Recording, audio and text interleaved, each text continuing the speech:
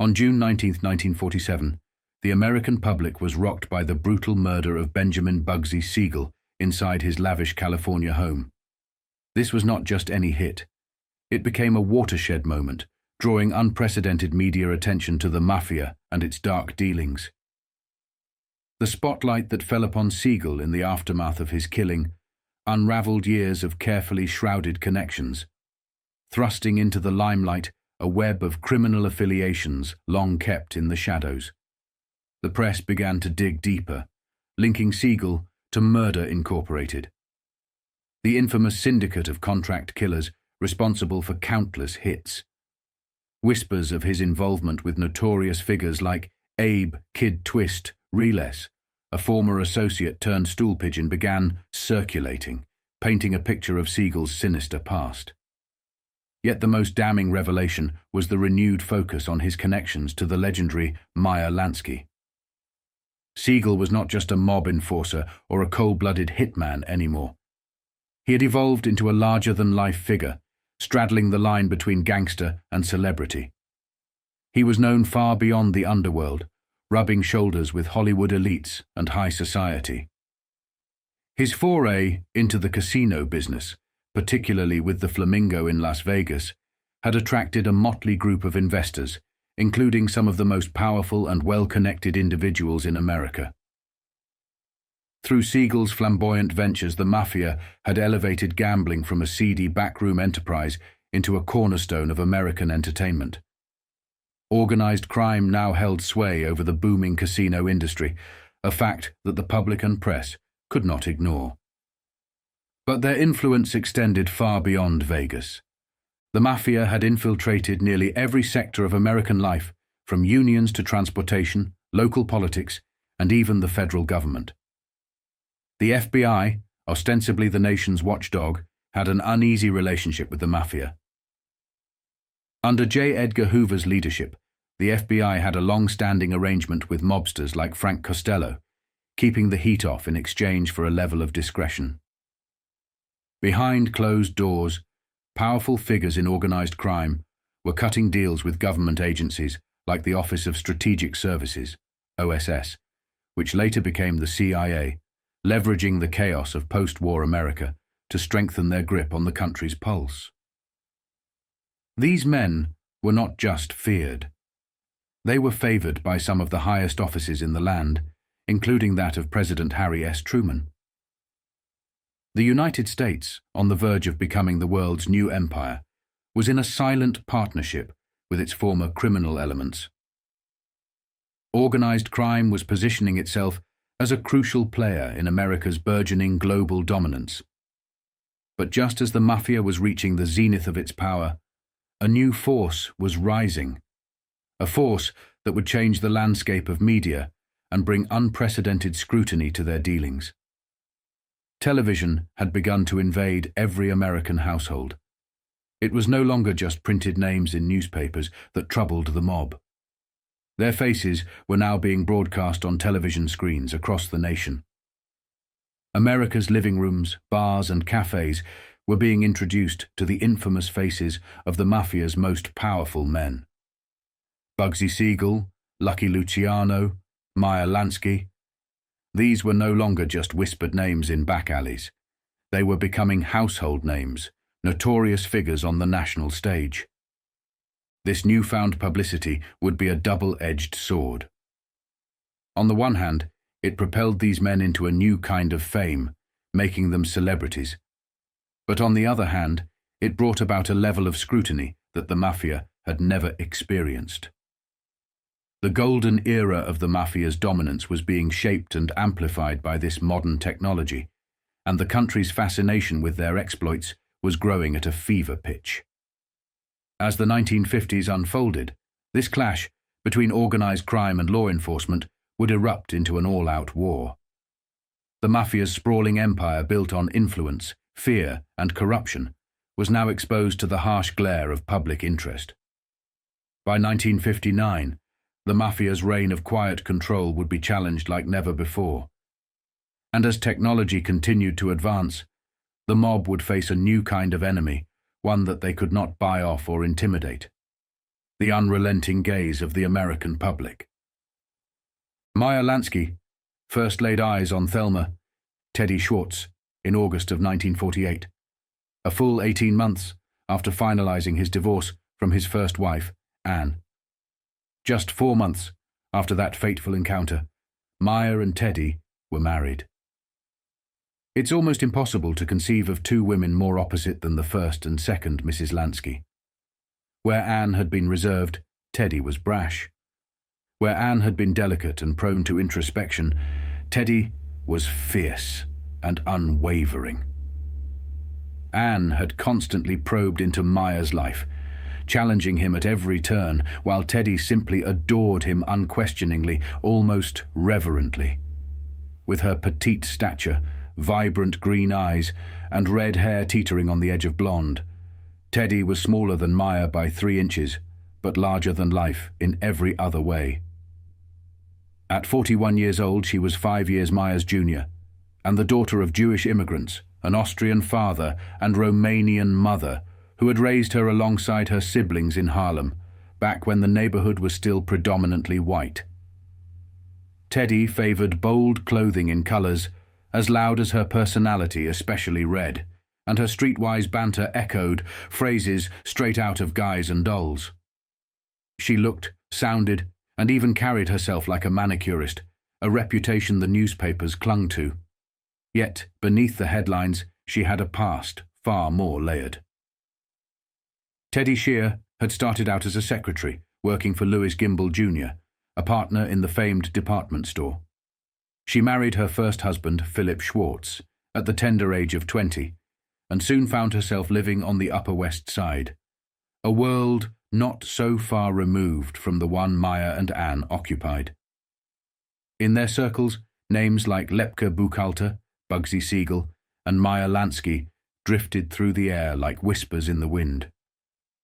Teddy even shared a dressmaker with Esther Siegel, and later mused that she must have crossed paths with Meyer on a golf course sometime in the mid-1930s. But Teddy was more than the sum of these coincidences. There was a wistful, almost fantastical streak to her.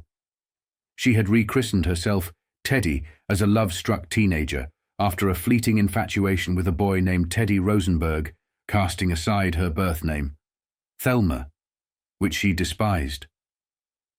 She was a dreamer, at least in her own narrative, once approached by none other than Norman Rockwell to model for one of his paintings.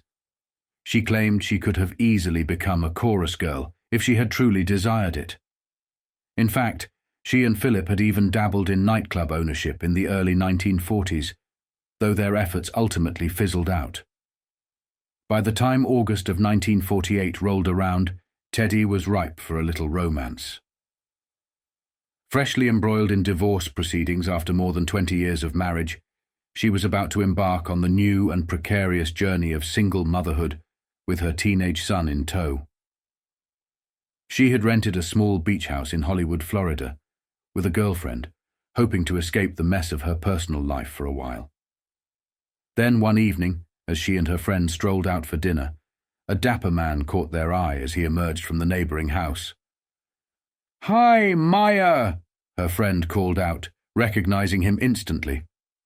Her husband, after all, had some New York connections in the rackets. Meyer, always delighted by the company of women, seized the opportunity to join them. That casual encounter led to dinner, and in just 4 short months, with her divorce freshly finalized, Teddy and Meyer were wed. Teddy had not been searching for a long-term relationship, certainly not another marriage. "I didn't get married," she would later say flatly. Period. But she was undeniably captivated by Meyer's sophistication. He introduced her to fine dining, always ordering exotic dishes for her to try. On their first date, Meyer took her to Lighthouse Point, with the moonlight casting a silvery glow over the dark water. It was here that he introduced her to stone crab claws, one of many culinary adventures they would share. Teddy quickly grew to adore the finer things Meyer's life offered. He was impeccably neat, quiet, and effortlessly stylish. And of course, He owned some of the East Coast's swankiest nightclubs. Teddy knew full well that her new husband's money came from less than legitimate ventures, but she hardly cared. She fancied herself a skilled blackjack player and did not see anything wrong with gambling.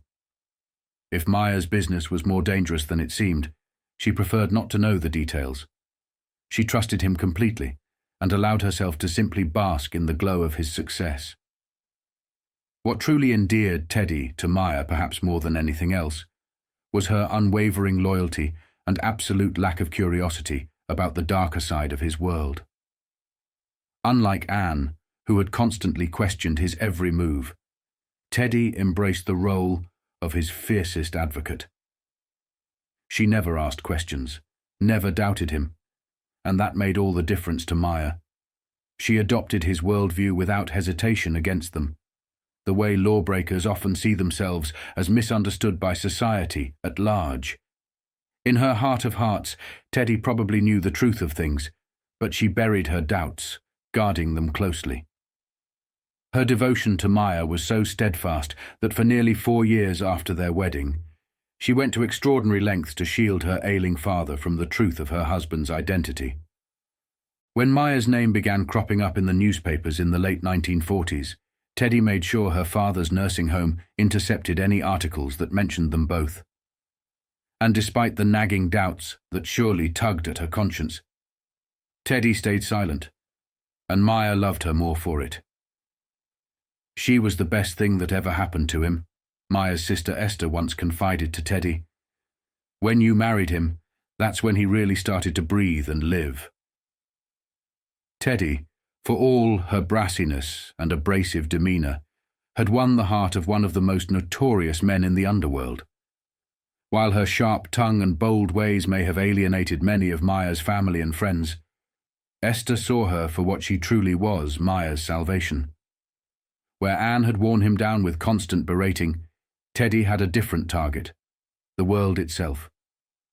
Meyer had found, in his second attempt at marriage, the perfect counterpart for his lifestyle. A gangster's mole tailor made for the role. From 1947 onward, the Mafia began to nurture a grand and audacious vision. Control their own foreign country, an island, where these notorious figures could meet in secrecy and conduct their clandestine dealings without fear of prying eyes. They dreamed of a haven far removed from the heat of American politics, the press, law enforcement, or worst of all, the relentless scrutiny of J. Edgar Hoover's FBI. The mob knew that holding these tribal councils on U.S. soil would inevitably attract attention from the media, political figures, and law enforcement agencies. The more exposure, the more likely it was that Hoover and his G-men would descend upon them like a hawk on its prey, and they could not afford that kind of visibility. The unspoken agreement between the Mafia and J. Edgar Hoover's FBI was clear. Operate behind closed doors, keep your name out of the papers, and the feds would largely turn a blind eye. Hoover, ever the master manipulator, had a huge appetite for the kind of publicity that came with high-profile gangster takedowns. However, he also chose to foster relationships with certain underworld figures, preferring a world where both sides operated in the shadows. One of the most significant alliances was between Frank Costello and Hoover. During the 1940s, Costello cultivated a clandestine rapport with Hoover, often meeting him in a secluded Manhattan park where the two exchanged not only pleasantries but secrets, money, and favors. What was discussed in these private encounters remained shrouded in mystery for years, but after both men passed, the truth slowly began to emerge. It turned out their partnership went beyond mere information exchange. Costello helped Hoover profit through his favorite vice, gambling. Using his influence over rigged dog and horse races, Costello would tip Hoover off to ensure that his small bets turned into significant windfalls. These green envelopes allowed Hoover to indulge in his gambling habit without raising suspicion, and in return, Hoover provided the mob with a protective shield, keeping them largely out of the spotlight and the crosshairs of federal investigations. But the mafia's ambitions stretched far beyond merely keeping law enforcement at bay. They craved true dominion control, not just over their neighborhoods and businesses, but over entire countries. Meyer Lansky, Santo Trafficante. Senior as well as junior, and Lucky Luciano, alongside their Corsican and Cuban mafia allies, began orchestrating a plan to secure their very own islands, starting with Cuba. The Cuban government, desperate for foreign investment and eager to attract American dollars, became an ideal target. Post-World War II. Cuba was a land ripe for plunder, its resources up for grabs to anyone willing to pay. The Cuban economy was flooded with foreign capital, much of it from the United States.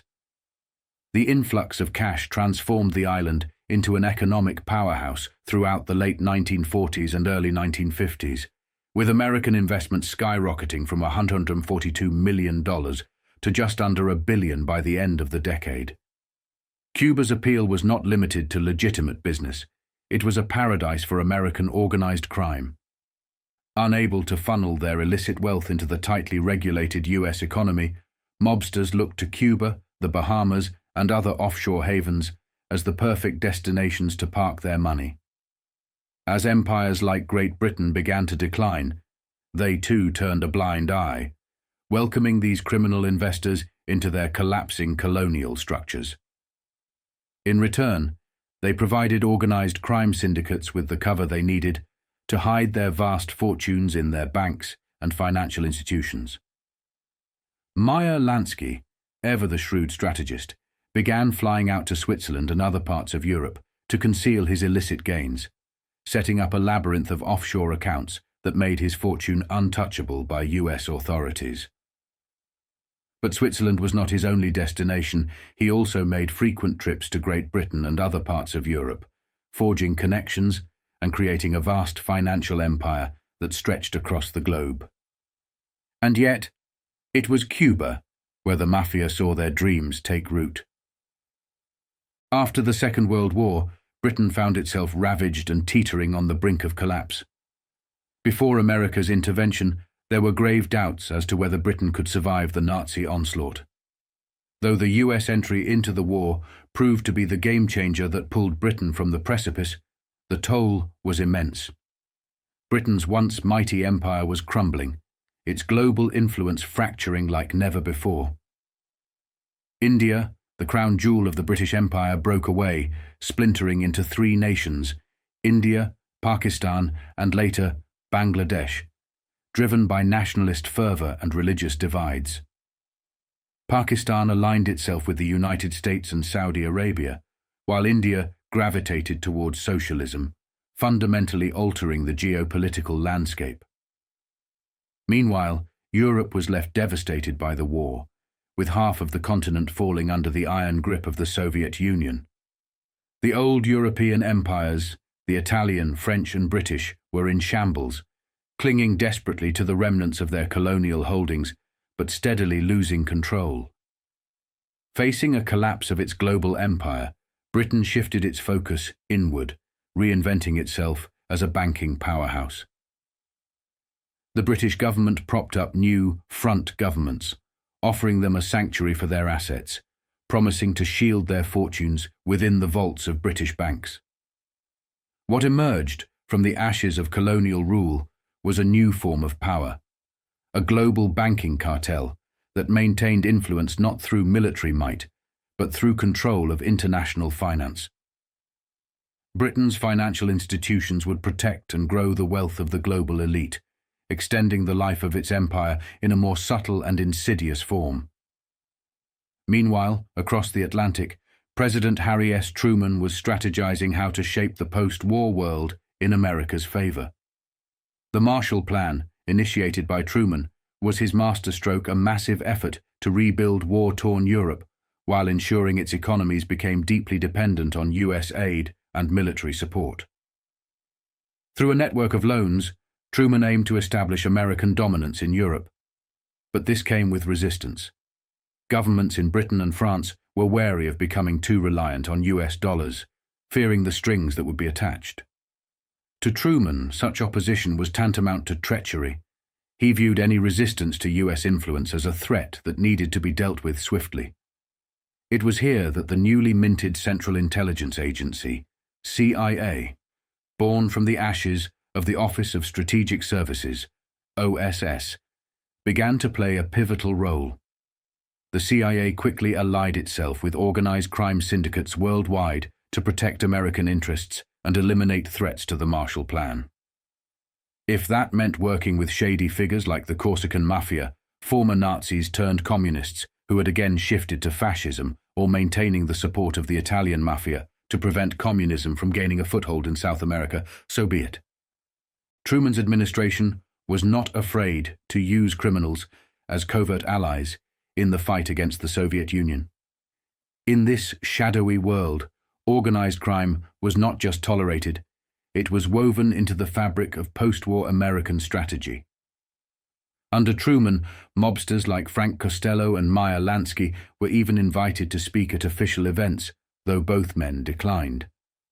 The uneasy alliance between the US government and the Mafia was cemented, and it was a partnership that would only grow stronger as the Cold War loomed. Britain, though diminished in global stature, still controlled one significant piece of the post-war puzzle: Palestine. By 1948, under pressure from Zionist movements and reeling from the moral horror of the Holocaust, Britain relinquished control of the region, leading to the establishment of Israel. Jewish settlers from Europe and America flocked to the nascent state, eager to build a new homeland. Establishing Israel, however, required enormous financial resources, weaponry, and political support. Despite an arms embargo, figures within organized crime, including Lansky, funneled weapons to Israel, ensuring its survival during its early years. In an unexpected twist, Jimmy Hoffa's son would later reveal that his father played a role in assisting Jewish mobsters in this smuggling operation. America's relationship with Israel during this period was fraught with tension. Many in the US, including powerful figures like J. Edgar Hoover and elements within Truman's administration, still harbored pro-Nazi or fascist sympathies. It was a paradox. While the US government covertly aided Israel, it also had key leaders who had once supported or at least sympathized with Nazi ideology. This duality even extended to the broader government, where high-ranking Nazi officials had been secretly brought into the US under Operation Paperclip, a program that sought to harness Nazi scientific and military expertise in the emerging Cold War struggle against the Soviet Union. These former Nazi scientists were given haven in America, their war crimes conveniently overlooked in exchange for their knowledge, which would be vital to the US in the development of nuclear weapons, space technology, and other military advancements. The Soviets engaged in a similar practice, spiriting away Nazi engineers and scientists to work on their own nuclear and rocket programs. This race for technological supremacy would define the Cold War for decades. Meyer Lansky, ever the opportunist, was deeply involved in these geopolitical machinations. In 1948, as Israel was being established, Lansky mobilized parts of the American Mafia to support the nascent Jewish state. His influence extended far beyond American shores. He was building global alliances to protect both his interests and the Jewish people. Even Jimmy Hoffa's son confirmed his father's role in smuggling arms into Israel, circumventing the international embargoes that threatened the fledgling nation's survival. Meanwhile, America's lingering Nazi sympathies continued to influence its politics. Figures like Joseph P. Kennedy, who had once openly supported the Nazi regime, found their political ambitions forever tarnished by this past. Though Kennedy himself would never reach the presidency, he redirected his energy into grooming his children for future leadership. A decade later, in the 1960s, his son John F. Kennedy would rise to the pinnacle of American power, ultimately stepping into the White House. The post-war world was a complex tangle of alliances and betrayals, with organized crime, intelligence agencies, and even former enemies working together to shape the future. As the Cold War dawned, It was clear that the battles of World War II had merely given way to a new, more insidious conflict, one in which the lines between good and evil were increasingly blurred. In the sweltering heat of the summer of 1948, as the world stood on the precipice of monumental change, Joseph Baum, a driven real estate operator from Hollywood, Florida, found himself in the thick of a movement far larger than any one man. The urgency surrounding the United Nations vote to partition Palestine had ignited a fire in the hearts of Jews across America, all swept up in the fervor of finally carving out their own homeland in the volatile Middle East. Goldie Meyerson, soon to be known to the world as Golda. Meyer had just completed a whirlwind tour across the United States, rousing synagogues and businessmen alike, pulling in an astounding $50 million for the cause. It was the dawn of Israel's struggle for survival, and for Baum, the fight hit close to home. Baum, in his role as a fundraiser for the Haganah, the clandestine military arm fighting to secure Israel's independence, needed allies, and he turned to none other than the enigmatic and powerful Meyer Lansky.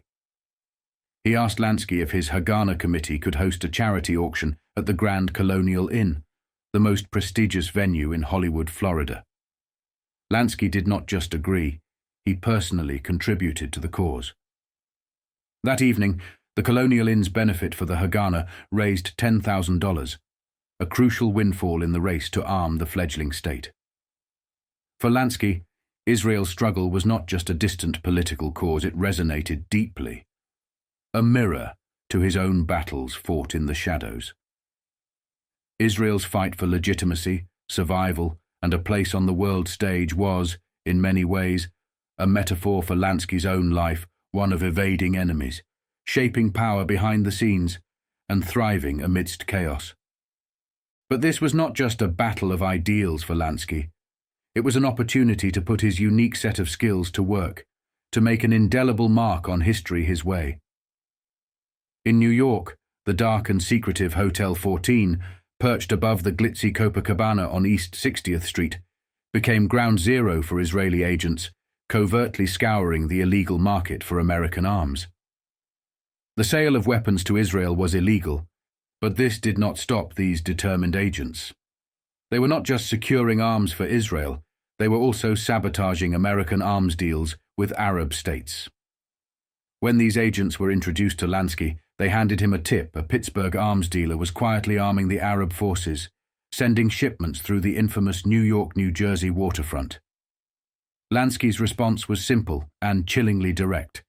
"I'm at your service." It was like stepping back into World War II for Meyer, a chance to call on his old contacts in the port and ensure that not all those arms made it to their intended destinations. Some shipments destined for Arab countries mysteriously fell overboard, while others were magically rerouted, finding their way into the hands of Haganah fighters. Meyer Lansky was now in his late 40s, newly married to his second wife, Teddy. Meyer Lansky was at a crossroads in his life. He could have easily retreated into the comforts of his wealth and influence, but instead, the challenge of Israel's survival reawakened something in him. Perhaps it was a renewed connection to his roots, a resurgence of his Jewish identity. Or maybe it was simply the thrill of shaping the fate of nations from the shadows. Whatever the reason, Lansky leaned in. He began pressuring his associates, men like Frank Costello and Joe Adonis, to invest in Israel bonds, pitching them not just as charity, but as smart business. "Hey, these are a great investment," he would insist, turning the struggle of a fledgling nation into a matter of dollars and cents. But Lansky's gestures were not just financial. He made symbolic moves that carried personal significance, especially for a man who had long distanced himself from overt displays of religious devotion. With post-war migration transforming Florida into a year-round haven for Jewish communities, the locals decided it was time to build their own synagogue Temple Sinai, a pristine white structure that rose like a beacon in Hollywood, Florida. When the synagogue elders approached Lansky for a donation, His response was both surprising and revealing. He offered to fund the eternal light, the sacred lamp that would burn day and night above the Torah, illuminating the synagogue's most hallowed space. $1,000 bought Lansky his name on that eternal light, and for anyone else, it might have seemed like just another charitable donation, one of many from the gambling halls of Hallandale. But for Meyer Lansky, this gift felt different, more personal, perhaps an homage to his beloved grandfather, who once walked him through the synagogue in Grodno, teaching him the sacred words from the Torah. It was a small but powerful gesture from a man whose name, after all, meant bringer of light. Even as Lansky balanced his quiet philanthropy with his relentless pursuit of power, his personal life took a dramatic turn. In a move befitting the secretive underworld in which he operated, Lansky and Teddy flew to Cuba for a low-profile wedding. There was no grand ceremony, no headlines, just a quick signing in a lawyer's office in Havana. Lansky was wary of attention. He did not want the press or his ex-wife, Anne, let alone his children, to know that he had remarried. Cuba, in all its sun-soaked splendor, provided the perfect escape just out of reach of the gossip columns, but still within arm's length of his vast network of influence. Meyer Lansky's move into Cuba was not an impulsively decision. It was a calculated masterstroke, deeply rooted in the changing tides of the post-World War II world. As the war ended, the globe was shifting, and aviation, once solely the domain of military operations, was rapidly transforming into the future of travel. The rich and powerful had a new toy, private planes, repurposed from the war effort, which could whisk them away to glamorous locales like Cuba and Nevada, where the thrill of gambling and entertainment awaited.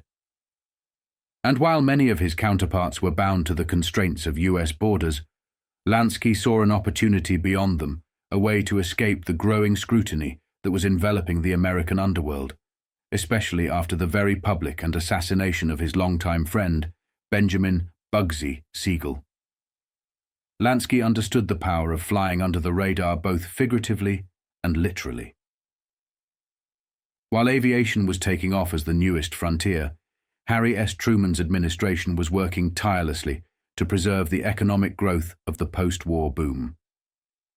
Rather than dismantling the industries that had flourished during the war, Truman and his advisors set the stage for the creation of what would soon be dubbed the military-industrial complex.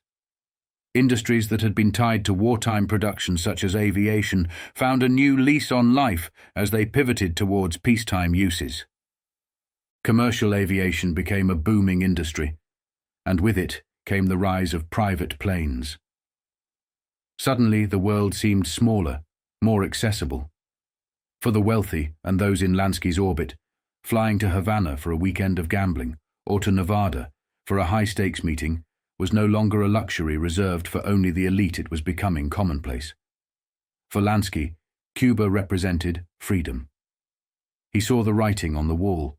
While he had carved out vast operations across Florida, those enterprises were beginning to draw unwanted attention. Siegel's death had cast a long shadow over the mafia's operations, and Lansky knew it was only a matter of time before the authorities turned their eyes toward him. But while many of his associates, chained to their questionable immigration statuses, could not risk leaving America, Lansky had an ace up his sleeve: Cuba. In Cuba, Lansky found not just a haven, but a goldmine of opportunity. He could operate openly and freely, cultivating an empire that could rival anything he had built in the United States. His influence on the island grew to such an extent that by the 1950s, Cuba even made him an official diplomat, a testament to the immense respect and power he wielded there. While other mobsters scrambled to lay low in the States, Lansky was expanding his empire, aided by his unique ability to move fluidly between the US and Havana, bolstered by his growing network of international connections. The press, of course, was not far behind. By February of 1948, the pressure was mounting. The media, smelling blood in the water after Siegel's murder, began to dig deeper into Lansky's operations. Headlines exposed the inner workings of his gambling networks in Florida, and journalists were beginning to question just how far Lansky's influence extended. But Lansky, ever the tactician, remained one step ahead. Cuba became his fortress, a place where American law could not reach him, and where he could orchestrate his operations without fear of federal interference. While the US was tightening its grip on organized crime, Lansky was playing a different game altogether, one that transcended borders and defied the reach of conventional law enforcement. As Lansky navigated the changing landscape of post-war America, Cuba became the crown jewel of his operations, a base from which he could operate with impunity, while others fell under the heavy hand of federal investigation. This article came out in February 1948, and it tells how an underworld syndicate has extended its influence across the United States, including South Florida. With details that read like fiction, it explains how the Capone gang of Chicago joined forces with the Frank Costello mob in New York. It further describes how hoodlums have gained control of multi-million-dollar industries. The article claims that the syndicate has absolute control of gambling in Broward County, the site of some of the most elaborate gambling establishments in the United States, and it names.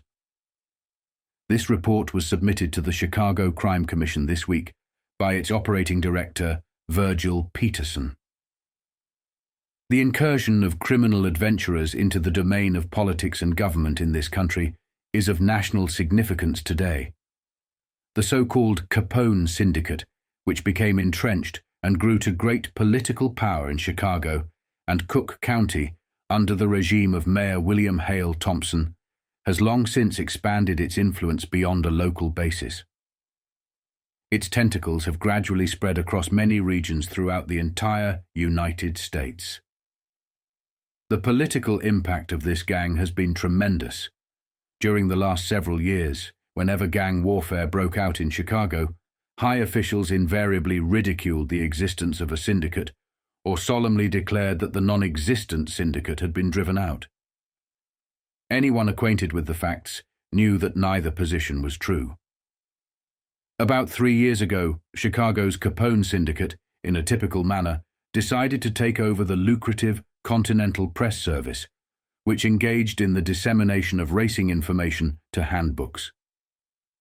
In furtherance of this scheme, in the spring of 1946, members of the Capone Syndicate established a rival wire service under the name of the Trans-American Publishing and News Service, Inca. Some of the important individuals in the operation of this service were Murray Humphreys, Jack Guzik, and Tony Accardo. The Trans-American established its service in various sections of the United States. In Chicago, James Reagan, the general manager of the Continental Press Service, was intimidated. He rushed to the police and the state's attorney, pleading for assistance. He claimed his life had been threatened by members of the Capone Syndicate. On June 24, 1946, he was ambushed and shot. He died several weeks later. The case is still officially unsolved. The West Coast representative for the Capone Syndicate's Trans-American Wire Service was the gangster Benjamin Bugsy Siegel, the head of the $6 million Flamingo Club gambling establishment in Las Vegas, Nevada. Gambling is legal in Nevada, and Siegel was the gambling boss in the Las Vegas area. Bugsy Siegel came highly recommended to the Capone mobsters. He had been strongly associated with Frank Costello of New York, who has frequently been referred to as the Lord of the Underworld of the entire United States. Costello is one of the big political powers in Tammany Hall. Several years ago in New York, Siegel was strongly associated with Meyer Lansky, one of Frank Costello's principal lieutenants. Together, they operated a gang of executioners known as the Bug and Meyer Mob. As the West Coast representative for the Capone Syndicate, Siegel established the Trans-American Wire Service in handbooks through typical gangster intimidation tactics. In June 1947, a conference was held in Siegel's Flamingo Club in Las Vegas concerning the wire service setup on the West Coast. 4 days later, on June 20th, 1947, shortly before midnight, a gunman fired 4 shots through a window into Siegel's body as he sat reading a newspaper in the living room of a Beverly Hills, California home. Bugsy Siegel, who had a long tutelage under Frank Costello, Meyer Lansky, and the deported panderer Charles Lucky Luciano, was the West Coast representative of the Chicago Syndicate. Siegel had naturally developed a practical political philosophy. He expressed this philosophy to an associate only a few months before his death. This associate aspired to run for political office in Las Vegas. Bugsy objected, saying, "We don't run for public office, we own the politicians." On the East Coast, Frank Costello reigns supreme. Costello, although arrested, indicted, and tried on several occasions, has only been convicted once. That mark on his record occurred more than 30 years ago for carrying a gun. Prior to the slaying in New York of Arnold Rothstein on November 4, 1928, Costello had been strongly associated with this mastermind of the underworld. Rothstein had powerful political connections, including the Tammany Hall leader James Hines, who was subsequently one of Costello's allies. An important Arnold Rothstein lieutenant, Dandy Phil Castell, an ex-convict with a long shady record, began to fill a prominent place in the Costello organization. It was Dandy Phil Castell who figured prominently in the arrangement, whereby Frank Costello, through an alliance with the late political dictator of Louisiana, Huey Long, became the slot machine king of New Orleans in about 1934. In the present contest for the office of governor in Louisiana, charges have been hurled that the Costello organization is attempting to influence the outcome by making large sums of money available for the candidate it favors.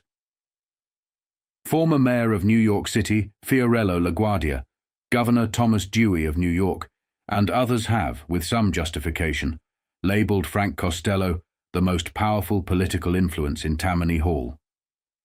He has continued to grow in political influence over a period of many years. In 1932, in Chicago, during a national convention to choose a presidential nominee, Costello shared a suite in a Chicago hotel with James Hines, then one of Tammany Hall's most influential leaders.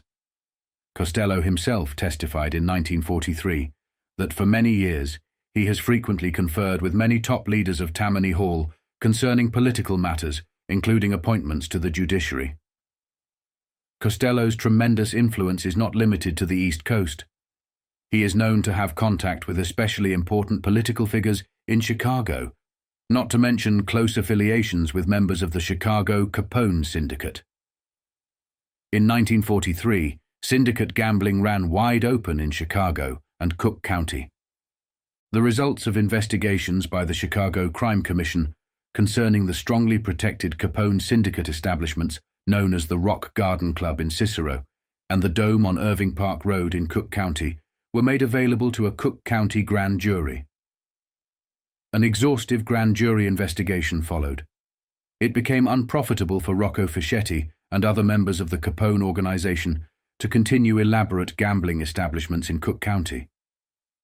The Rock Garden Club in Cicero and the Dome on Irving Park Road were closed. Rocco Fischetti and other syndicate hoodlums thereupon transferred their attention to the operation of the Vernon Country Club, a lavish gambling establishment in Lake County, Illinois. This county has been notorious throughout the Midwest for its wide-open protected gambling activities. Recently, because of a grand jury investigation and public indignation, the Vernon Country Club and other protected establishments in Lake County were closed. Rocco Fischetti, Gus Liehe, and others were indicted. However, this did not interfere with their operations in the Chicago area. They promptly moved back into Cook County and have recently been doing business on a large scale at 4730 West Cermak Road in Cicero, Illinois. This is the identical address of the old Rock Garden Club, which operated at the time of the Cook County grand jury investigation in 1943. The management and personnel of the present Cicero establishment are largely identical with those affiliated with the Vernon Country Club. A few days ago, Rocco Fischetti appeared in Lake County to furnish bail. Following his appearance there, he hurriedly departed by plane for Florida on business. There was a reason. Some of the most elaborate gambling establishments in the United States are in Broward County, Florida. The powerful Costello-Capone combination is in complete control of gambling there. Rocco Fischetti, Charles Fischetti, Jack Guzik, and other Chicago hoodlums are working in close alliance with the New York Frank Costello organization. The control of this group is absolute. For several years, competent observers have pointed out that Broward County, Florida, is politically controlled by gambling interests. The serious implications of such alliances are not confined to the field of government. For many years, the ruthless gangster element, through political aid and protection, has succeeded in extending its pernicious grip over several legitimate industries. Prominently affiliated with one legitimate industry in Chicago is an important political leader who is a known friend of Jack Guzik. Within the same industry in Chicago is another large business concern that has as one of its officers a close relative of Jack Guzik. Both companies have received financial backing from the same individual who, in turn, has been financially interested in New York companies within the same industry, of which Frank Costello Lieutenant Meyer Lansky is an officer. Capone Lieutenant Charles Fischetti has been actively interested in both the New York and Chicago phases of this business. For many years, a large amount of revenue obtained by the gangster element from illegal sources has been invested in legitimate enterprises. In several instances, the control of multi-million-dollar industries has become vested in hoodlums. Gangster tactics have naturally been employed in the conduct of many phases of such businesses. Legitimate business methods cannot survive under this type of competition. For almost 3 decades, the Capone Syndicate has made its headquarters in Chicago. The members of this organization have flourished under a system of political protection so absolutely that no important member of the gang has ever been successfully prosecuted in the Cook County Criminal Court and sent to prison. On December 22, 1943, the people of Chicago heaved a sigh of relief when a federal jury in New York City convicted 6 members of the Capone gang, along with other hoodlums, for extorting $10 million from the motion picture industry. They received 10-year sentences in a federal penitentiary, but the Chicago Syndicate remained intact. Its strength, if somewhat weakened, was not broken. Some of the imprisoned members of the gang who were committed to the Atlanta penitentiary desired a transfer to Leavenworth. The Atlanta prison officials objected to the transfer because serious trouble was feared if the prisoners were moved to the Leavenworth penitentiary. The warden of the Atlanta penitentiary also warned that, in his opinion, money was being offered to further the prisoners' request. In May 1945, a St. Louis attorney, Paul Dillon, visited Bureau of Prisons officials in Washington. Dillon had been prominently connected with politics. Several years ago, he was a campaign manager for the president when he was running for the United States Senate. 2 weeks after Dillon's Washington visit, Louis Campagna and Paul DeLucia, also known as Paul Ricca, were transferred to Leavenworth Penitentiary. Tony Accardo, a prominent member of the gang, and attorney Eugene Bernstein, brazenly visited the imprisoned associates in the Leavenworth Penitentiary. Federal tax claims were outstanding against Campagna and DeLucia, which were settled with money given to Chicago attorney Eugene Bernstein. Early in August 1947, St. Louis attorney Paul Dillon visited parole officials in Washington, urging paroles for 4 Capone mobsters. A few days later, on August 13, 1947, after serving the minimum time on a 10-year sentence, Paul DeLucia, alias Paul Ricca, probably the top-ranking member of the present Capone mob, along with Louis Campagna, Charles Gio, and Philip D'Andrea, were paroled. The parole of these public enemies was so urgent that their release was rushed through before it was possible to complete the usual pre-parole investigation.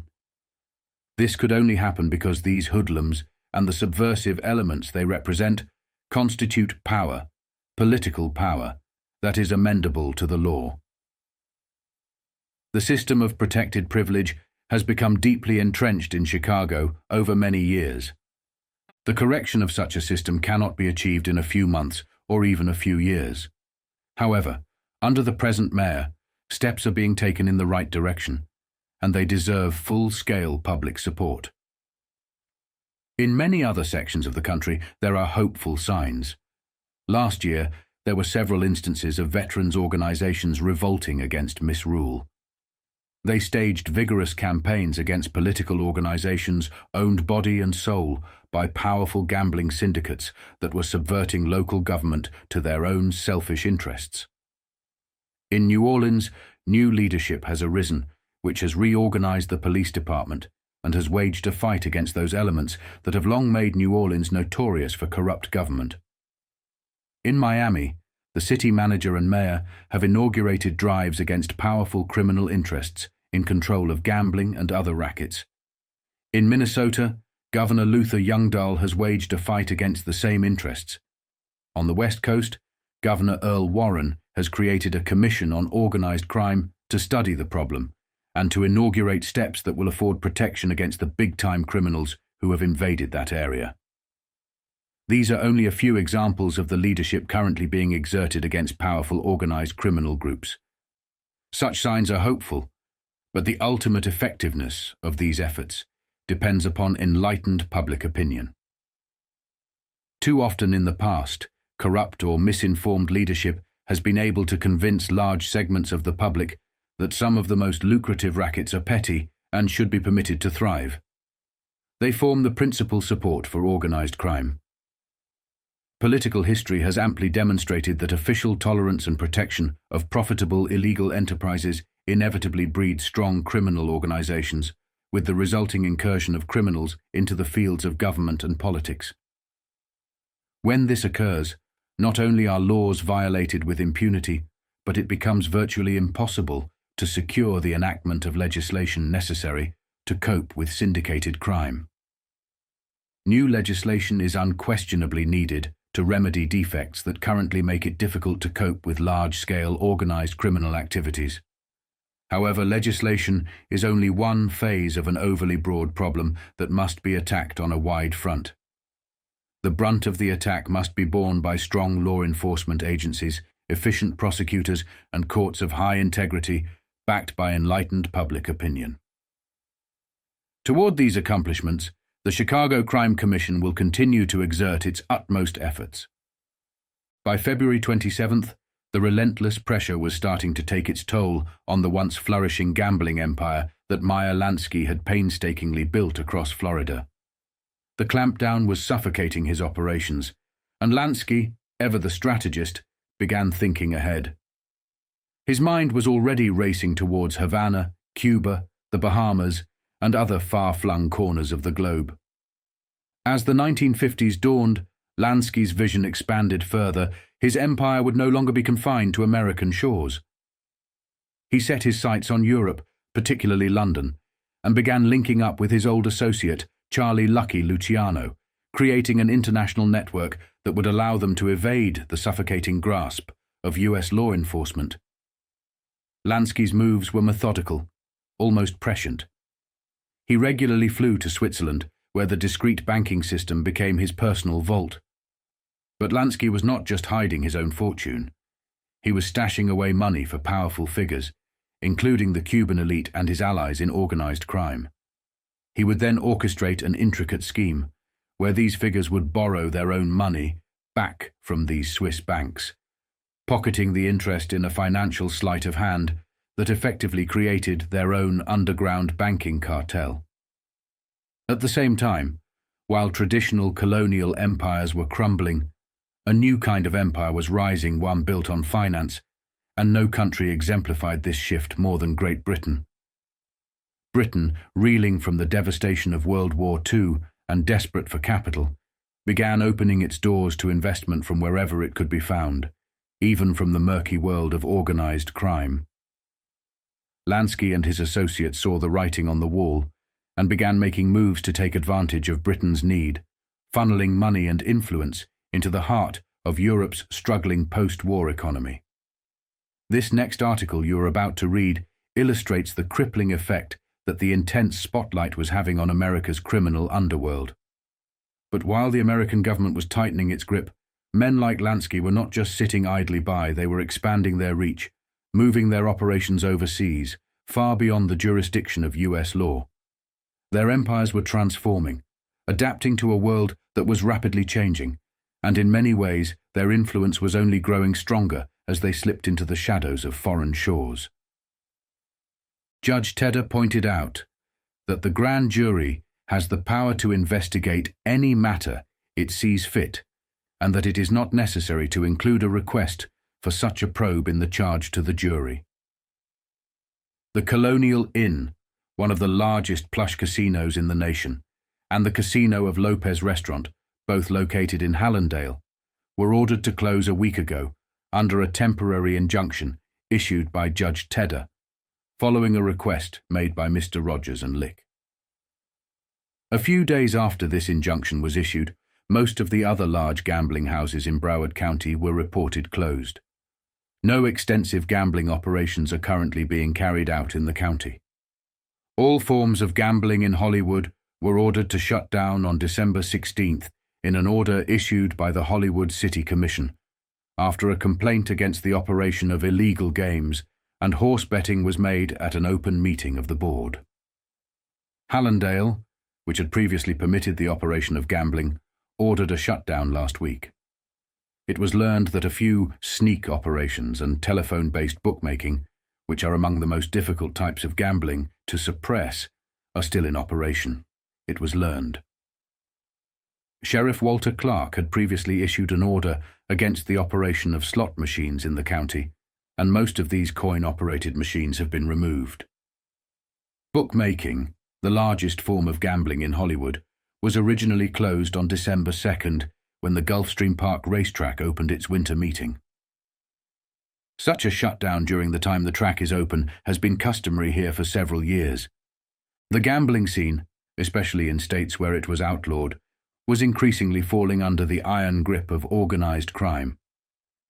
Benjamin Siegel's grand vision for Las Vegas was still unfolding, but by the 1940s, gambling was already thriving in unexpected strongholds like New Orleans, Miami, Saratoga, Arkansas, New York, Detroit, Texas, and major parts of Florida.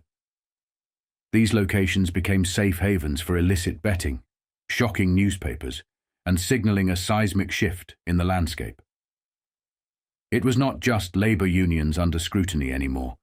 The gambling racket had become the new frontier for mobsters, worth a fortune no one was willing to relinquish. Organized crime, led by the Italian, Sicilian mafia, their Jewish counterparts, and even certain elites, recognized gambling as an industry bursting with untapped potential. On June 1, 1948, an article captured this crossroads America faced. Would the country embrace legitimate governance or allow itself to be ruled by gangsters who had set their sights on this burgeoning empire? Citizens of Miami can have a wide-open town or good government. They cannot have both. This warning was given to a crowd of 1,800 civic-minded Miamians last night by Virgil Peterson, operating director of the Chicago Crime Institute. Peterson spoke at a meeting of the Law Enforcement Institute of Dade County in the Bayfront Park Auditorium. Richard G. Danner, recently ousted as Miami's city manager, also spoke. The wide-open town policy is a myth, Peterson declared. It is a myth which leads people to believe that a wide-open town is good for business, that it increases wealth, prosperity, and happiness, and that the government pursuing that policy is a good one and deserves public support. Peterson then proceeded to show, by case histories of Kansas City, Chicago, Cicero, Illinois, and New York City, exactly what happened in those communities when elected officials encouraged and citizens tolerated gambling and racketeering in open defiance of law and order. Twice, Peterson's speech was interrupted by enthusiastic applause from the audience. The first time was when he said, "The citizens cannot have a wide-open town," and "good government." The second came when he mentioned Danner, who, like Peterson, is a former FBI agent. "Richard Danner," Peterson said, "whom I have known for many years as an honorable and courageous man, was waging a fight deserving of the support of all citizens interested in good government." He said that a Chicago newspaper had recently carried a story attributing Danner's ouster to the influence of the gambling fraternity. "If that is true," Peterson added, "then the shadows of Kansas City from a decade ago are already falling on Miami." Peterson named more than a dozen men with long records as gangsters, gamblers, and racketeers in northern cities as property owners, residents, and businessmen of Miami and Miami Beach. Among those he mentioned were Jack Guzik, former business manager of the Capone Syndicate, now a part-time resident of Miami, Charles and Rocco Fischetti, cousins of Al Capone, and Tony Accardo, frequently mentioned as the #1 ranking member of the Capone gang. Peterson described how the Capone gang had resulted in $1 million extortion from the motion picture industry, with ramifications that stretched from Hollywood, California, on the West Coast to New York City on the East. Labor organizations, both local and national in scope, were taken over and exploited for the welfare of Paul Ricca, Louis Little New York Campagna, Frank Nitti, and their associates. This same group of Chicago gangsters organized a nationwide racing wire news service designed to monopolize handbook operations throughout the United States. The West Coast representative of the Capone organization was the notorious gangster Benjamin Bugsy Siegel, who had powerful affiliations with Frank Costello and his mob from New York City. Siegel, before he was removed by gangland bullets a year ago, had been the gambling czar of Las Vegas, Nevada, where gambling is legal. The Capone gang, nurtured in the friendly official atmosphere of Chicago, had become a national menace. In recent months, when 4 top-ranking members of the Capone Syndicate serving federal prison sentences desired paroles, they demonstrated their power by reaching out into Missouri, Texas, and elsewhere to secure paid emissaries with strong political connections in the national government.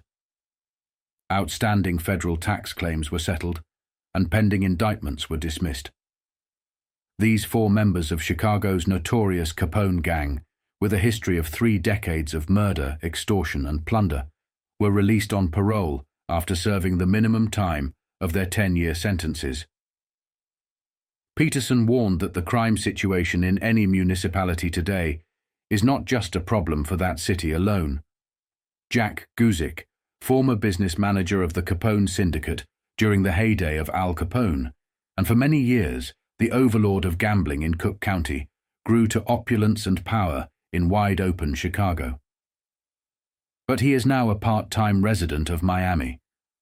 The same is true of the racketeers Charles and Rocco Fischetti, cousins of Al Capone, and Tony Accardo, frequently mentioned as the #1 ranking member of the Capone gang. Robert Larry McCullough, known associate of Ralph Capone, Frank Nitti, Paul Ricca, Charles, and Rocco Fischetti, and once reputed strong-arm man for the Capone organization, has found Miami Beach, as well as Chicago, a reliable source of income. Ralph Buglio, a former Capone gunman, is a Miami Beach property owner. Both McCullough and Buglio were mentioned by police in connection with some of Chicago's most publicized gang killings many years ago. Even some of Chicago's notorious policy racketeers, such as Peter Tremont and Pat Mano, have been part-time residents of the Miami area. They were associates of Max Caldwell, also known as Max Pollock, when he was the business manager of Local 1248 of the Retail Clerks Union in Chicago. Caldwell often transported these underworld figures to Miami by airplane, paying all their expenses. When a lawsuit was filed in 1941 for an accounting of union funds, a union representative testified that he could find only $62 out of the $910,000 Caldwell had collected as business manager of the union. Max Caldwell is now a Miami businessman, and both Tremont and Ralph Buglio are Miami Beach property owners. Martin Guilfoyle, once named by the Chicago Crime Commission as a public enemy, divides his attention in the operation of handbooks between Chicago and the Miami area. But the wide-open policy of certain Florida districts has not limited its attraction to Chicago hoodlums. Joe Massey, a prominent racketeer from Detroit, with an arrest record including robbery and murder charges, is a resident of Miami Beach. He associates with John and Fred King, Cleveland hoodlums, Joe Adonis, a New York gangster, as well as Chicago's Charles Fischetti, Jack Guzik, and Ralph Buglio. A few miles north of Miami lies the rich gambling fields controlled by Frank Costello of New York City, often referred to as the Lord of the Underworld of the entire United States. Costello's stalwarts include Joe Adonis, also known as Joe Dodo, Vincent Allo, also known as Jimmy Blue Eyes, Meyer Lansky, and Frank Erickson, all from New York City. They maintain friendly working relationships with Jack Guzik and Charles Fischetti of Chicago. Miami Beach has become a meeting place for big-time thieves and gangsters from all parts of the country. On June 8, 1948, Louis Burton, a New York Journal-American sports writer, described the wide-open handbook operations in Miami Beach, stating, "It serves as Exhibit A among American cities whose character is shaped and corrupted by the bookie racket. Yes, a wide-open town policy is good for business in the gambling and racketeering business. The citizens of any municipality in America get exactly the type of government they demand and for which they are willing to work. They can have a wide-open town or good government, but they cannot have both. The hoodlum and criminal element gravitate to areas pursuing the wide-open town policy with unfailing certainty. And it is just as inevitable that these undesirables will exert tremendous influence in the affairs of government. The notorious gangster Bugsy Siegel of Las Vegas once said, shortly before his death, "We don't run for political office, we own the politicians." The history of corrupt government in the United States proves the accuracy of this statement. During the reign of the notorious Pendergast machine in Kansas City, the city manager and administration fell under the influence of the lawless element headed by gangster gambling czar John Lazier. Kansas City became a national scandal, and it required the combined efforts of the federal government, a courageous governor, an outraged citizenry, and the press to restore some semblance of decency. In August 1948, Meyer Lansky, Frank Costello, and Joe Adonis held a high society charity event in a luxurious Park Avenue apartment turned into a scandalous affair, as a group of elite New Yorkers found themselves caught in the web of a notorious gambling ring. What began as an evening of glamorous entertainment quickly unraveled into a criminal investigation, led by Assistant District Attorney Vincent O'Connor. The event, purportedly held for charity, revealed deep ties to organized crime figures like Joe Adonis and Meyer Lansky, leaving the city's socialites reeling from the exposure. The story, involving actors, society figures, and infamous gangsters, became a telling chapter in New York City's post-war era of crime and corruption. An attorney's investigation into last week's charity party, held in a Park Avenue apartment building, revealed that unsuspecting socialites were swindled out of thousands of dollars by a gambling ring. In and out of the criminal courts building strode several well-known figures, including former columnist Dorothy Day and her husband, actor Dean Murphy, Slapsy Maxie Rosenblum, the former boxer-turned-nightclub comic, West Coast polo player Bill Sullivan, and Chic Farmer, a former publicist for El Morocco. These individuals, among others, gave their testimonies to Assistant District Attorney Vincent O'Connor, the temporary head of the Rackets Bureau, conducting the investigation. Rumors swirled in the building's corridors that the party was hosted by the mob of the late notorious gangster Bugsy Siegel, now run by the equally notorious Joe Adonis and Meyer Lansky. The event took place in the posh apartment of Mrs. Vivian Woolley Hart Axton at 1040 Park Avenue. Mrs. Axton, who has been married multiple times, claimed she was tricked into lending her apartment for the occasion. Sheik Farmer was rumoured to be the party's host, but O'Connor declined to comment on that or reveal the progress of his investigation. Several of those questioned are expected to be recalled tomorrow to face the grand jury. While O'Connor remained tight-lipped, many of the people interviewed were not. Almost all claimed that they had been invited by Farmer. Farmer, appearing harassed as he left, insisted, "I positively did not give the party." He admitted to arranging invitations for some guests, saying, "You know how it is, you know people, and something comes along, and people ask you to get them an invitation." Further insights were provided by Bill Sullivan, the amiable polo player, who stated that he had first heard about the party at El Morocco. He mentioned that the hosts initially tried to secure Jock Whitney's estate, but settled for Mrs. Axton's apartment when that plan fell through. Sullivan recalled hearing that the event might be legitimate, but if you see Bill Buckner around, it's wrong. Buckner, a handsome playboy who once served jail time for a fraudulent deal involving Philippine railroad bonds, is now being sought by the district attorney's office. Sullivan claimed he attended the party to help his friends leave and asserted that he, not oil magnate W. Bedford Sharp, as previously reported, punched the burly doorman on his way out. The event was supposedly held to benefit the Medical and Surgical Relief Committee, located at 420 Lexington Avenue. Fleet Admiral William Halsey is the president of the organization, and former Secretary of State Edward Stettinius Jr. serves as the board chairman. During the afternoon, 4 unidentified representatives of the committee were questioned. The agency firmly denied authorizing the use of its name for the event. Nearly 100 society figures attended the party, which featured a gambling ring that reportedly paid for a $1,700 catering bill and hired the El Morocco Orchestra to entertain guests. One wealthy Chinese merchant, who attended with his blonde girlfriend, allegedly lost $3,500.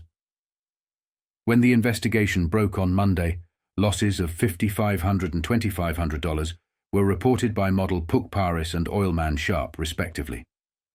However, once Sharp realized the games were rigged, he managed to settle both losses for a mere $200.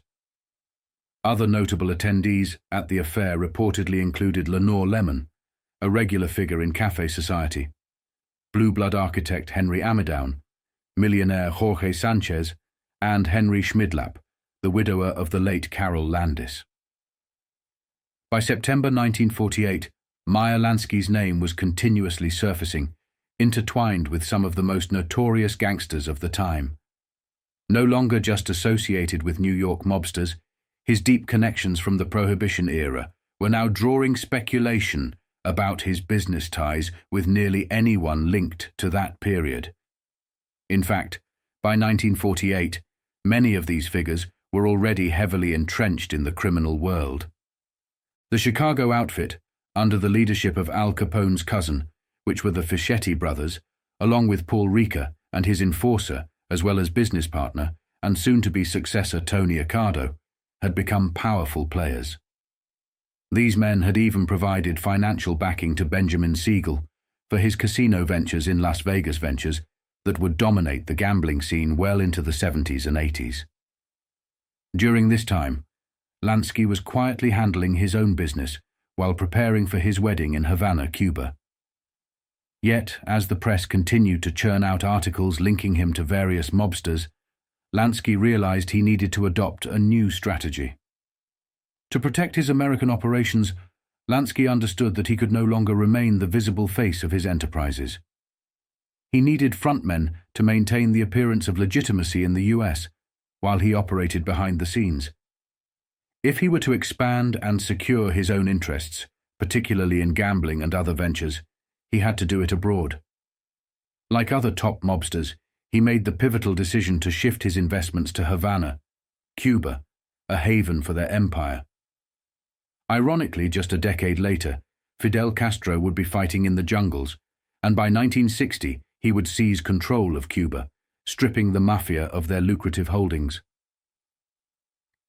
This September 6, 1948, article directly ties Meyer Lansky to Paul Rieker of Chicago, and it delves into the infamous arrests of the Prohibition era, further cementing the ties between organized crime's biggest players. Back in the Prohibition era, the Capone gang member deemed most likely to succeed to leadership was the man now known as Paul Rieker, alias De Lucia, Salvi, Viela, and Maglio, according to information made public yesterday by Virgil Peterson, the operating director of the Chicago Crime Commission.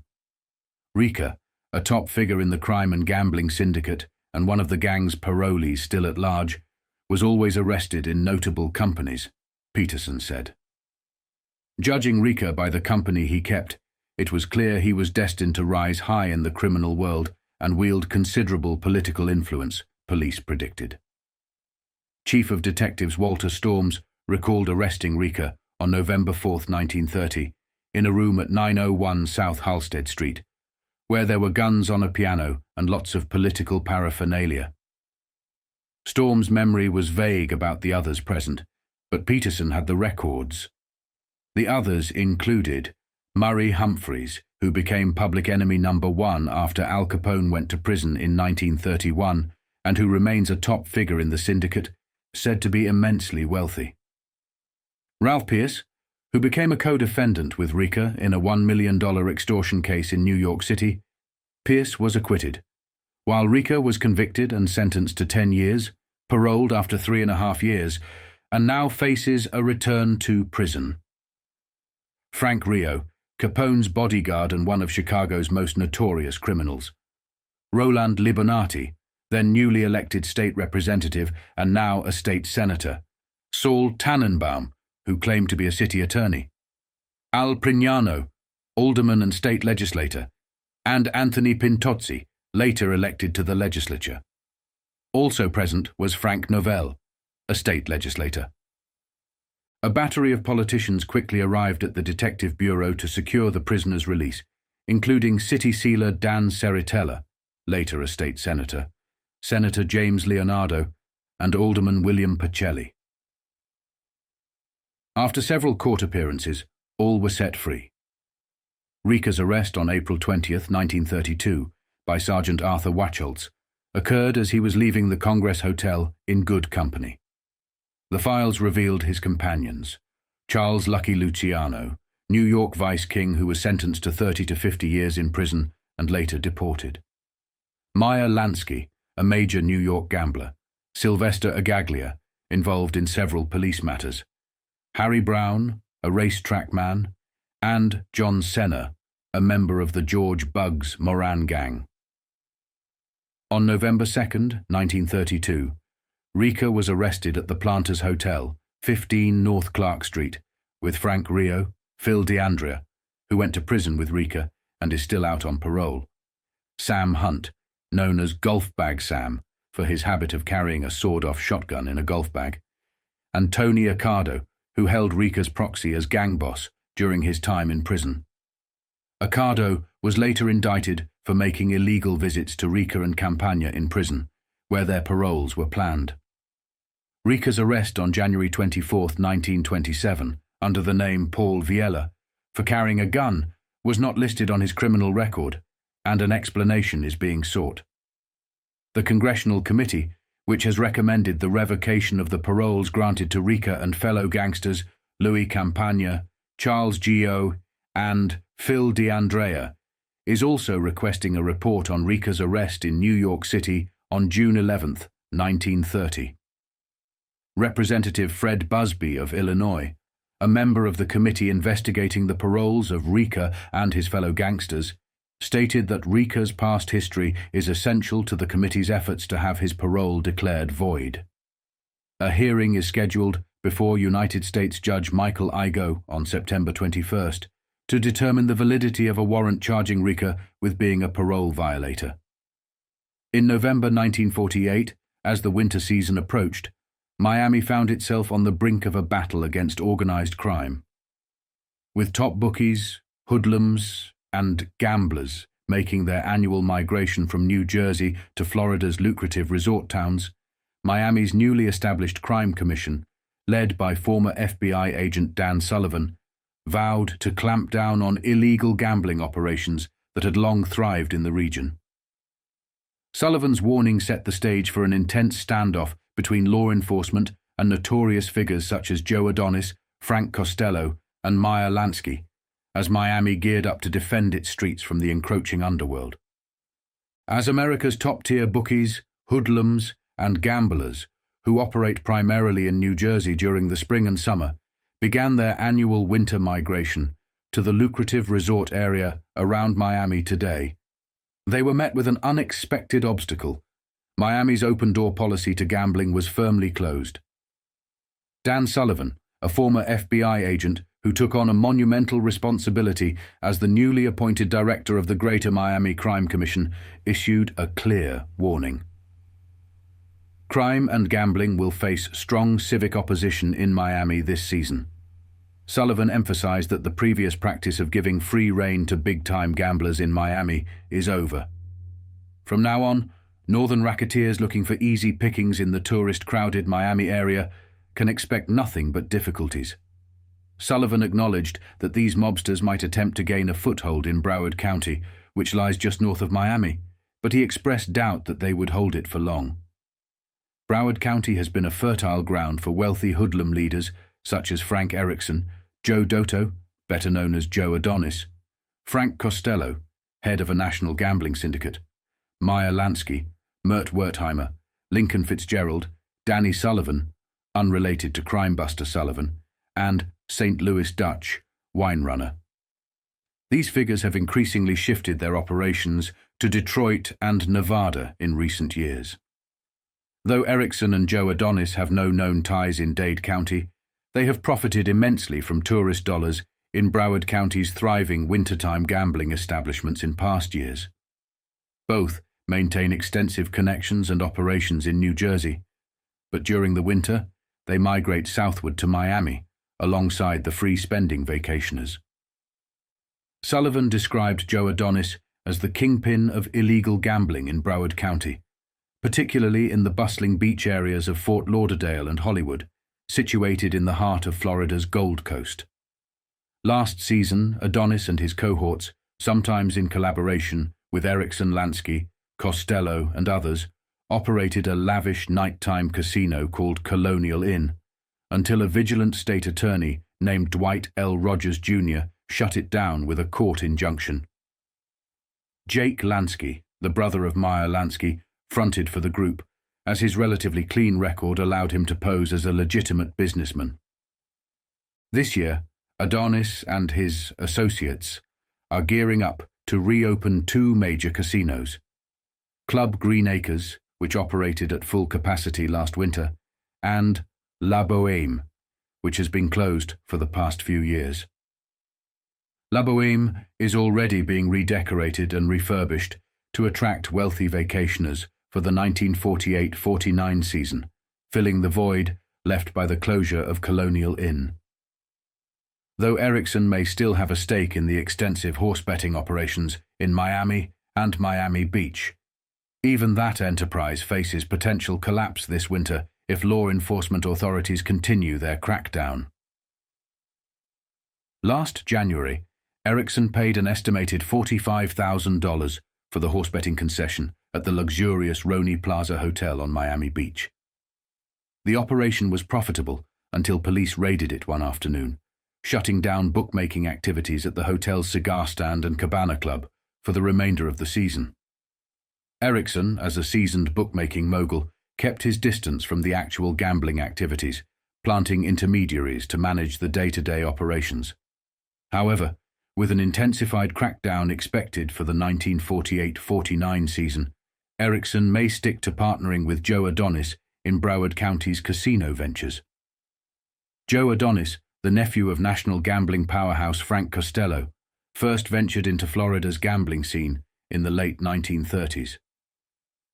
He and a group of Detroit mobsters ran the Plantation Club until it was shut down by a court order in 1940.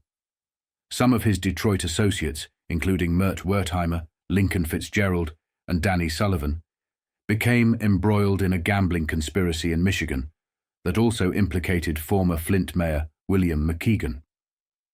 While Wertheimer and Sullivan managed to evade charges, they are now believed to be involved in operating Harold's Place, one of Nevada's most lucrative gambling establishments.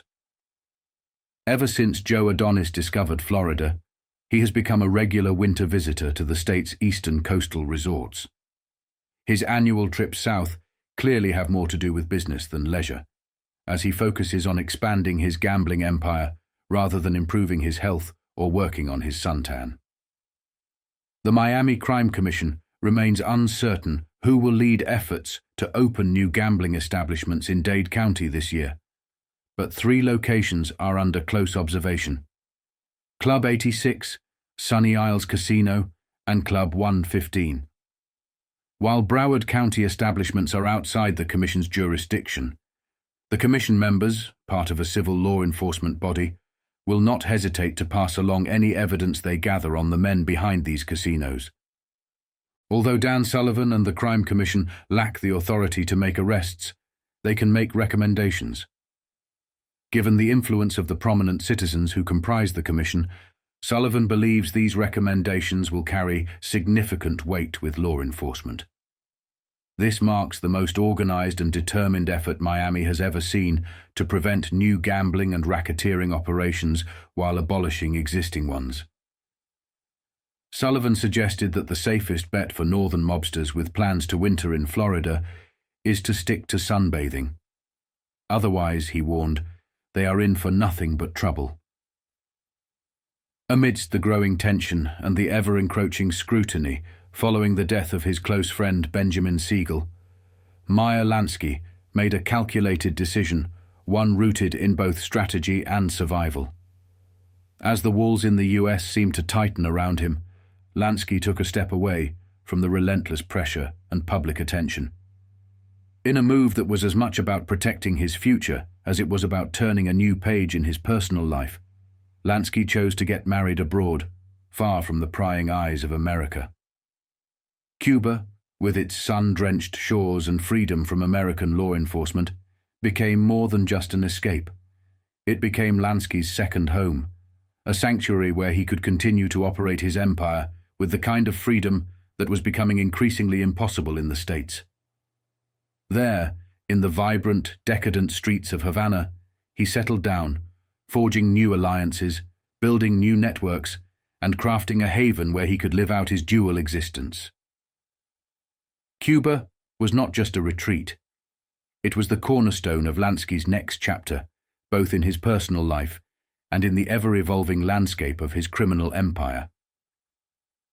Meyer Lansky got married on December 16, 1948, but when Meyer Lansky and his new wife, Teddy, returned to Hallandale for the winter season, Lansky meticulously kept their union a secret.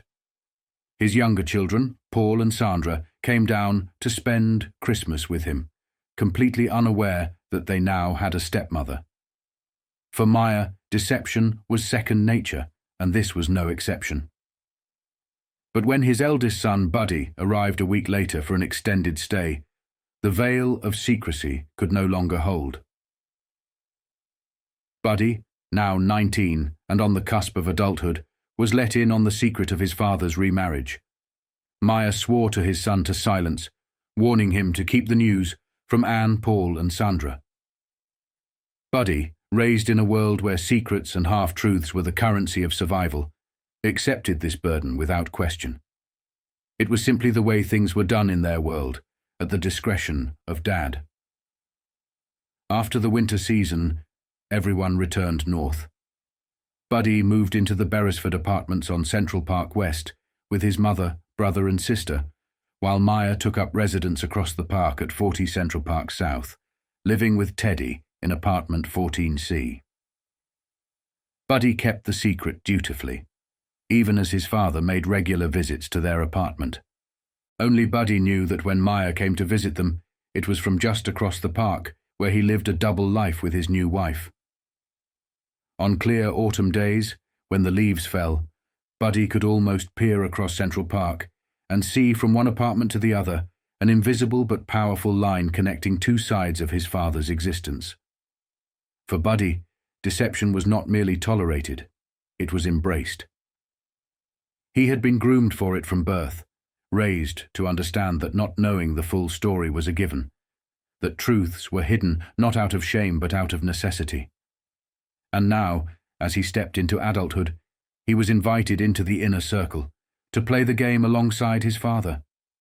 He did so without hesitation, knowing that keeping the secret of Meyer's marriage was not just an obligation, but an honor. He was one of the trusted few who knew how things truly worked. Buddy was venturing into the adult world, but striking out on his own wasn't an option. His father ensured his first steps were well guided. Meyer got him a job at the Hollywood ticket agency on Broadway, in the heart of Manhattan's bustling theater district. Buddy was now part of the fabric of Damon Runyon's world, a familiar face in coffee shops like Liggett's, The Stage, and the 6th Avenue Deli. Always accompanied by friends, Buddy was greeted warmly wherever he went, his disability not diminishing his presence, but rather amplifying it. People knew him as Meyer Lansky's son, and that carried weight. At Dinty Moore's, a favorite haunt for wise guys, Buddy was treated as one of the gangs. He knew he had arrived when the legendary Dinty Moore himself casually removed his teeth in front of Buddy to give them a wash, a gesture that spoke of a certain crude camaraderie. In time, Buddy's new life expanded into more seedy territory. It was in one of these watering holes that Buddy's sexual initiation was arranged by a bartender, a rite of passage with a Puerto Rican prostitute who lived in a small apartment on 99th Street. This became a pattern for Buddy, who began to see prostitutes regularly. He never saw it as a shameful act. It was just another piece of the life he was learning to navigate. The barmen and waiters in his circle were more than willing to help him find women at affordable rates, and George Wood, a booking agent for the Colonial Inn, even lent Buddy the keys to his Central Park South apartment for his liaisons. Buddy kept this part of his life hidden from his father, though he noticed many others, men without disabilities, engaging in the same behavior. As his father's empire stretched across borders and his own adult life unfolded, Buddy continued to struggle with the physical limitations of his disability.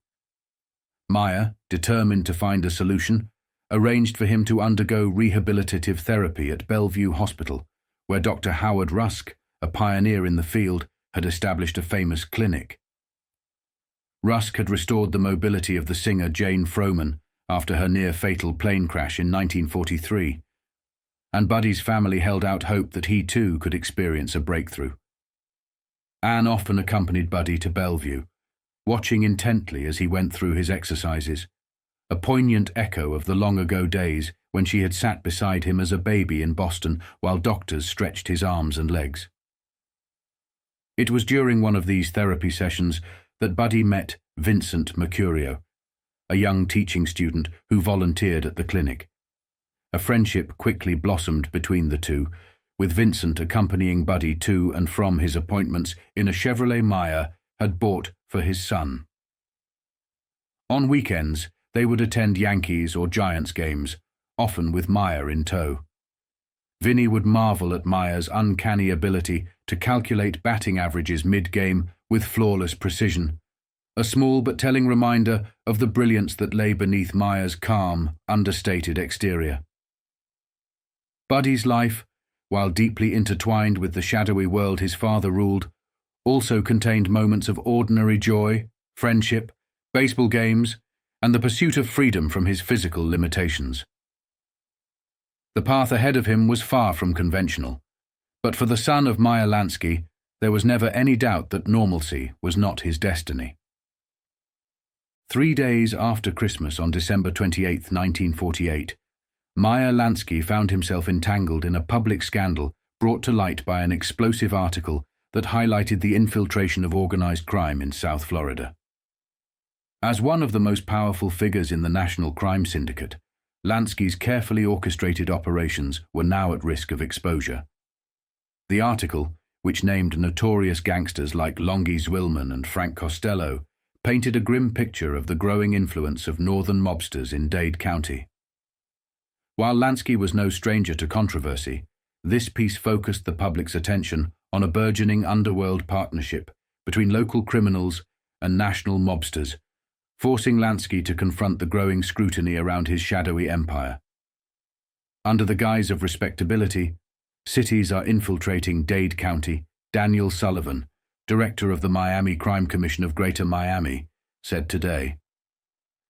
Gangsters from the northern states are settling here every day, Sullivan told members of the Miami Civitan Club today. He mentioned that Jack Friedlander, a Dade County gambler, is the frontman for New Jersey mobster Longy Zwillman. At the same time, Sullivan said a well-known police character by the name of Samuel Tarran of St. Paul, Minnesota, has been settled in Miami since 1945 and is operating a business here. Since his arrival here, Sullivan said, his jukebox business has been the subject of constant litigation. Sullivan mentioned that Tarran's warehouse at 170 Northwest 23rd Street was the scene of a highly suspicious fire in June of 1947. He stated, 2 Chicago police characters were on the scene. The fire, he added, was set but flashed back, and one of the participants was so badly burned he later died in a Hollywood hospital. Sullivan also mentioned that an insurance company refused to pay out an alleged loss of $102,000. Lest anyone think we are naive, Sullivan continued, we are not speaking of a reformed criminal. Federal Judge Robert Bell in St. Paul denied Tarran's application for American citizenship in 1942 for reasons of bad moral character over a period of 5 years. Sullivan said that the judge had traced Tarran's criminal activities, which date back to 1927. Tarran had been tried on charges including assault, violation of internal revenue laws, grand larceny, and liquor law violations. The crime director mentioned that Tarran served a 2-year sentence in a Minnesota penitentiary for violation of the Price Control Act involving black market sales of whiskey. He came here, Sullivan said, after being released from prison. He added, Tarran is just one of the numerous racketeers and gangsters who have settled here, who are strongly in favor of liberal policies or a policy of condoning rackets and welcoming the criminal scum into our midst. Sullivan lashed out at Friedlander, whom he had earlier termed an associate of gangsters. Friedlander had later made a public statement disclaiming any connection with the Chicago mob. Immediately after making that statement, Sullivan said, he went to New York City where he conferred with Frank Costello, the top gangster in the United States, and Longy Zwillman. Sullivan added that for some years, this same national mob has had a stranglehold on gambling in Broward County. He mentioned that Costello, Vincent Alo, alias Jimmy Blue Eyes, Joe Adonis, Meyer Lansky of New York, and Jake Lansky are now starting a new gambling house to replace the court, enjoyed Colonial Inn.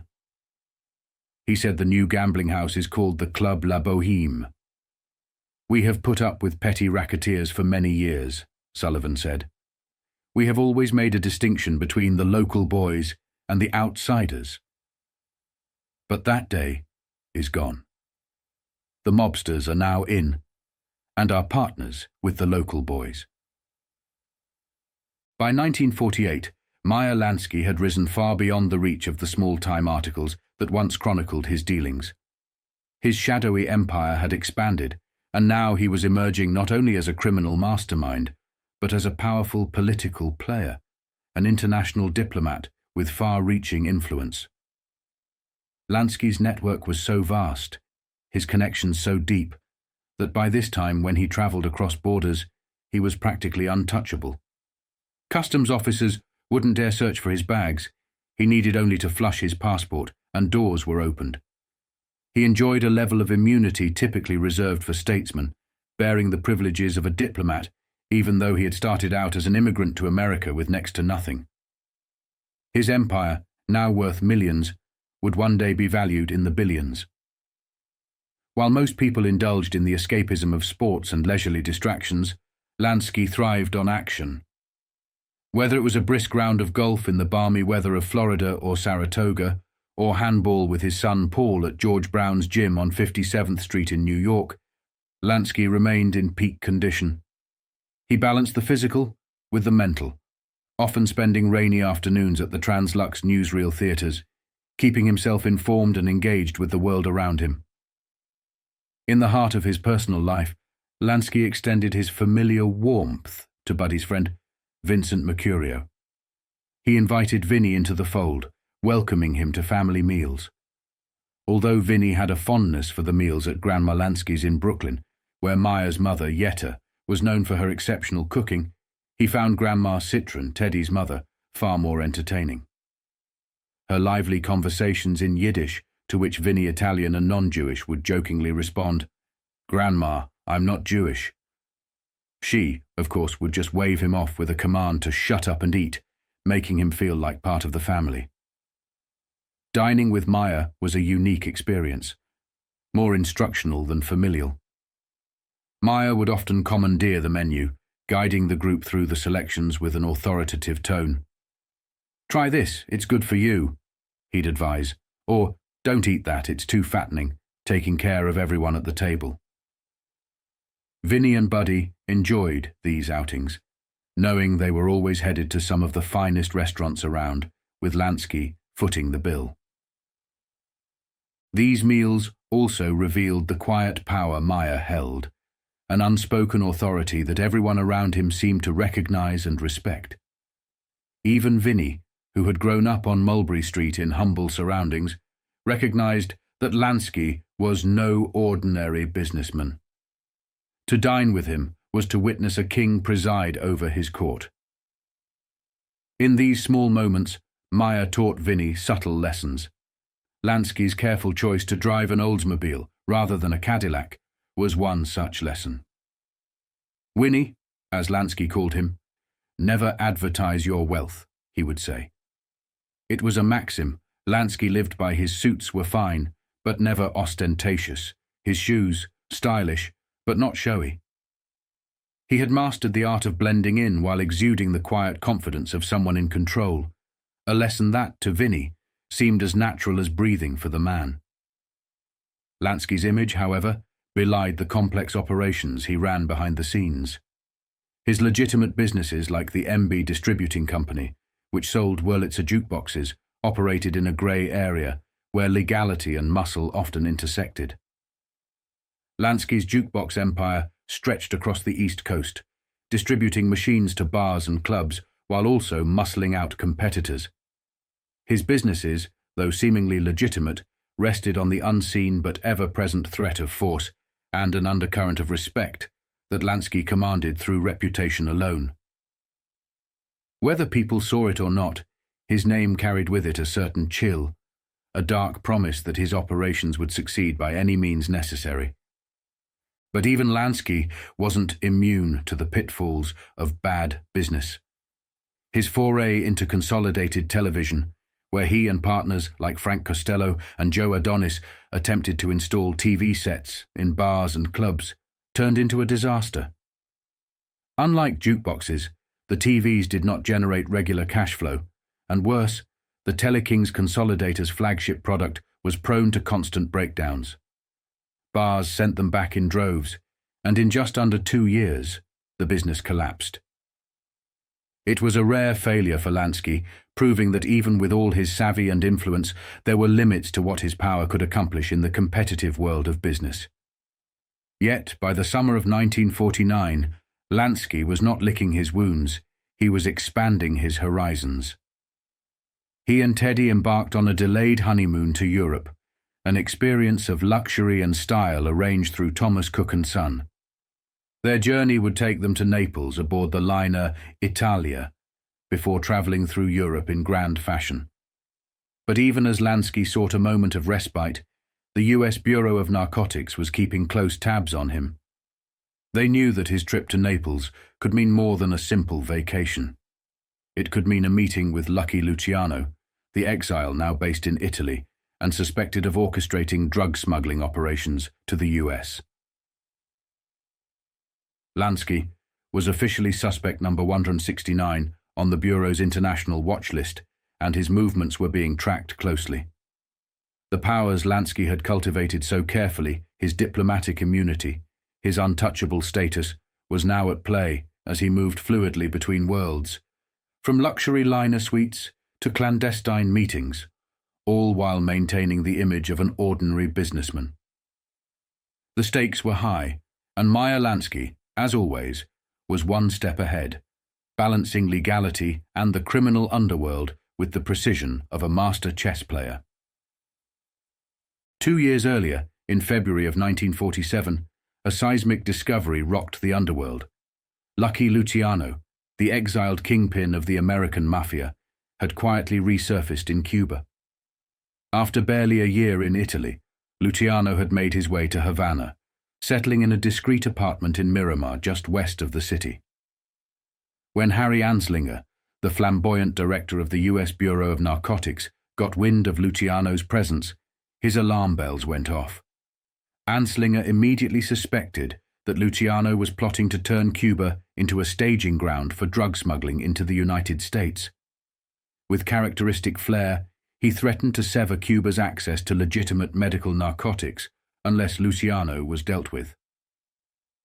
The pressure worked within weeks. The Cuban government arrested Luciano and deported him back to Italy in March 1947. The mob boss made his ignominious return to Europe aboard a cargo ship, his once legendary reach seemingly diminished. But Anslinger may have been barking up the wrong tree. While he feared a massive drug smuggling operation, Luciano's true ambitions in Cuba likely had more to do with his first love, gambling. Havana, with its glamorous casinos and lucrative opportunities, was the perfect playground for a mobster looking to rebuild his empire, and rumors swirled that Luciano had plans to partner with Meyer Lansky, his longtime associate, to reignite the pre-war gambling business on the island. The FBI later tracked calls made from Luciano's apartment in Havana to the Colonial Inn in Hallandale, Florida, one of Lansky's many outposts. One call, placed person to person, specifically requested a Mr. Lansky. This was all the confirmation Anslinger needed to paint a vivid picture of an international conspiracy, one that stretched from Sicily to Havana and directly implicated Meyer Lansky. By 1949, Meyer Lansky was no longer just a shadowy figure lurking in the criminal underworld. He was on the verge of becoming an underworld kingpin in his own right. His close association with Luciano, combined with his vast gambling interests in Florida, Las Vegas, and Cuba, made him a key figure in Harry Anslinger's grand vision of a transnational crime syndicate. To Anslinger, Lansky was not just a gambler, he was a global power broker, deeply embedded in the very fabric of organized crime. 2 years earlier, in February of 1947, a seismic discovery rocked the underworld. Lucky Luciano, the exiled kingpin of the American mafia, had quietly resurfaced in Cuba. After barely a year in Italy, Luciano had made his way to Havana, settling in a discreet apartment in Miramar, just west of the city. When Harry Anslinger, the flamboyant director of the U.S. Bureau of Narcotics, got wind of Luciano's presence, his alarm bells went off. Anslinger immediately suspected that Luciano was plotting to turn Cuba into a staging ground for drug smuggling into the United States. With characteristic flair, he threatened to sever Cuba's access to legitimate medical narcotics unless Luciano was dealt with. The pressure worked within weeks. The Cuban government arrested Luciano and deported him back to Italy in March 1947. The mob boss made his ignominious return to Europe aboard a cargo ship, his once legendary reach seemingly diminished. But Anslinger may have been barking up the wrong tree. While he feared a massive drug smuggling operation, Luciano's true ambitions in Cuba likely had more to do with his first love, gambling. Havana, with its glamorous casinos and lucrative opportunities, was the perfect playground for a mobster looking to rebuild his empire, and rumors swirled that Luciano had plans to partner with Meyer Lansky, his longtime associate, to reignite the pre-war gambling business on the island. The FBI later tracked calls made from Luciano's apartment in Havana to the Colonial Inn in Hallandale, Florida, one of Lansky's many outposts. One call, placed person to person, specifically requested a Mr. Lansky. This was all the confirmation Anslinger needed to paint a vivid picture of an international conspiracy, one that stretched from Sicily to Havana and directly implicated Meyer Lansky. By 1949, Meyer Lansky was no longer just a shadowy figure lurking in the criminal underworld. He was on the verge of becoming an underworld kingpin in his own right. His close association with Luciano, combined with his vast gambling interests in Florida, Las Vegas, and Cuba, made him a key figure in Harry Anslinger's grand vision of a transnational crime syndicate. To Anslinger, Lansky was not just a gambler. He was a global power broker, deeply embedded in the very fabric of organized crime. On June 27, 1949, just days before embarking on a European honeymoon with his new wife, Teddy, Lansky found himself under the gaze of narcotics agents John H. Hanley and Crofton Hayes. The agents, armed with a photograph of Lansky and his unlisted phone number, Plaza 38176, were tasked with uncovering the true purpose of Lansky's trip. They first called his apartment, but were met with an unhelpful maid who informed them that Mr. Lansky had just stepped out.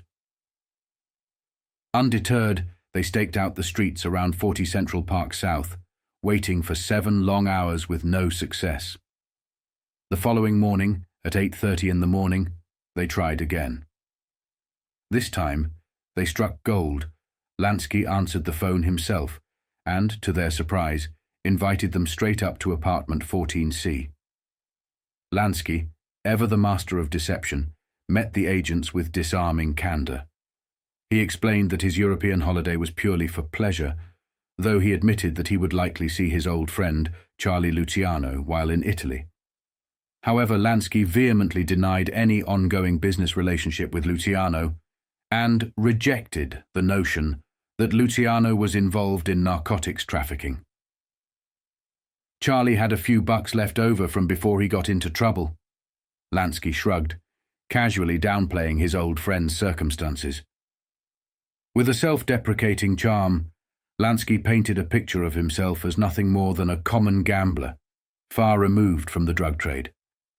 He admitted to his involvement in the bootlegging business during Prohibition, but insisted that he had left those days behind. "I came in with Prohibition, and I went out with it," he said, as if his past was nothing more than a chapter closed. To further soften his image, Lansky spoke proudly of his son Paul, who had just graduated from Horace Mann and was eyeing West Point. His younger son, Buddy, was undergoing rehabilitation at Bellevue Hospital under the care of the famous Dr. Rusk, and Lansky proudly showed the agents an autographed copy of Rusk's book. Despite his relaxed demeanor, Lansky's explanations did not quite add up. When asked about the suspicious calls from Havana to Hallandale in 1947, Lansky claimed they must have been made by 2 former employees, Chester Sims and Connie Immerman, who stayed behind in Havana after Lansky left his casino there. He suggested that Luciano might have briefly come on the line to say hello, but his memory was conveniently vague on the details. The agents left Lansky's apartment seemingly satisfied, allowing him and Teddy to board the liner Italia for their long-awaited honeymoon. Yet Lansky's attempt to avoid the spotlight failed spectacularly. Waiting for him aboard the Italia was not just the luxurious, regal suite, but also a reporter and a photographer from the New York Sun. Teddy's sharp voice cut through the air as she saw the flashbulbs. "We are not interested in any publicity." Lansky cringed as the cameras clicked, knowing the photo would soon be plastered across the front pages. Sure enough, the next day's headline blared, "Lansky sails in luxury for Italy, expected to confer with Luciano." The Sun's reporter, having gotten a sneak peek at the regal suite, was quick to note that the Lanskys were traveling in unparalleled luxury. Their 5-room suite was described as the most opulent on the ship, far surpassing the modest accommodations of fellow passengers like the Reverend Walter J. Miller, director of the Vatican Observatory, and John Coolidge, the son of the former president. For a man who had once preached to Vinnie Mercurio that one should never flaunt their wealth, Lansky had broken his own cardinal rule, indulging in a display of excess that was impossible to ignore. With this front-page exposure, Meyer Lansky's anonymity was shattered. No longer was he just an associate of more notorious figures like Luciano or Bugsy Siegel. Now he was a headline name, front and center, in the media's portrayal of the underworld elite. The New York Sun did not hold back, chronicling Lansky's past from his early days with the Bug and Meyer gang to his ties with Johnny Cockeye Dunn, who, at the time of the article, was awaiting execution at Sing Sing for a waterfront murder. For Meyer Lansky, the honeymoon marked more than just a getaway. It was the beginning of a new chapter in his life. His days of operating in the shadows were over. Now, he was a fully fledged underworld star, his name splashed across front pages and whispered in the corridors of power. But even as Lansky relished his newfound infamy, the pressures of his double life began to mount. In January 1949, Meyer Lansky had firmly established himself as one of the most powerful and influential gangsters in the world. No longer confined to a single city, Lansky's operations had expanded across America, stretching from Florida to New York, Louisiana to Arkansas, and even California. He wielded immense influence over figures like Mickey Cohen, who would follow Lansky's orders at the snap of a finger. Lansky's reach extended even into Chicago, where he helped the Chicago outfit diversify its portfolio, investing in numerous lucrative rackets.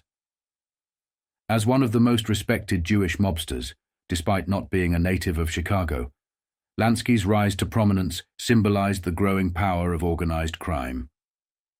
This next article delves deeper into his operations and his vast criminal empire, revealing the sophisticated web of influence and control he maintained across the country. One man came out of the recent Black Dahlia debacle with some kind of reward. Willie Burns of the Los Angeles Police Gangster Squad took a trip to Florida to interview the wife of Leslie Dillon, who was released as a suspect before Burns arrived in Miami. Probably Willie's trip to the Atlantic coast won't be entirely a waste of money for the taxpayers. He might turn up some gangsters who are contemplating a trip to California, and he will be one step ahead of them. I have received several letters of inquiry lately asking what exactly the police gangster squad does, but I have not had time to find out myself. It seems like they spend part of their time trailing Mickey Cohen around. However, they do not seem to be stopping Mickey from doing whatever it is he is doing that they do not like. He keeps on doing it, and they keep on harassing him. The underworld today is organized on a cartel basis, from city to city in the United States.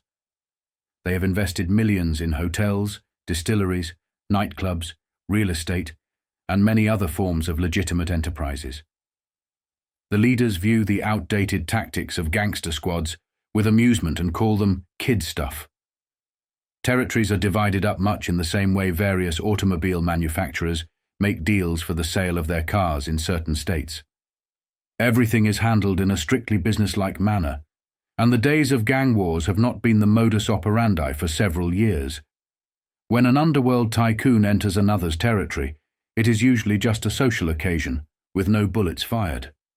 A shrewd operator named Meyer Lansky, who used to be Benjamin Bugsy Siegel's partner during Prohibition, got the top boys together right after liquor became legal in the United States and told them that the rough stuff had to end, or they would all wind up behind the 8-ball.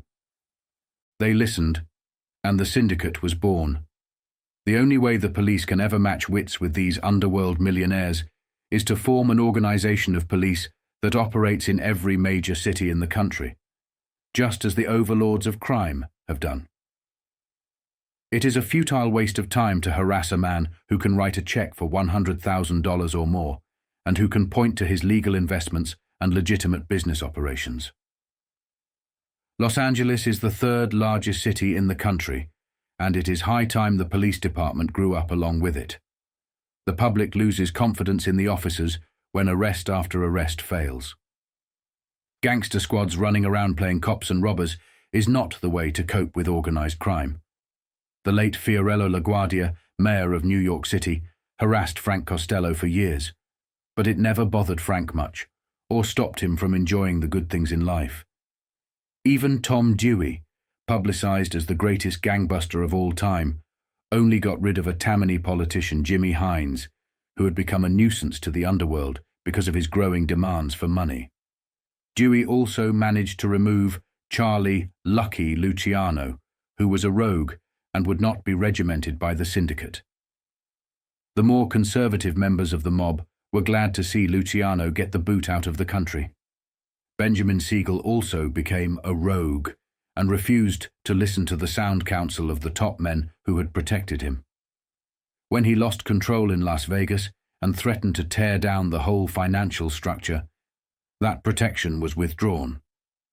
This made it possible for the smaller players to move in and ventilate their heads. Meyer Lansky had hoped to move past the chaos surrounding Benjamin Bugsy Siegel's death, but one loose end remained. Virginia Hill.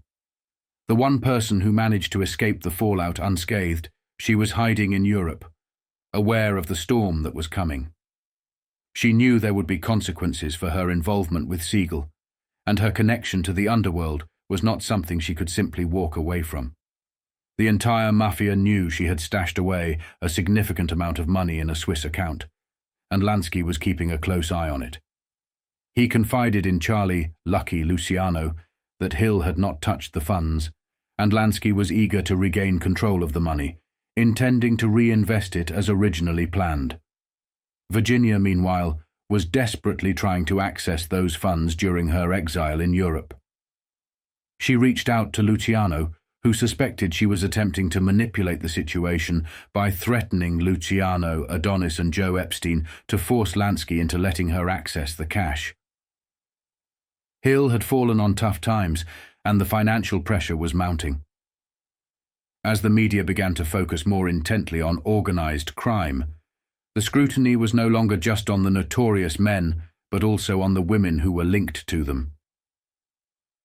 Virginia Hill, once Siegel's mistress, and some claimed his secret wife, became a subject of intense public curiosity. This article, published on February 20th, 1949, would have certainly caught Lansky's attention, as it delved into the lives of his old friend Benjamin Siegel and his infamous lover, Virginia Hill. Who was Virginia Hill? And where did she get all her money? Gossips puzzled over those questions in 1941 after Virginia Hill, then 25, gave herself a party at Hollywood's swanky Mocambo Cafe, danced the rumba in her bare feet, and picked up a bill for $7,500 without batting an eyelash. They also puzzled over the reckless way she kept tossing away her money in gay spots all over the world, as if her time were rapidly running out and an executioner was dogging her footsteps. The identity of the sultry beauty, whose friends included movie stars and gangsters, was well established. However, the second question concerning the source of her vast income remained unanswered. At the time of her Hollywood debut, she let it be rumored that she was an Alabama heiress. One of her brothers, John Mack Hill, snorted, "We came from Alabama, all right, and my sister was one of 10 children. But that stuff about her being an heiress is a lot of bunk." Then came another rumor, Virginia Hill's favorite. She had been married 3 times, and 2 of her marriages resulted in significant financial gain for her. To which Brother Charles, or Chick Hill, replied, they, her husbands, didn't have that kind of money. To further complicate matters, her father, Mack Hill, stated in his Georgia mule trading barn, "She makes it off her horses, race horses. She ships them all over the country, and I hear she cleared $500,000 last year just racing." There was no record of Virginia Hill as an owner or breeder, and she was seldom seen at a racetrack, not even in Mexico, where she spent much of her time and money after Bugsy Siegel, her boyfriend and erstwhile public enemy #1, was executed in her Beverly Hills mansion on June 20, 1947. The young woman who spent her girlhood in Bessemer, Alabama, and Marietta, Georgia, always had funds after 1933, when she appeared briefly in a Chicago World's Fair production called The Elephant and the Flea. Her salary was $20 a week, but she made powerful contacts with members of the Capone syndicate, according to popular reports, and her financial troubles ended. She may have met Benjamin, Bugsy Siegel, on that first trip to Chicago. It seems inevitable that they should have met somewhere in the shadows of nightclubs and cabarets. While Virginia Hill was developing into a tomboy in Alabama, Siegel was rising as a gang leader in New York's tempestuous Hell's Kitchen. Alongside Meyer Lansky, he headed a murder syndicate allied with Louis, Lepke, Buchhalter, Jacob, Gura, Shapiro, and other professional killers. By 1933, Siegel had established himself as a man who would and did do his own work in the field of assassination. "He's Bugs," his associates complained. "Instead of paying someone to have somebody rubbed out, he likes to do it himself and take unnecessary chances." Benjamin Siegel wore his new name, Bugsy, with pride. He found it expedient to leave New York regularly, making connections with the Capone syndicate in Chicago and Hollywood. In 1936, it became necessary for him to leave New York permanently. Thomas E. Dewey, then a special prosecutor assigned to eliminating rackets and mobs, branded him the top public enemy, and Bugsy Siegel went to California. "I am here to stay," Siegel announced to apprehensive citizens of Beverly Hills. "I am building a home at a cost of $90,000, and my business interests demand my presence here on the West Coast." His business interests included overseeing, on behalf of the syndicate, the illegal shipment of narcotics from Mexico into the United States, as well as administering various gambling operations and rackets in the sports, motion picture, and labor worlds. Bugsy Siegel also made his mark socially.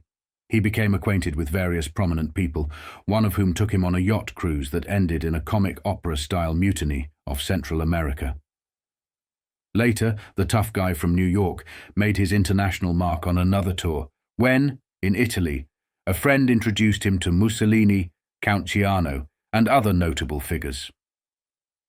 Virginia Hill spent an estimated $70,000 in Hollywood nightclubs during the year 1941, with Bugsy Siegel a regular guest at her parties.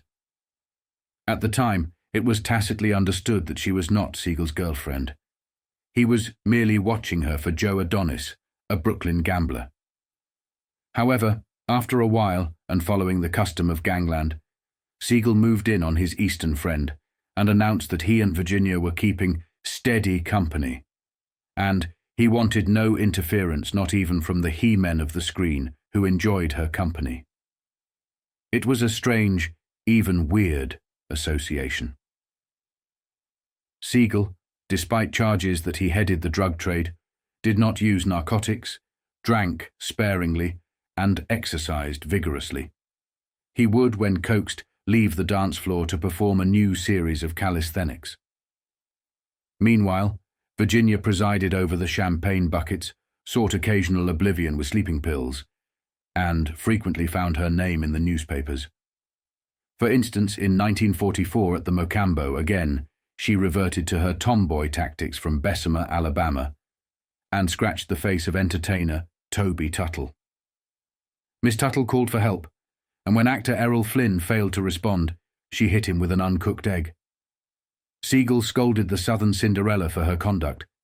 She made amends the next day when her brother Charles drove around in an expensive car she was considering buying. "Like it, Ben?" she inquired. Ben, she never called him Bugsy, nodded, and Virginia Hill reached into her pocket, produced 64 $100 bills, and gave them to her brother with instructions to complete the transaction. The end of World War II found Bugsy Siegel bitten again by ambition. His hard, bright eyes turned east from California to Nevada, and he decided to build and operate a combination hotel and gambling casino in Las Vegas. "None of these flea boxes for me," he declared. "It'll be the biggest and best clip joint in the world." So, the Flamingo was built. Originally planned to cost around $2 million, the completed buildings and furnishings represented an investment of twice that amount. Bugsy the builder was not only extravagant, but also impractical when it came to legitimate operations. Toward the end of the job, he was heavily in debt. He gave a contractor 2 checks. Both were returned. One for $100,000 was marked "Payment Stopped," and one for $50,000 was stamped "Insufficient Funds." Even after its completion, Siegel refused to scale back. He imported big-name entertainers from Hollywood, paying them as much as $10,000 a week. Ironically, these entertainers kept players away from the gaming tables. Word quickly spread among members of the syndicate in Chicago, New Orleans, New York, and Miami. "We need to take steps about Bugsy. He's costing us too much money." A meeting was called, attended by 5 representatives of the syndicate, including one sent by Lucky Luciano, who was still dominating much of the underworld from Italy. Bugsy Siegel attended. Not only did he attend, but he also took charge. "Look, you guys," he barked. "Let's quit playing with peanuts. This is a big money proposition, and we've got to treat it that way." "Big money should go both ways," one representative said softly.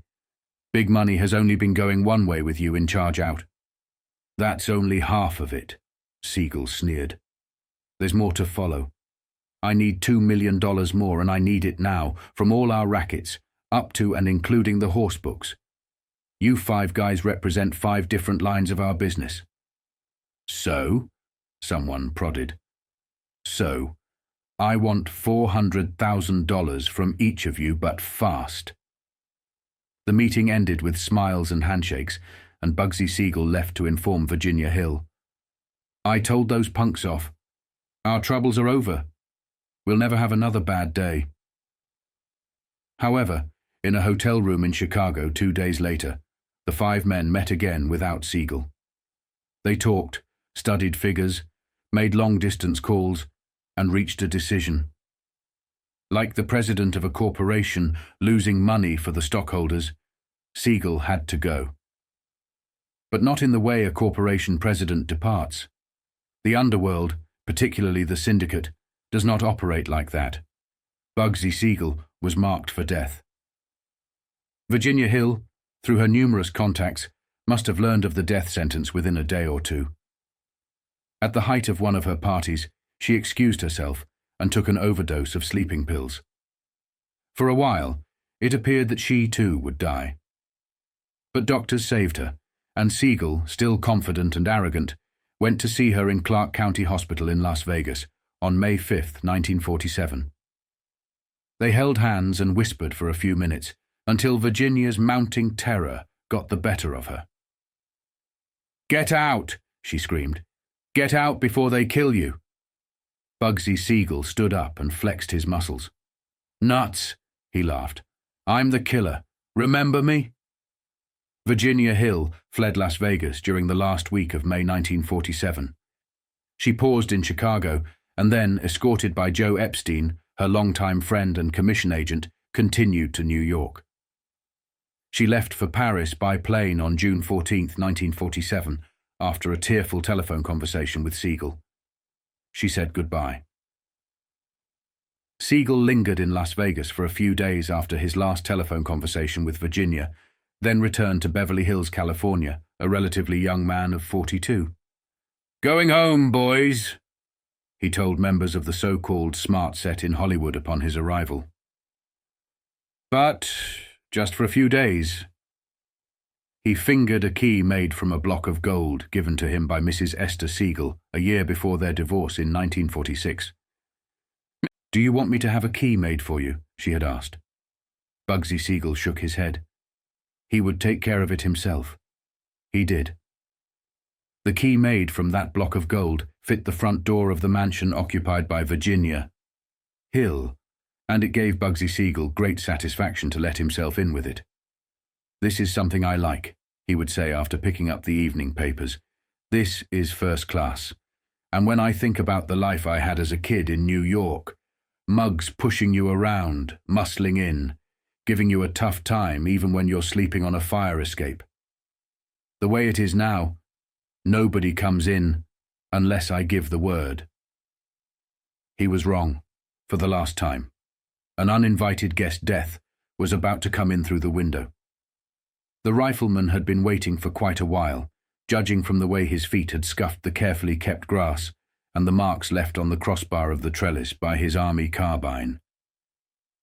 But his target for that night, June 20th, 1947, was worth the wait. The target was Benjamin Bugsy Siegel, public enemy number 1 in the police records and private enemy number 1 in the secret books of the underworld, which he had tried to intimidate, rob, and double-cross. The rifleman outside the Beverly Hills mansion did not hear the click of the lock as Siegel inserted his key in the front door shortly before midnight. It was a comparatively soft gold key, made from a block of precious metal given to him by his wife shortly before their divorce. True to his double-dealing code, Siegel had used it to shape the key to the home of his girlfriend, Virginia Hill, Cinderella of the syndicate. Siegel's number was up, but he did not know it. On the other hand, his girlfriend, Virginia Hill, knew it all too well. She knew so much else too, that she seemed convinced her number was also up. Her life became one frantic round of reckless parties in city after city, as she tried to escape the dread that pursued her day and night. It was appropriate that Siegel, at 42, should die in luxurious surroundings provided by Virginia, who at 32 was old in the ways of the world. He had been snatching purses from old ladies on New York's teeming West Side while she was spending money by selling her school books in Bessemer, Alabama. He was torturing and killing rival gangsters while she was running away to Chicago to meet big shots of the Capone gang. When Siegel was driven out of New York and welcomed in Hollywood, it was only natural that they should team up, especially after Virginia Hill had spent $7,500 in one evening at a nightclub. They had two things in common. Neither had ever worked for a living of more than a few weeks, and neither ever lacked money, coming from undisclosed sources. Siegel felt complacent and well-fed that late evening of June the 20th, 1947, when he let himself into the Beverly Hills showplace, switched on the drawing room lights, and settled down with the papers on the couch. Virginia's brother, Charles Hill, and Virginia's secretary, Jerry Mason, went upstairs. Alan Smiley stayed down in the room with the boss, Siegel. The rifleman at the trellis took aim and squeezed the trigger. Siegel's carefully barbered head jerked with the impact of the first .30 caliber bullet in the temple. The rest of the volley was unnecessary. When Smiley turned around, Bugsy Siegel was dead. Who was the killer, and who ordered the execution? New York and Chicago police snorted at the question. When you stick your finger into a buzzsaw, you can't tell which tooth hit it, one veteran officer said. This rat, Siegel, didn't have a friend in the world outside of a couple of movie stars. He double-crossed everybody in the narcotics racket, not to mention bookmaking and slot machines. Finally, he tried to shake down the syndicate for $2 million so he could keep running his Flamingo Hotel and Casino in Las Vegas, Nevada. Who killed him? Well, you might say he killed himself by degrees. The process started in New York when he got to be a big shot in a West Side mob. He had a gang that would break the arm of a man they had never seen for as little as $10. Kill a stranger for $50. Siegel was the boss, but he was not content to give orders and collect the fee. He had to see the victim suffer, sometimes die. He liked to do the job himself. That is how he got the name Bugsy. Other mobsters said he was crazy to take such chances, but Siegel seemed to delight in hurting people if he couldn't get hurt in the process. He had a hand in the vice racket, and as a kid, he stole from blind men's cups. Any one of 1,000 people had a reason for killing him and would have if they could.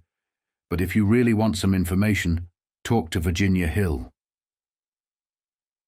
Several weeks before the slaying, Virginia Hill knew or guessed that Bugsy Siegel had been condemned to death by the underworld court. On May 5th, she took an overdose of sleeping pills, and when Siegel called to see her in the Las Vegas hospital, she screamed at him, "Get out! Get out before they kill you!" She started for Paris, and it was there that reporters found her, drinking champagne on a houseboat. She could not remember warning Siegel to flee. She could not recall his association with the syndicate. "I remember our last quarrel," she said suddenly, and reporters poised their pencils for the sensational disclosure. "We were in his hotel, the Flamingo, and were ready to go to dinner. I noticed his shirt was soiled. He refused to change, and so we parted." Sometime later, French authorities received a cablegram from the Beverly Hills police. It read, "Two gunmen believed en route from the United States to kill Virginia Hill. The tomboy from Alabama resorted to sleeping pills again. When she recovered, she remembered something else, changing her statement that she and Siegel were merely friends. I took the sleeping pills," Virginia sighed, "because of my great love for Mr. Siegel." Then she went to the Riviera, where a parade of French playboys tried to help her forget. There was no rest for Virginia in France. Again, she fled, this time to Mexico. Police guarded her in Florida until she bought a $6,500 automobile and drove to Mexico. Her native land was too hot. Meanwhile, New York police added a new motive for the murder of Siegel, the former purse snatcher and mugger. Sometime before his sudden death, a gang of hoodlums from Siegel's West Side neighborhood jacked a truck in a Brooklyn garage. It was supposed to be laden with an innocuous painkiller, a commodity readily convertible into cash, and it was. But they found something else in the vehicle they unloaded in an auxiliary garage. To these gangsters, unacquainted with the dope section of the underworld, they were so many cases of dynamite. But the bolder of the hijackers made hesitant inquiries around town. "You got morphine?" one man asked. "See Siegel." Siegel, contacted in Hollywood, took over the arrangements, according to police theory. The drug, with a retail value of $300,000, found its way into the dope market, and terrific repercussions followed. The stolen morphine it developed had been the property of the syndicate, the underworld corporation with members of the Luciano and Capone mobs on its board of directors, which also included Bugsy Siegel. Siegel, in effect, had stolen from his own corporation. An emissary was sent to Beverly Hills to reason with the arrogant Siegel and arrange for a settlement of the proceeds. Siegel slapped his face, told him to go home and quit bothering grown men. That may have been another reason death flew through the window of Virginia's Beverly Hills mansion. But, despite sporadic claims that the case was nearing a solution, discussions still ended with the hopeful wish, if only Virginia Hill would talk. Virginia Hill talked in her latest retreat in Mexico City, but not about the Siegel execution. She was even more vivacious than usual the night she took over Chavez Place and spent $4,600 for liquor alone. "I gave myself a farewell party," she explained. "But now it appears I cannot leave for the States after all. So many people want to entertain me." She talked as though she was not even listening to herself. Her wide-set eyes kept wandering around the smoky room as Bricktop, a favorite of Paris nightclubs a generation ago, went into one of her rowdy songs. Virginia had a quick, forced smile for each of the current procession of men favorites, including several youths well connected with Mexican officials and politicians. Then she went on, in a jittery chant, "I just can't get away. Whenever I start to go, someone else throws a party for me, and I must stay to attend. I just can't get away." "Where will you go when you do leave here?" a reporter asked.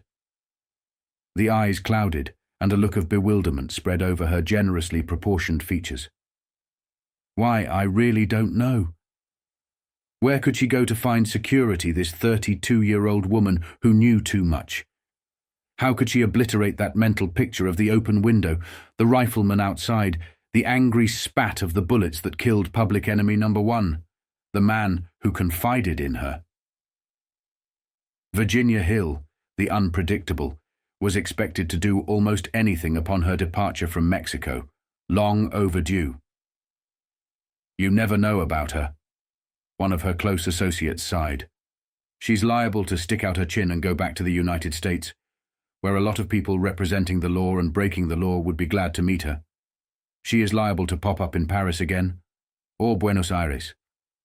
And then, of course, she might meet death, sudden death. Nobody can live forever under the strain that's made her jumpy. Probably nobody in the world has held as many secrets laden with dynamite and sudden death if exposed as Virginia Hill did during the last 10 years. Who killed whom and why? Who ran the dope across the Mexican border, and where did it go? Who is the man to see in any given city if you want to start a horse parlor or become a bookmaker? Federal agents and law enforcement officers in various states, counties, and cities wanted to know the answers to those questions. Virginia Hill, because of her long and close contact with mobsters such as Siegel, was believed to have the answers. On the other end of the tug of war, with her in the middle, was the underworld, the syndicate, anxious to make sure she never provided the answers. The nights had not been so bad for her, what with the crowds of hangers-on, the steady flow of champagne, the songs and the music, and the artificial gaiety. In between parties, however, the fears, uncertainties, and the dread of being left alone kept driving her again to the sleeping pills in Mexico, as in Las Vegas and Paris. They brought her oblivion. Maybe in the minutes during which she was sliding into complete forgetfulness regarding a taut present and a terrifying future, she had her dreams of childhood in Bessemer, Alabama, and Marietta, Georgia. Maybe she remembered Grandma Reed, rocking on the porch and looking up at Kennesaw Mountain, recalling the bloody battle of the Civil War she had witnessed as a girl. "Sometimes," Grandma Reed would say, "it seems like the poor creatures are still wandering hereabouts, looking for shelter and a place where they would be safe."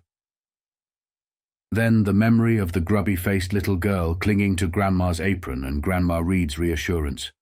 "Don't carry on so, Ginny. A body would think you fear the ghosts of dead men."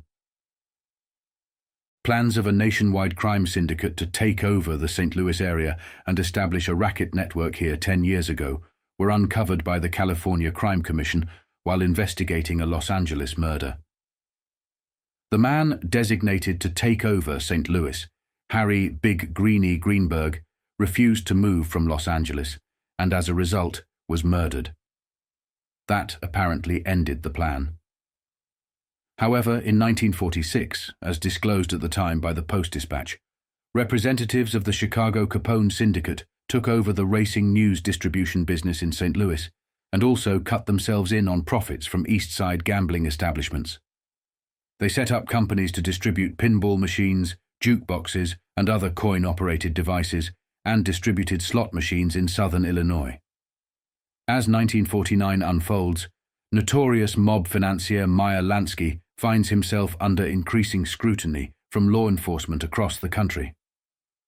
Lansky, a key figure in the national crime syndicate known as the Combination, is feeling the pressure as authorities continue to unravel the complex web of organized crime stretching from New York to the West Coast. Central to this pressure are revelations stemming from an investigation by the California Crime Commission, which exposed a failed attempt by Lansky's criminal associates to seize control of the St. Louis underworld as far back as 1939. The article reveals how the syndicate, with ties to Lansky's allies such as Frank Costello and Benjamin Bugsy Siegel, sought to dominate St. Louis racket operations. Harry Big Greeny Greenberg, ordered to take over the city on behalf of the syndicate, refused and was brutally murdered, an act that highlighted the syndicate's willingness to eliminate even its own. Lansky's connection to these powerful crime figures, who played a significant role in expanding mob influence across America, underscores his role in orchestrating the syndicate's operations during this turbulent time. Despite setbacks, Lansky's empire continues to stretch its reach across the nation, though the walls are closing in on the once untouchable network of racketeers. In their investigation of the gangland killing of Greenberg in November 1939, the California Commission learned that Greenberg had been an organizer for the National Crime Syndicate, known to its members as the Big Mob and the Combination. The Directors of Crime Incorporated, meeting in New York, ordered Greenberg to take control of the St. Louis area with the aid of muscle men from Chicago and Brooklyn.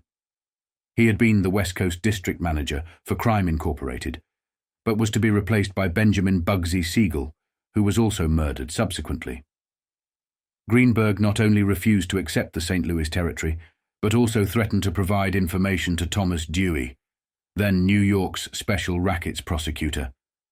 At that point, the Chiefs of Murder Incorporated decided to eliminate the recalcitrant gangster. Greenberg was shot to death in front of his Hollywood home. Two men in an automobile without license plates pulled up beside Greenberg's car and shot him 3 times. He had been using the alias George Schachter, but was identified the next day as Greenberg, a former associate of Louis Lepke Buchalter, who was later executed for murder at Sing Prison. Siegel was indicted for Greenberg's murder, but was released due to a lack of evidence after the key state witness died under mysterious circumstances. The witness, Abe Kid Twist Reles, had told New York police that Greenberg's murder was planned by Siegel and Buchalter. Reles, a Brooklyn gangster who confessed to 18 murders, was held in protective custody in a Coney Island hotel. He was killed in a 6-story fall from the hotel. The California Crime Commission, in its exhaustive inquiry into crime within the state and across the country, reported that Murder Incorporated was the enforcement arm of the Combination. The investigators said that the head of the Combination was Frank Costello, a New York politician, gangster, and former associate of Oni Madden, Charles Lucky Luciano, and James J. Hines. The Chicago Capone Syndicate, which has a close relationship with the Combination, is represented in St. Louis by Frank Buster Wortman, Louis Red Smith, Elmer Dowling, former Sheriff John F. Dougherty, Steve Ryan, David Chippy Robinson, and Lawrence Callanan. Among their enterprises in St. Louis is the Plaza Amusement Company, which furnishes jukeboxes and amusement machines.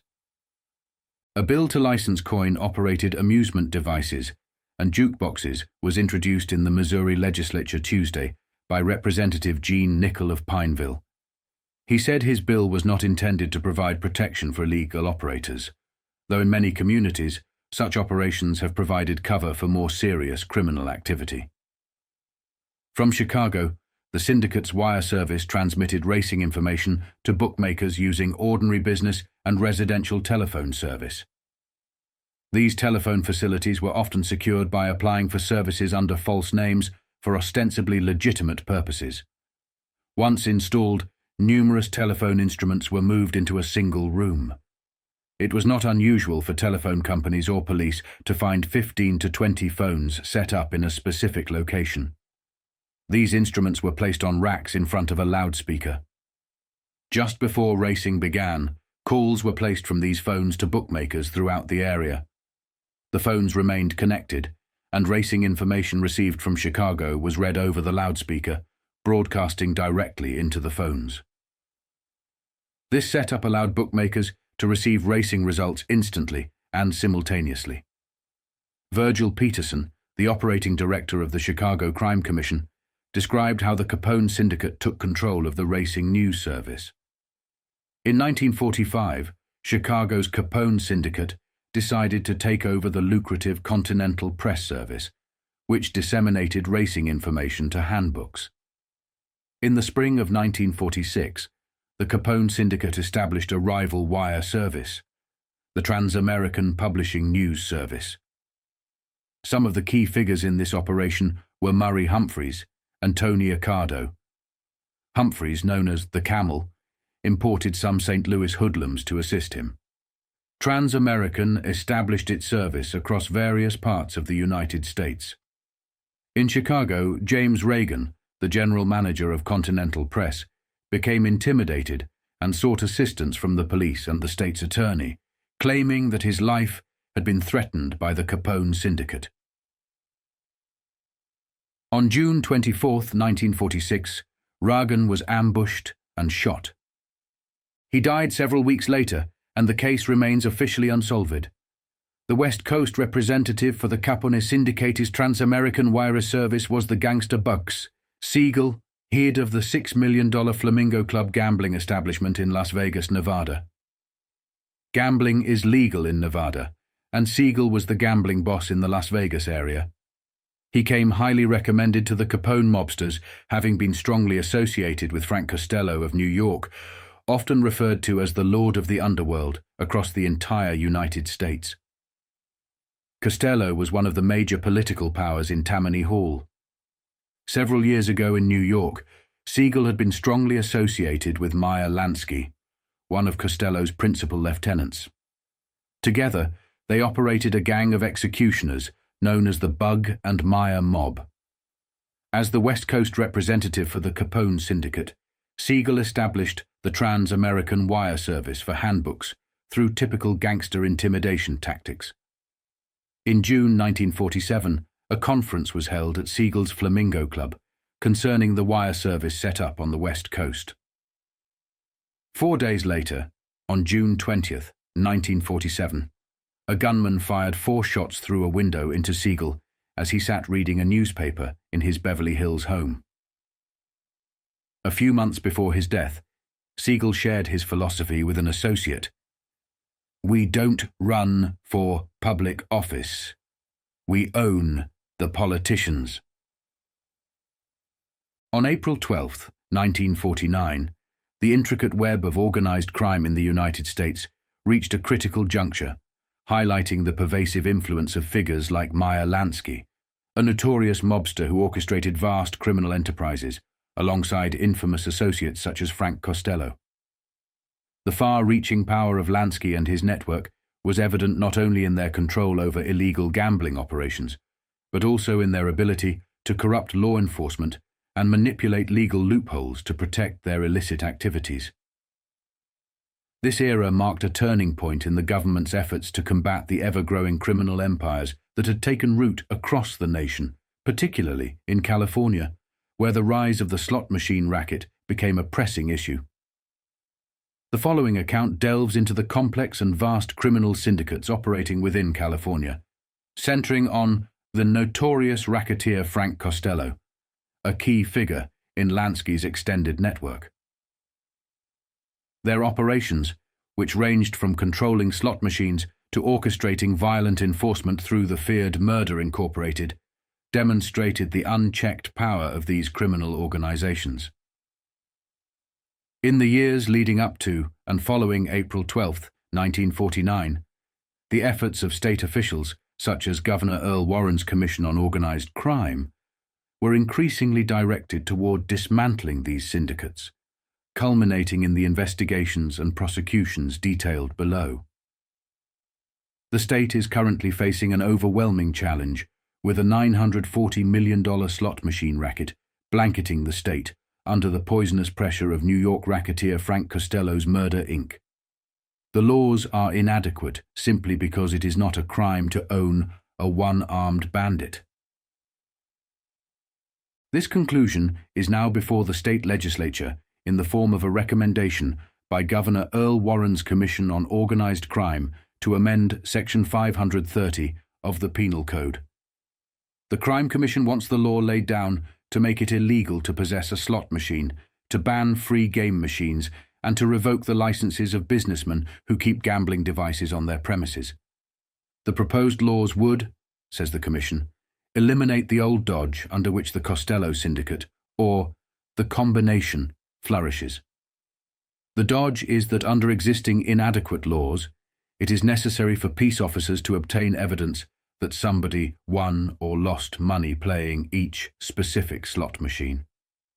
It is ironic that the slot racket, which today is under investigation in San Bernardino County, by agents of the State Attorney General's office, was invented in this state, in San Francisco, 54 years ago. In 54 years, operation of the mechanical bandit has increased to a point where the Crime Commission has classified it as second only to the bookmaking racket in seriousness.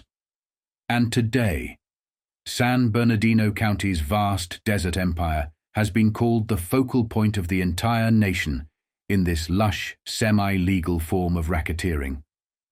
Recent investigations carried on by the Daily News proved the existence of more than 1,000 licensed gambling machines in that one county. The investigation culminated in action by the county grand jury, which excoriated law enforcement officers for laxity in enforcing the laws available to curb the menace. It also resulted in a half-hearted effort by the State Attorney General's office to determine whether there was any truth to the findings of the Daily News and the grand jury. However, so broad is the scope of this one phase of crime alone that the corruption of officials on a statewide level has been proven, a fact that makes it doubly hard for an honest investigator to clean things up. Last year, for example, Attorney General Fred Hauser's own chief investigator, Walter Lentz, resigned under pressure after local officials of Mendocino County cooperated with the Crime Commission in chopping off a tentacle of the slot machine octopus there. Another Hauser investigator, Wiley Buck Cadell, was convicted of bribery and conspiracy in the same case. This is not too surprising when you consider the vast ramifications of the criminal syndicate under which the slots are operated in California. The pyramidal shape of the slot machine racket is plainly visible, the Crime Commission's report to the governor says. Operators, distributors, suppliers, and manufacturers are organized in horizontal and ascending levels. The personnel in the lower levels are easy to identify, but the apex of the pyramid is shrouded in such a cloud of secrecy that the identification of the true heads of the slot machine racket is extremely difficult. The Commission's report goes on to show the national scope of the slot empire. The reputed head of the racket is Frank Costello of New York. Costello is an ex-convict and a big-time racketeer. He is said to be the present head of the great underworld organization, with headquarters in New York, known among its members as the Combination. The so-called Murder Incorporated is the enforcement branch of this organization. Costello also heads the Italian Black Hand organization, known as the Unione Siciliana, or the Mafia. He has been described by the Chicago Crime Commission and others as the Lord of the Underworld of the entire United States. The Commission further links the sprawling empire to Benjamin Bugsy Siegel. Siegel, who was shot to death in the Beverly Hills home of Costello's ex-girlfriend, Virginia Hill, on June 20, 1947, was an associate of Costello and the West Coast representative of Murder, Inc. Formerly, Siegel was tied to Meyer Lansky in New York as co-boss of the Bugs and Meyer mob, a gang of murderers who carried out executions for Costello and the Combination. Before his death, Siegel was reportedly seen frequently at San Bernardino County's luxurious gambling casinos, including the Club Oaks, a swank retreat in Waterman Canyon operated by Joe Vasquez, a notorious gambler and slot machine operator. Incidentally, subpoenaed telephone company records used in the Mendocino County trial showed at least 37 telephone communications between Vasquez and one James M. Mulligan, a former Los Angeles police officer who was convicted with Cadell in the Mendocino County case. The connection becomes clearer when you consider evidence brought out in the Mendocino County affair, and repeated in the Crime Commission report, that Mulligan, Cadell, and William Griffin, a Mendocino County machine operator, secured slot machines from San Bernardino County to operate in the northern part of the state. The machines, according to the report, were trucked from San Bernardino to the California Games Company in Los Angeles, where they were stationed and shipped to Mendocino County. Griffin was convicted along with Cadell and Mulligan. Another sidelight to this strange connection was the appearance of branded punch boards in San Bernardino County. The boards, products of the Harlick Manufacturing Company of Chicago, were branded with special code numbers to protect them from law enforcement, the Crime Commission learned. Members of the Kern County Music Operators Association, organizers of the Kern County slot machine racket, were told by Manny Gutterman, a Harlech salesman, and Sergeant Rushton, a Los Angeles police officer, that the branded boards were safe. Rushton and Gutterman also advised the members of the Kern County Music Operators Association that they must buy their boards from Robinson and Company in Los Angeles. All other boards, they said, would be seized. Rushton, incidentally, was fired from the Los Angeles police force and went to work for Robinson. The above information was presented as evidence by the Crime Commission that the punchboard racket was organized on a statewide basis by the same interests who set up a system of protection for slot machines through juice assessments. The inclusion of a member of the Attorney General's staff in this protection racket, which resulted in the conviction of Cadell, Mulligan, and Griffin in Mendocino County, was cited by the Crime Commission as evidence of its dissatisfaction with Hauser's office in prosecuting organized crime. Immediately after the arrests were made, the Commission says, the Attorney General made an on-the-spot investigation with the officially announced conclusion that there was no evidence of racketeering or criminal organization in Mendocino County, and that the matter was closed. Throughout the Mendocino County trial, the report added, the Attorney General's staff made matters exceedingly difficult for the prosecution. As debates around the legalization of gambling in California heat up, the potential consequences of such legislation have come under intense scrutiny. The Doyle Bill, which seeks to legalize a chain of bookmaking operations throughout the state, has drawn sharp criticism from authorities who warn of its ties to organized crime. The proposed legislation has raised alarm among those familiar with the inner workings of the criminal underworld, particularly the infamous racing wire racket controlled by notorious mobsters. One of the key figures connected to this network is Meyer Lansky, a mastermind behind some of the most notorious organized crime operations in American history. Alongside his partner Bugsy Siegel, Lansky helped establish the powerful Meyer Bug Mob, a group of ruthless enforcers deeply entrenched in the racing wire business. Through his connections with the Capone and Costello crime families, Lansky's influence extended far beyond New York, reaching the gambling circuits of California and Las Vegas. With the Doyle Bill poised to open the door for legalized bookmaking, many fear it will also invite the re-emergence of the same criminal networks once run by Lansky and his associates. As we explore the dangers of introducing racing wires to the state, the lessons of history and Lansky's legacy offer a sobering reminder of the consequences when gambling becomes intertwined with organized crime. The Chronicle recently expressed on this page its opposition to the Doyle Bill, which would legalize a chain of bookmaking establishments throughout California. We believe that legalized bookmaking would bring the scum of the country into California. Just in case any reader thought we were seeing mobsters where they were not present, we draw attention to the statement issued Monday night by Virgil Peterson, director of the Chicago Crime Commission and one of the nation's foremost authorities on the sinister empires of the late Alphonse Capone and the still active Frank Costello.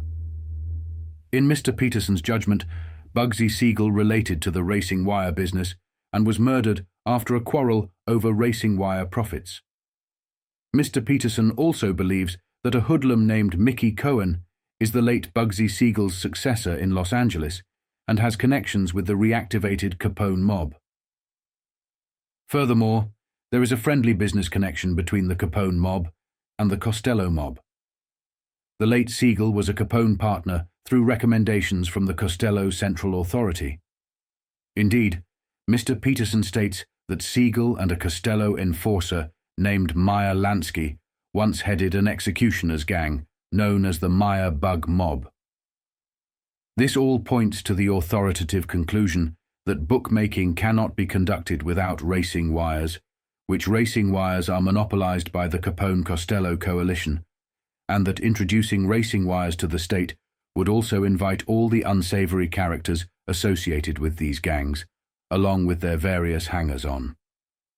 Given this fundamental fact that these are the types of individuals involved with racing wires, the notion that the Doyle Bill includes some well-meaning preamble about the state only licensing bookmakers of good character and integrity becomes a farce. It remains a farce until the bill's proponents can explain how the state could invite racing wires without also inviting the people who operate them. Moreover, it is unclear how a state official could possibly be satisfied with the character and integrity of individuals who currently populate the racing wire racket. Mr. Peterson reaches the conclusion that a society can have legalized gambling, or it can have good government. It cannot have both. The Doyle Bill already has the endorsement of the Assembly Revenue and Taxation Committee.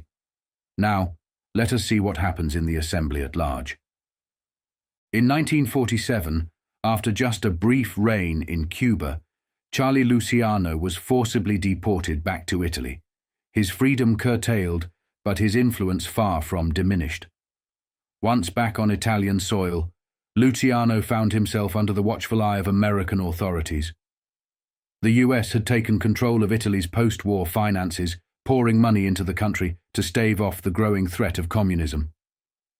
In a strategic move to stabilize Sicily, they forged alliances with the Sicilian mafia, many of whom had been persecuted by Mussolini.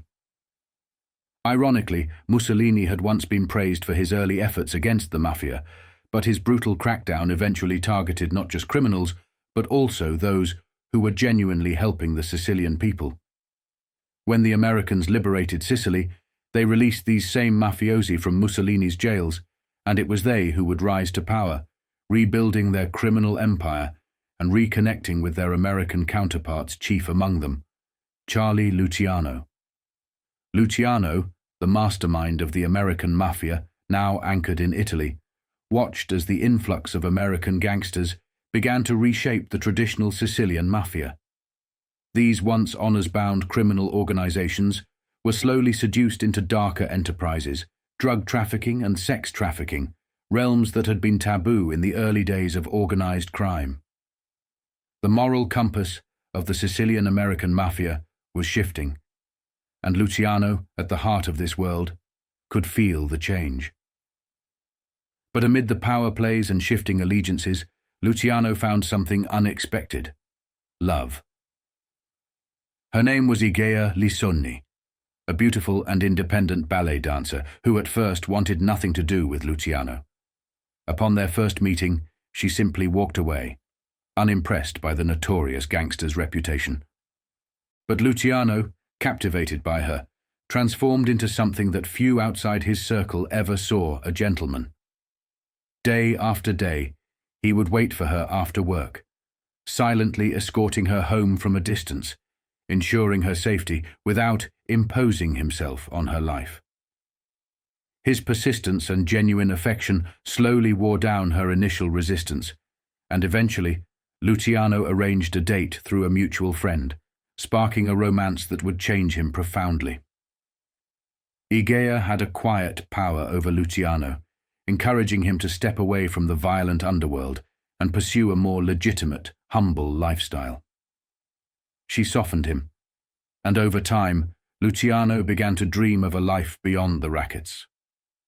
Although they never officially married, in the traditional Sicilian style, Luciano gave Igea a bracelet, a symbolic gesture of his commitment to her. He explained that he could never marry her in a formal sense. He feared that his dangerous lifestyle would lead to his own murder, and he did not want to leave her a widow. Igea accepted this, content to live as his beloved without legal ties. But fate had other plans.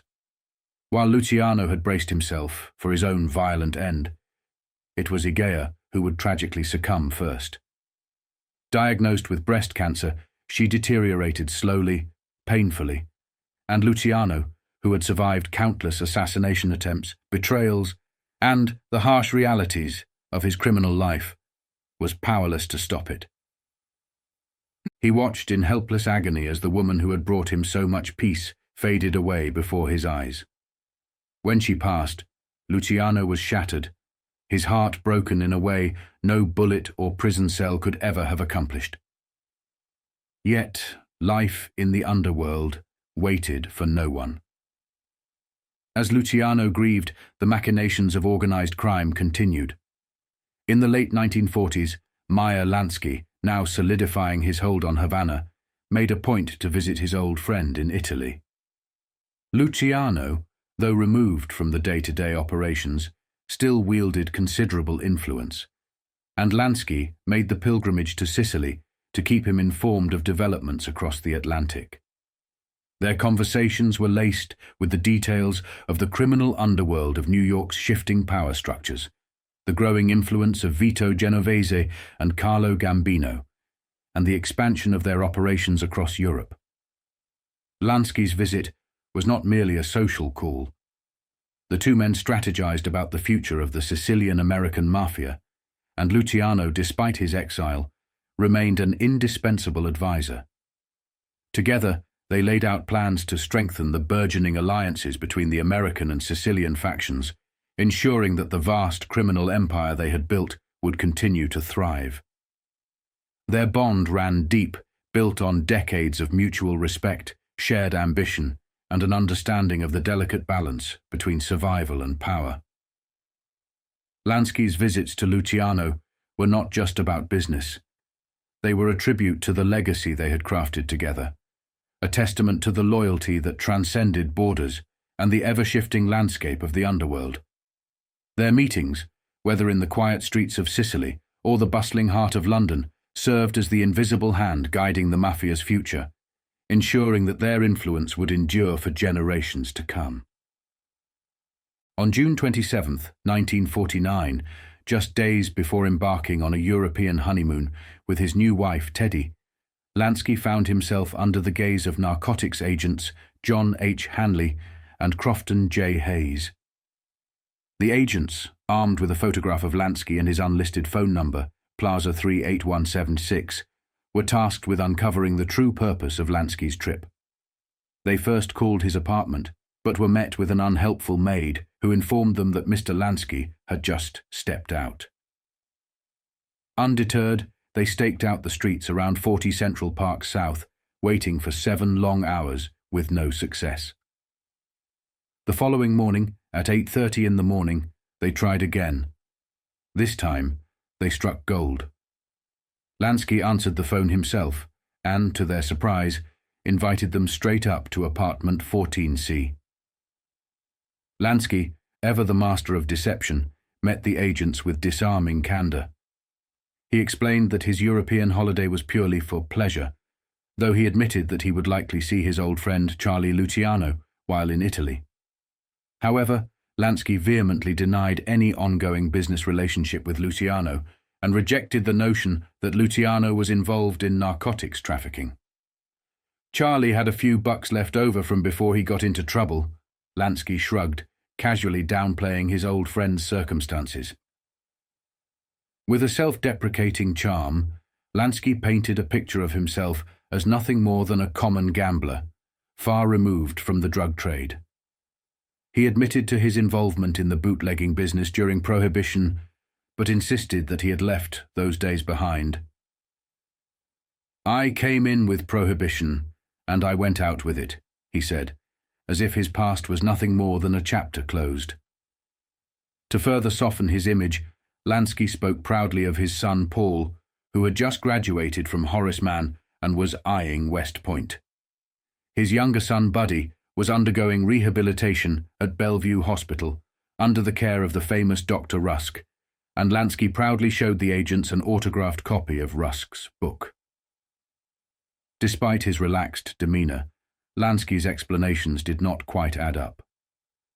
When asked about the suspicious calls from Havana to Hallandale in 1947, Lansky claimed they must have been made by 2 former employees, Chester Sims and Connie Immerman, who stayed behind in Havana after Lansky left his casino there. He suggested that Luciano might have briefly come on the line to say hello, but his memory was conveniently vague on the details. The agents left Lansky's apartment seemingly satisfied, allowing him and Teddy to board the liner Italia for their long-awaited honeymoon. Yet Lansky's attempt to avoid the spotlight failed spectacularly.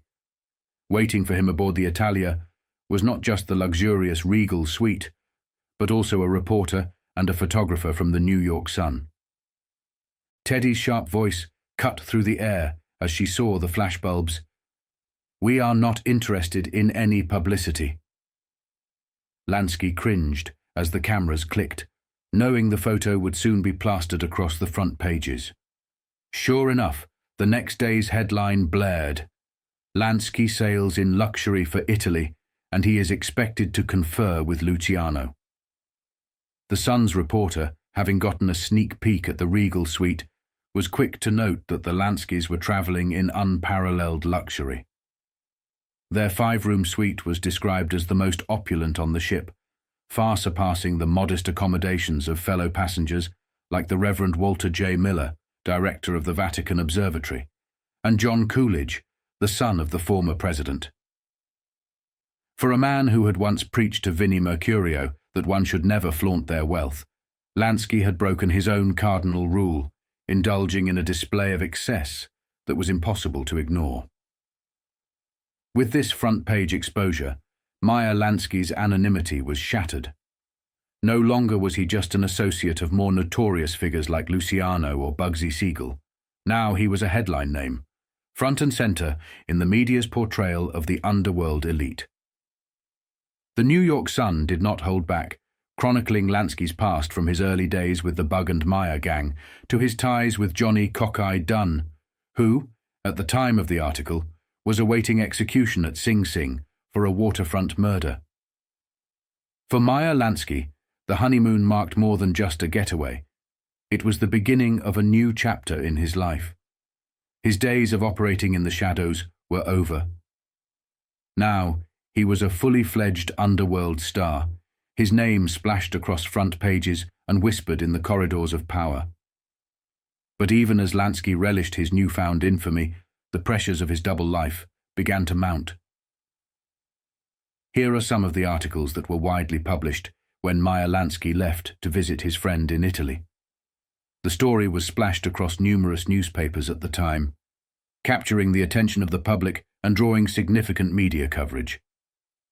Mr. and Mrs. Meyer Lansky sailed for what Lansky described as a vacation in Italy. He is reported to have mentioned that he expected to visit with Charles Lucky Luciano, formerly of New York, and now, perforce, a resident of Italy. Luciano was convicted of white slavery in 1936 and pardoned after serving 10 years of a 30-year sentence for his assistance in setting up an underground network before the invasion of Sicily. Lansky's departure was both gala and grim. A stewardess stood with shiny eyes, dreaming of generous tips as basket after basket of flowers were delivered, along with hampers of champagne. When the handsome couple finally arrived, Lansky was impeccably dressed in summer fabric. Mrs. Lansky, formerly Teddy Schwartz, a manicurist, wore a sable cape over her stylish brown print frock.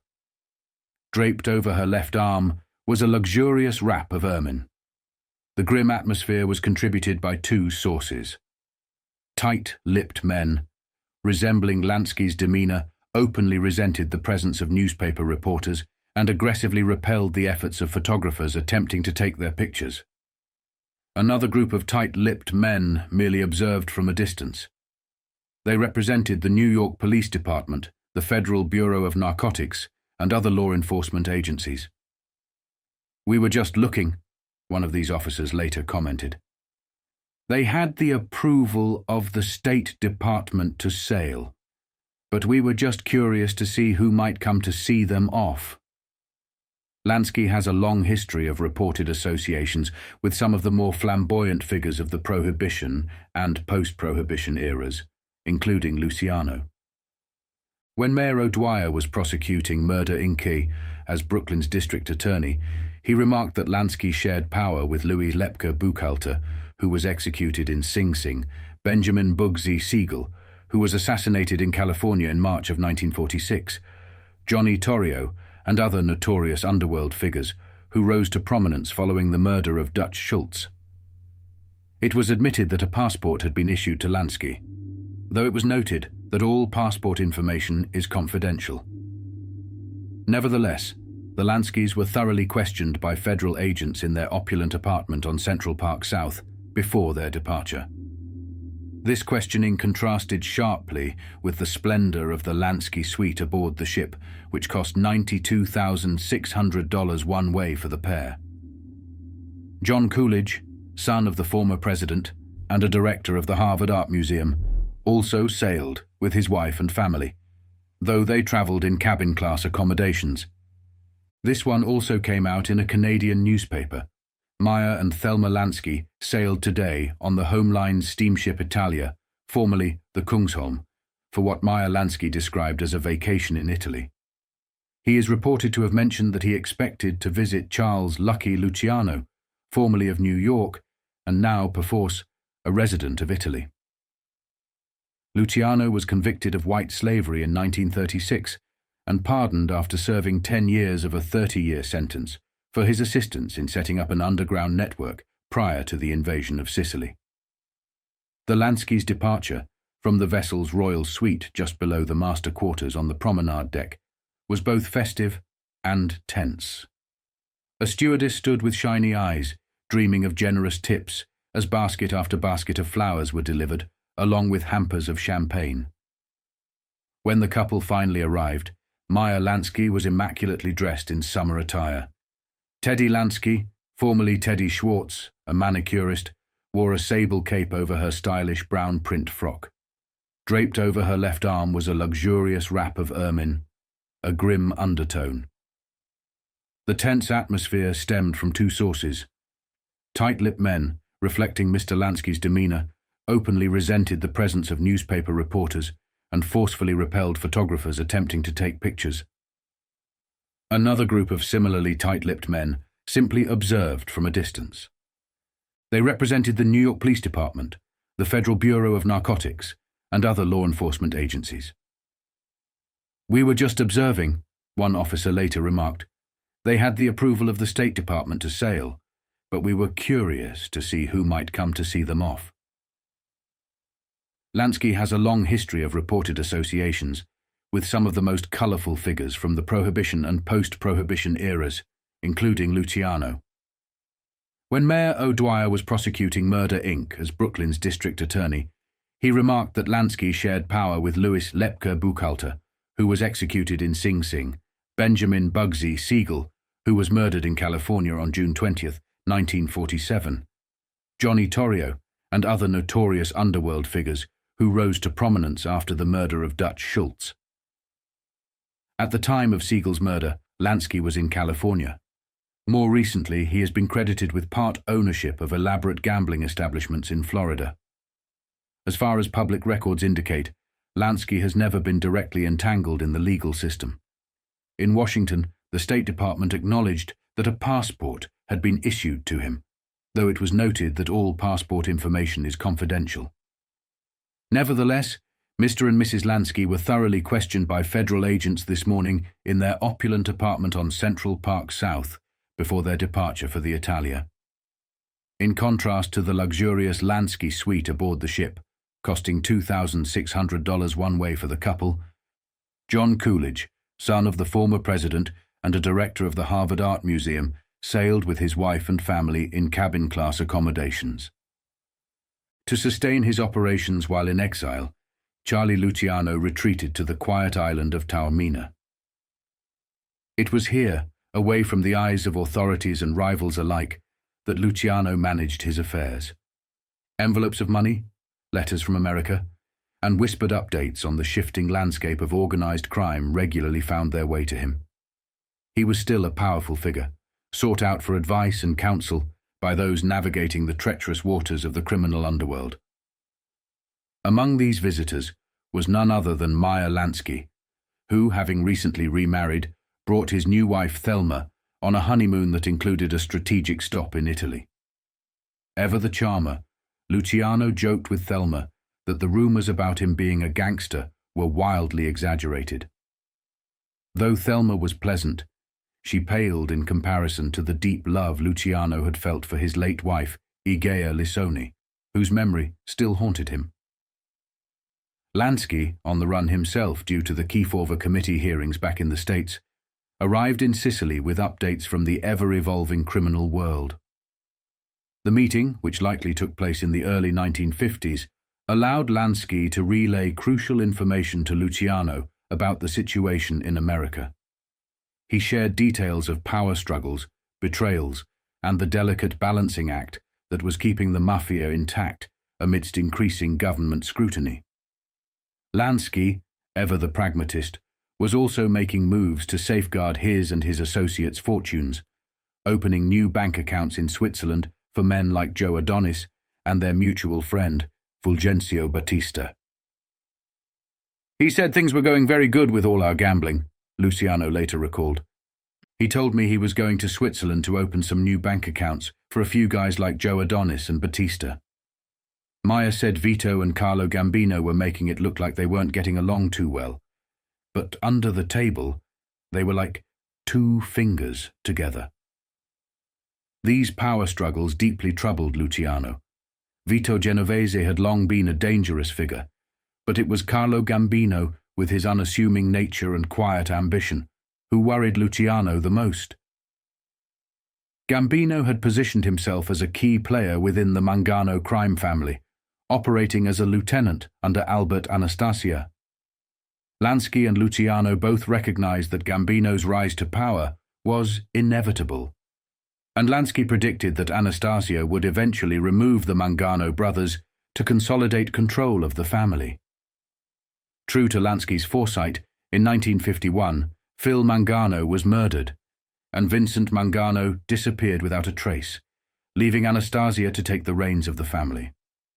For Luciano, the pieces were falling into place, and with every shift, Gambino's power only grew.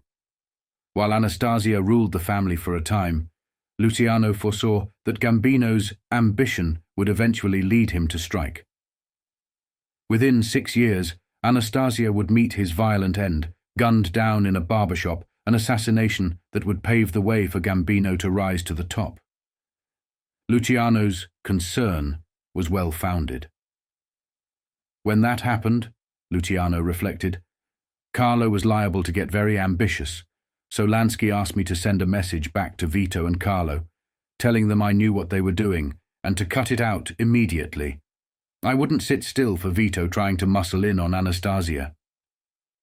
But Luciano, ever the strategist, also sent a more private message to Gambino. He acknowledged Gambino's leadership skills, telling him, "Maybe in 10 or 15 years you could be head of it all, but keep your pecker down and be patient." This message had the desired effect, putting a temporary check on both Vito and Gambino's ambitions. In these meetings, Lansky also outlined the mafia's plans to expand into Europe. They were transitioning their criminal enterprises from the streets to the glamorous casino floors of Las Vegas and beyond. Europe, with its unfamiliarity with American-style gambling, offered fertile ground for the mafia to teach their games in exchange for a cut of the profits. Luciano promised Lansky that when the time was right, he would travel to meet him and discuss these opportunities in person. Meanwhile, back in the United States, Senator Estes Kefauver was leading a crusade against organized crime. His hearings, aimed at uncovering the vast web of corruption and criminal activity, implicated nearly every significant mafia figure, including those who had gathered at the infamous 1946 Havana Conference, men like Carlos Marcello, Santo Trafficante, Frank Costello, and, of course, Meyer Lansky. The hearings brought public attention to their unexplained wealth, and while Luciano was exiled in Italy, he was far from immune to Kefauver's accusations. Luciano, who had settled into a quieter life in Italy, found himself once again in the crosshairs of American law enforcement. Anslinger, ever determined to bring down the mafia, accused Luciano of running an international drug ring between Italy and the United States. Though these allegations held some truth, the American public remained skeptical. Luciano, defiant as ever, held his own press conferences, challenging authorities to provide concrete evidence linking him to narcotics trafficking. He even went as far as to welcome an arrest if they could prove his involvement, a challenge the authorities never fully met. The Kefauver hearings, though exposing widespread corruption, led to little immediate action. But they did spur new legislative efforts against narcotics trafficking, and Luciano became the target of increased surveillance. However, as the 1950s progressed, this surveillance suddenly and mysteriously ceased. The Korean War had shifted President Truman's focus, and with it, foreign aid to Italy dried up. This led to a thaw in the strained relationship between Luciano and the Italian government. Slowly, Luciano's freedom began to return, including the restoration of his passport, allowing him more mobility once again. By the late 1950s, Luciano, though still a shadow of his former self, remained a figure of respect and reverence within the mafia. He had survived the Kefauver hearings, outlived many of his rivals, and maintained a level of influence that few could match. In the quiet of his Villa Igea, Charlie Luciano awaited the next chapter, aware that while the old guard of the mafia was fading, a new era was on the horizon. Figures like Carlo Gambino were poised to take the reins, and the landscape of organized crime was evolving. But for now, Luciano remained a watchful figure in the background, ever the godfather, ever the kingmaker. If you study the intricate history of organized crime, it is impossible not to respect how Meyer Lansky managed to seamlessly transition between three different mafia bosses without ever utterly losing his power or influence. Lansky's ability to adapt to the shifting dynamics within the mafia while maintaining respect and loyalty from his peers is legendary. Although he faced a few bumps with figures like Vito Genovese, his overall trajectory was one of quiet dominance. His relationship with Charlie "Lucky" Luciano was the foundation of his success. The two men essentially built their empire together, and despite the betrayals and treachery that often define the mafia, Lansky and Luciano remained steadfast allies. In the mafia world, loyalty was a rare commodity, and betrayal was almost expected. Luciano and Lansky were no strangers to these betrayals. Key figures such as Dutch Schultz, Legs Diamond, and Irving Waxy Gordon were all casualties of the violent world they inhabited.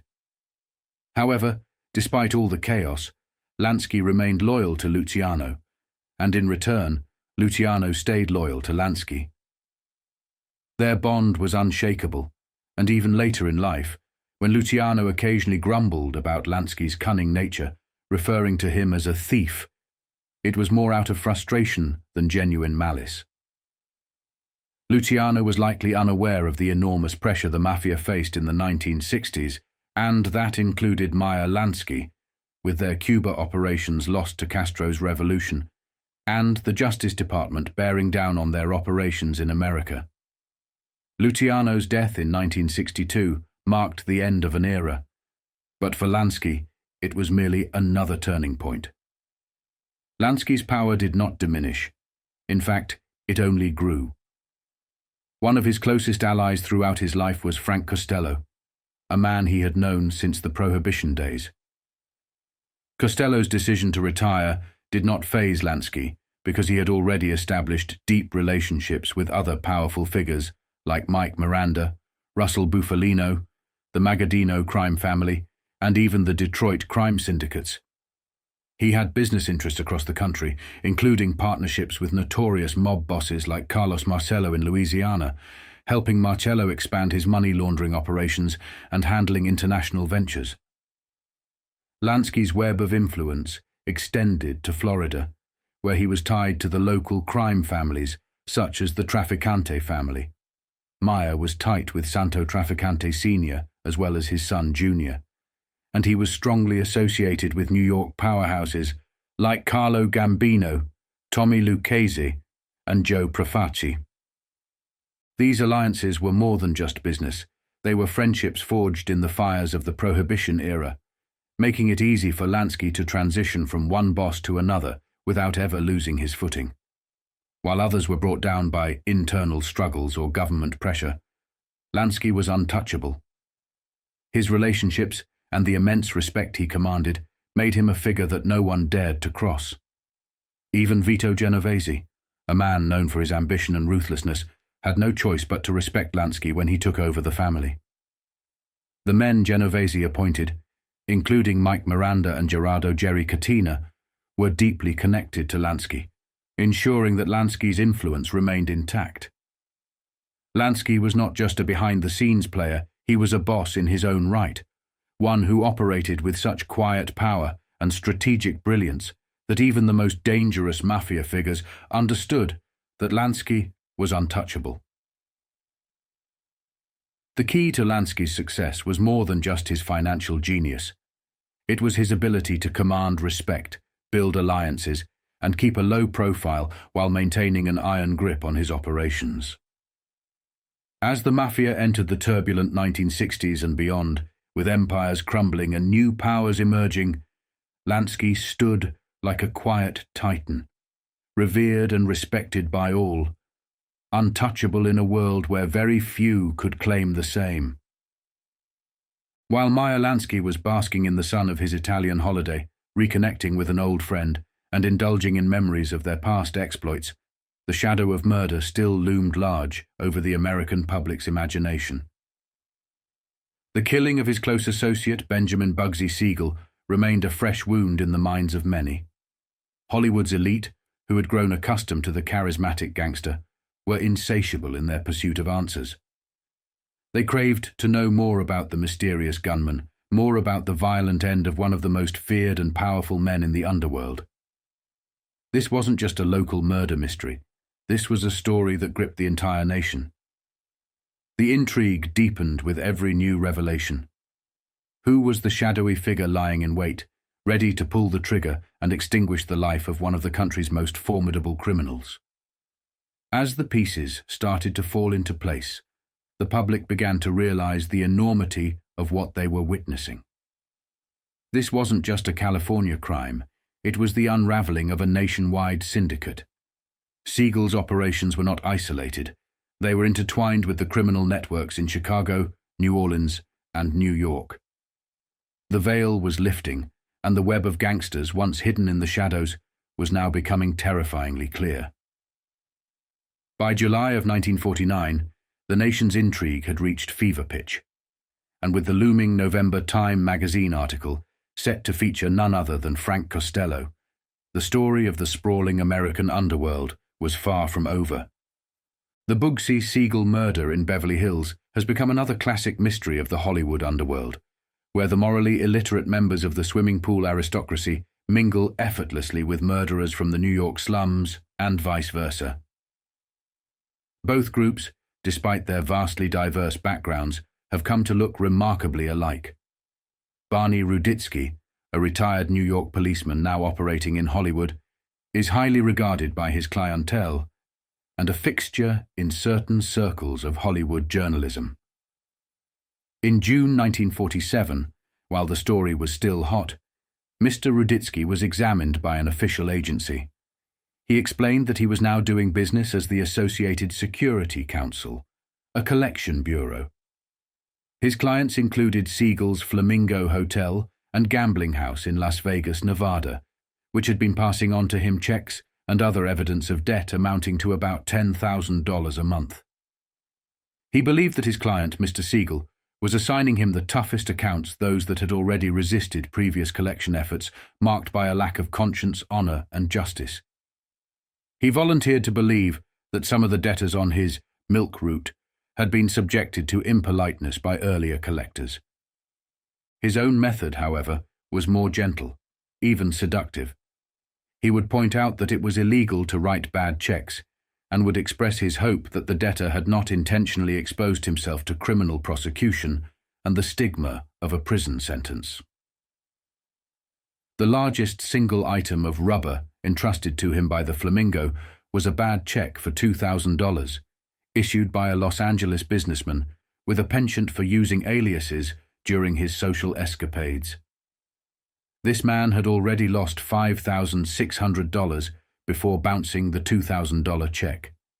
He became frightened because he had used his real name and did not want his business associates to discover that he was a loser in such activities. To cover his tracks, he retrieved that check and wrote another under a different name. Mr. Ruditsky said that the debtor had complained that a previous collector had used vulgar language and embarrassed him in front of his colleagues. At the offices of the Associated Security Council, a name evoking the United Nations, the Four Freedoms, and Bretton Woods, they used a house name for any male staff member answering calls from debtors. The name was John Det. Mr. Ruditsky explained, "If anybody calls for John Det, it's a bum check, so anyone can answer, 'Hello, this is Mr. Det.'"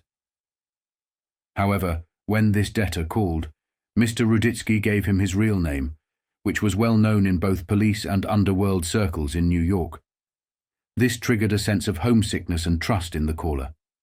The man suffered from arthritis, so Mr. Ruditsky recommended a cure and arranged to collect the $2,000 at $25 a week.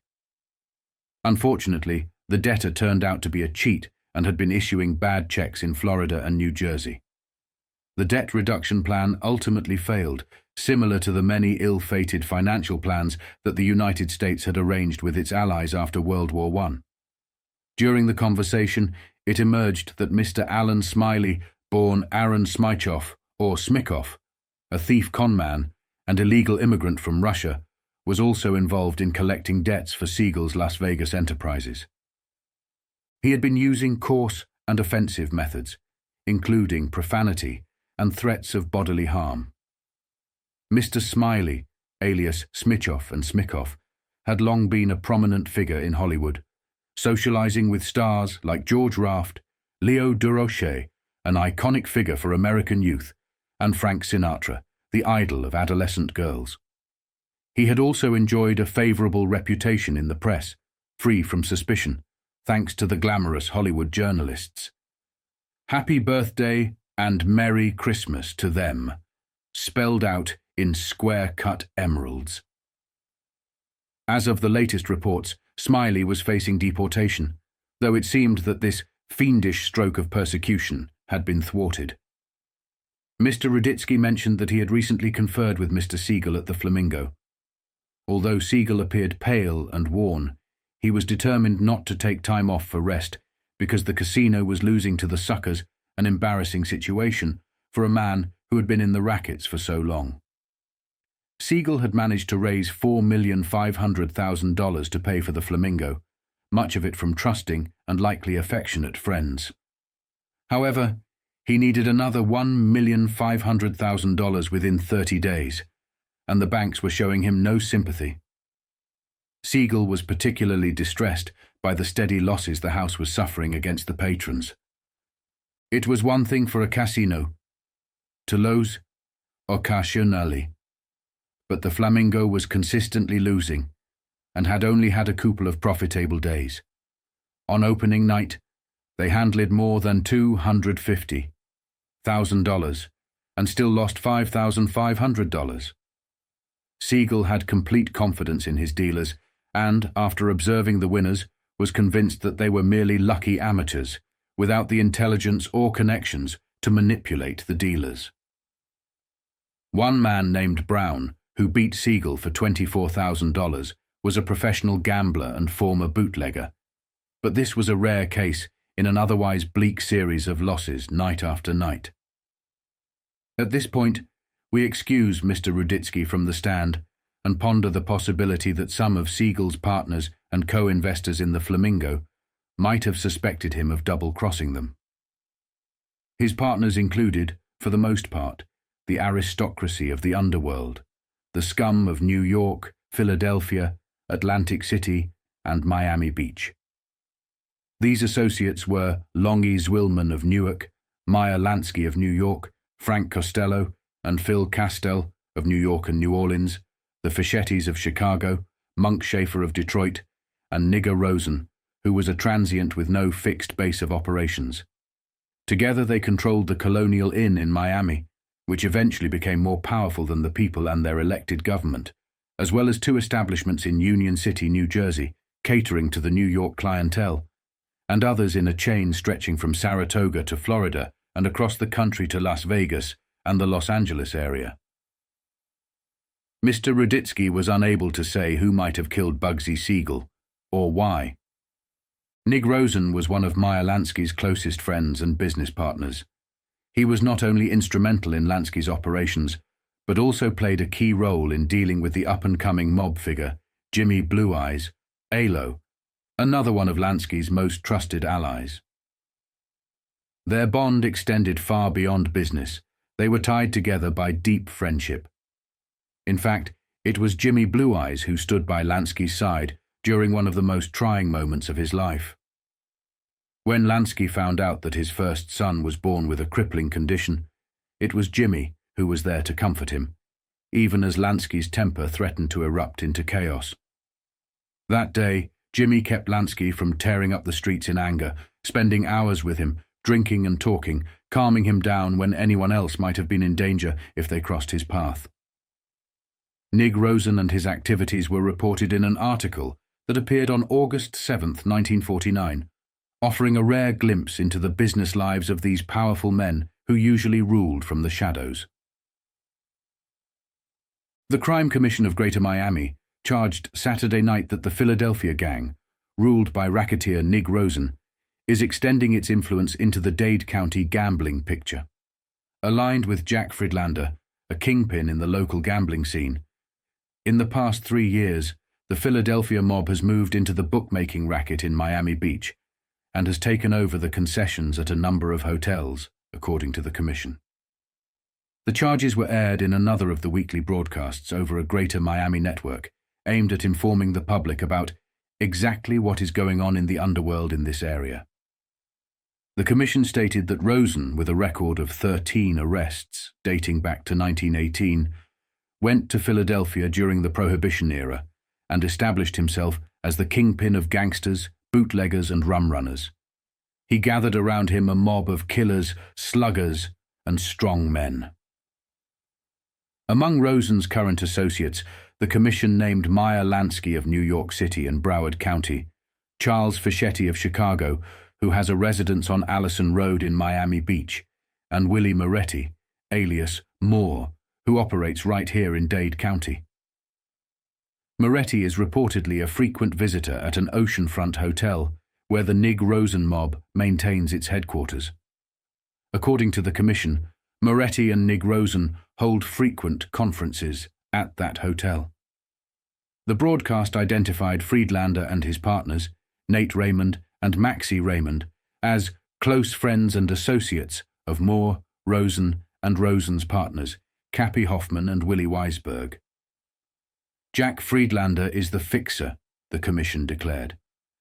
The commission also recalled that in last week's broadcast, it had revealed that Friedlander and Dave Marcus had introduced the big-time 3 numbers racket to Dade County.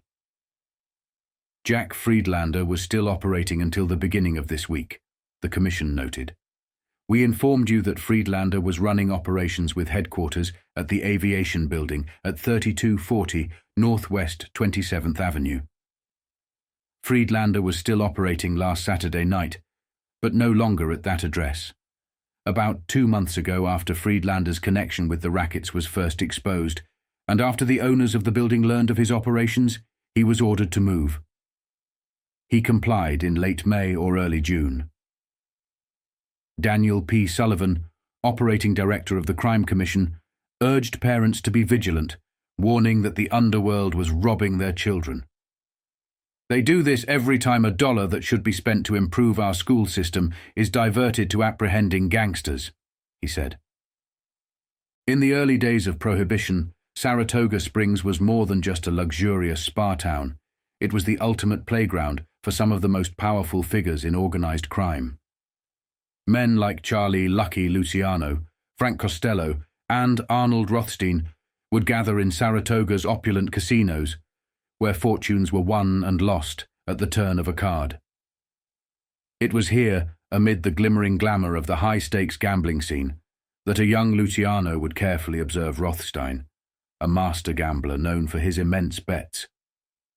Rothstein's confidence was contagious, and Luciano would often back him, trusting Rothstein's near-mythical ability to turn even the riskiest wager into a winning hand.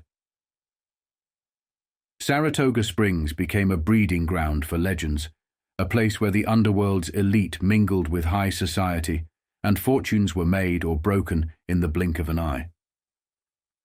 Saratoga Springs, once the premier sporting spa of the nation during its one-month emergence from the dormant cocoon of small-town life, now holds a faded but still fascinating allure.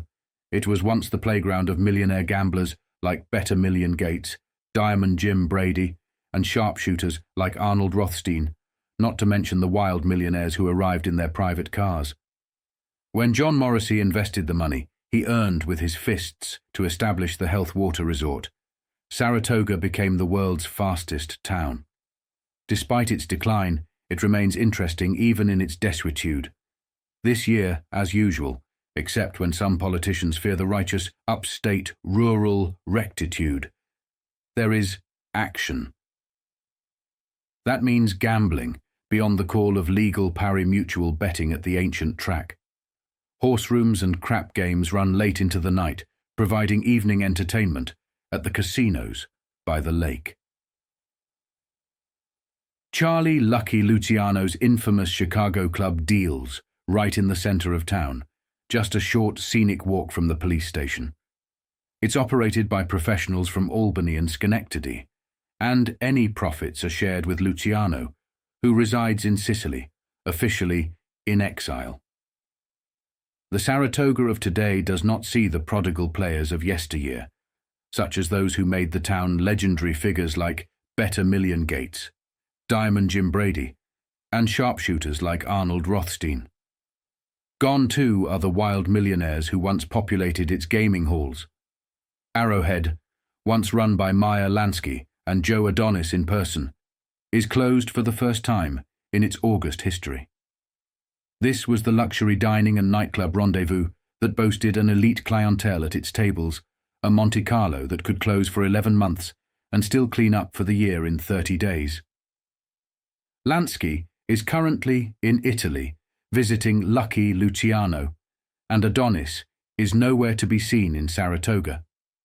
Riley's Lake House now hosts the only girl show with Minsky's line of hoofers and strippers. However, there is no gambling there. It opened its doors and failed because it did not make the necessary arrangements. These arrangements mean ICE, which in turn means protection.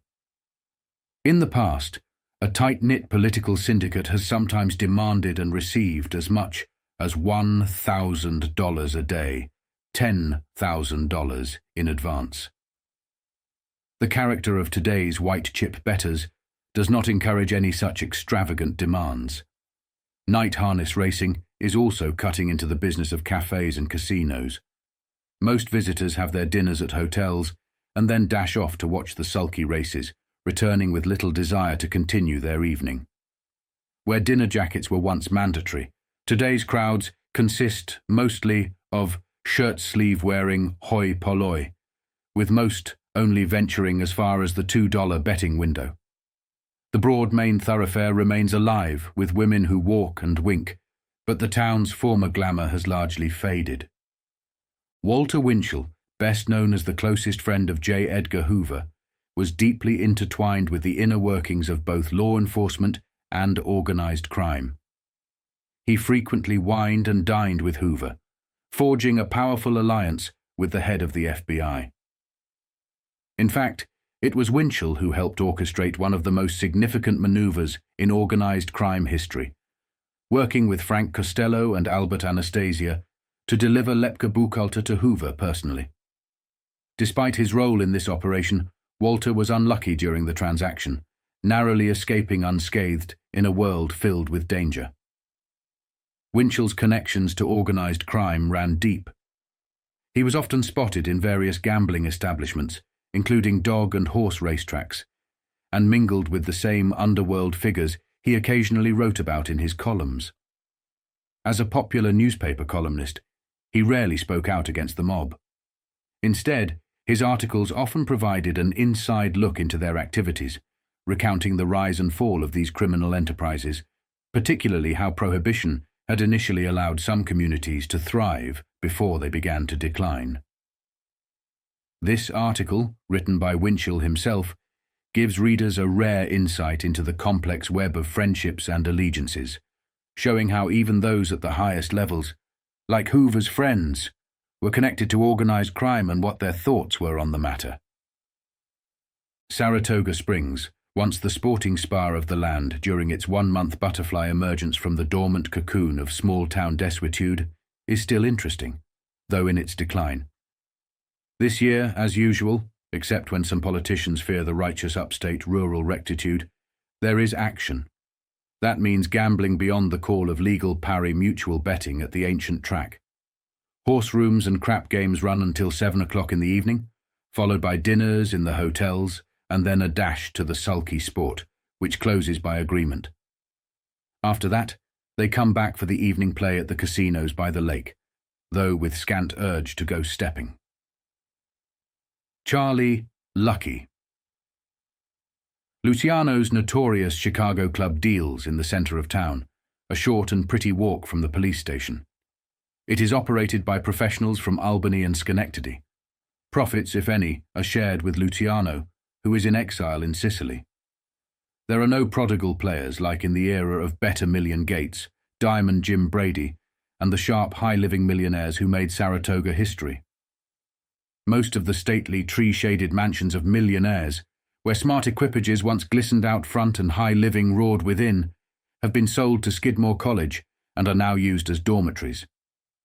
Their hoary walls could tell tales that the young spinsters now housed there could never understand.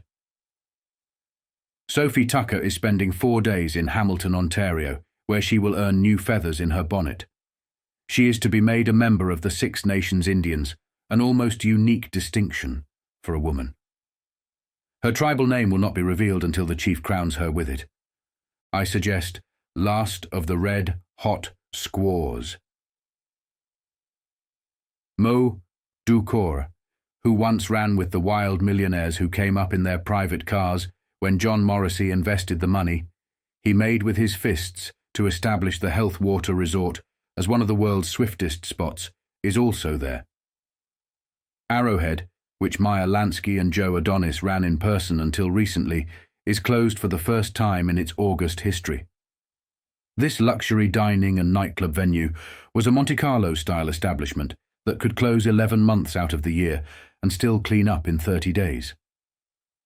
Lansky is in Italy, visiting Lucky, and Adonis isn't even in sight at Saratoga. Riley's Lake House is the only venue offering a girl show, with Minsky's line of dancers and strippers. There is no gambling there, as it opened late and failed to make advance arrangements. That means paying ICE, which in turn means paying for protection. The tight two-party political syndicate at times has demanded and gotten $1,000 a day, or $10,000 in advance. The character of white-chip bettors does not encourage any such plunge now. Night harness racing is cutting into cafe and casino business too. Most visitors grab their American plan meals and then head out for the races. Bright lights of Broadway like Bill Miller and Harry Richman assure me that everything is harmonious at the Riviera. No squabble about billing or position. Both men are old friends of mine, and I know they wouldn't deceive me. Business is booming there. A wealthy vitamin manufacturer, a millionaire, is showering flowers on Eleanor Flournoy, a Powers model and daughter of former Florida Senator W. Flournoy. Meanwhile, George Lyons, who acted in the recent revival of The Front Page, is driving a night taxi, now a resident of New Orleans. In recent years, America's beloved pastime, baseball, has been threatened by a dark undercurrent of corruption. From covert bribery attempts to outright threats of violence, the sport has seen hundreds of attempts to fix games, targeting players with sums as high as $10,000. This shadowy world is fueled by a $5 billion betting racket, largely controlled by powerful crime syndicates. While some of these attempts are attributed to over-eager bettors and cranks, others are linked to organized crime networks, including the infamous House of Capone, now under the leadership of Ralph Capone and figures like Meyer Lansky. Lansky, one of the last surviving members of the Bugsy Siegel mob, recently traveled to Italy to meet with the notorious Lucky Luciano. As Lansky continues to exert influence on both sides of the Atlantic, his name looms large in the web of gambling that threatens the integrity of baseball. With Lansky's ties to various syndicates, the fear persists that these attempts to fix games may not just be the work of independent bookies, but could also involve high-ranking criminal figures aiming to profit from the sport's massive gambling potential. This investigation, which came out in August 30th, 1949, reveals the extent of the danger to baseball and highlights the increasing involvement of organized crime in the betting racket, raising concerns about the future of a sport that has long been a symbol of American tradition. There have been hundreds of attempts to fix baseball games in the past 2 years. Bookmakers in the $5 billion a year baseball betting racket are blamed for part of this underground work. The rest is attributed to over-eager individual bettors and cranks. In some cases, sums up to $10,000 have been offered to players. In others, implied threats of violence have been made. The most recent incident was an attempt by a supposedly demented bettor to tamper with a Brooklyn player who promptly reported the matter. As a result, it was brought to the attention of Happy Chandler, the High Commissioner of Baseball. Several months ago, Eddie Dyer, manager of the St. Louis Cardinals, revealed another would-be fix. These disclosures, detailing the extent of the danger to the national pastime, have been made available by an authoritative source who has been active for several years in a continuing investigation of the baseball betting racket. Neither in this nor in other inquiries into the gambling web surrounding baseball has there been any known recent case in which an attempt to bribe or intimidate players had any success. The game, as far as its leaders are concerned, has been kept clean despite the dangers surrounding it. However, those familiar with the scope of the fix attempts are at a loss to classify all of them as serious efforts to break the law. There is no way to identify 98% of those who try to tamper with players, and consequently, there is no way to determine whether the would-be bribers intend to follow through with their offers. The best that officials can do is weigh the evidence presented to them and use their judgment to conclude whether they are dealing with bookmakers or simply cranks or bet-happy individuals. All who have delved into the scope of the racket are aware of a new and sinister force at work, the House of Capone, now reorganized under the leadership of Ralph Capone, brother of the late Scarface Al. The gang has entered the baseball gambling racket on an enormous scale, with consequences that directly tie into syndicate bets. Chicago crime experts say the mob has fastened a stranglehold on racing wire networks, which are now used to transmit baseball information and odds as well. Without that service, baseball gambling couldn't have become the monstrous enterprise it is today, and there would be no reason for the range of attempted fixes. Here is how it works, according to well-informed sources. A good part of the attempted fixes come from bookies who are carrying heavy bets on one team and can't get out of them or lay them off to a syndicate. It is a widespread practice in prize fighting, and it is becoming more common in baseball to take protective action in such cases. The bookie will telephone a player, usually a pitcher. It's an anonymous call.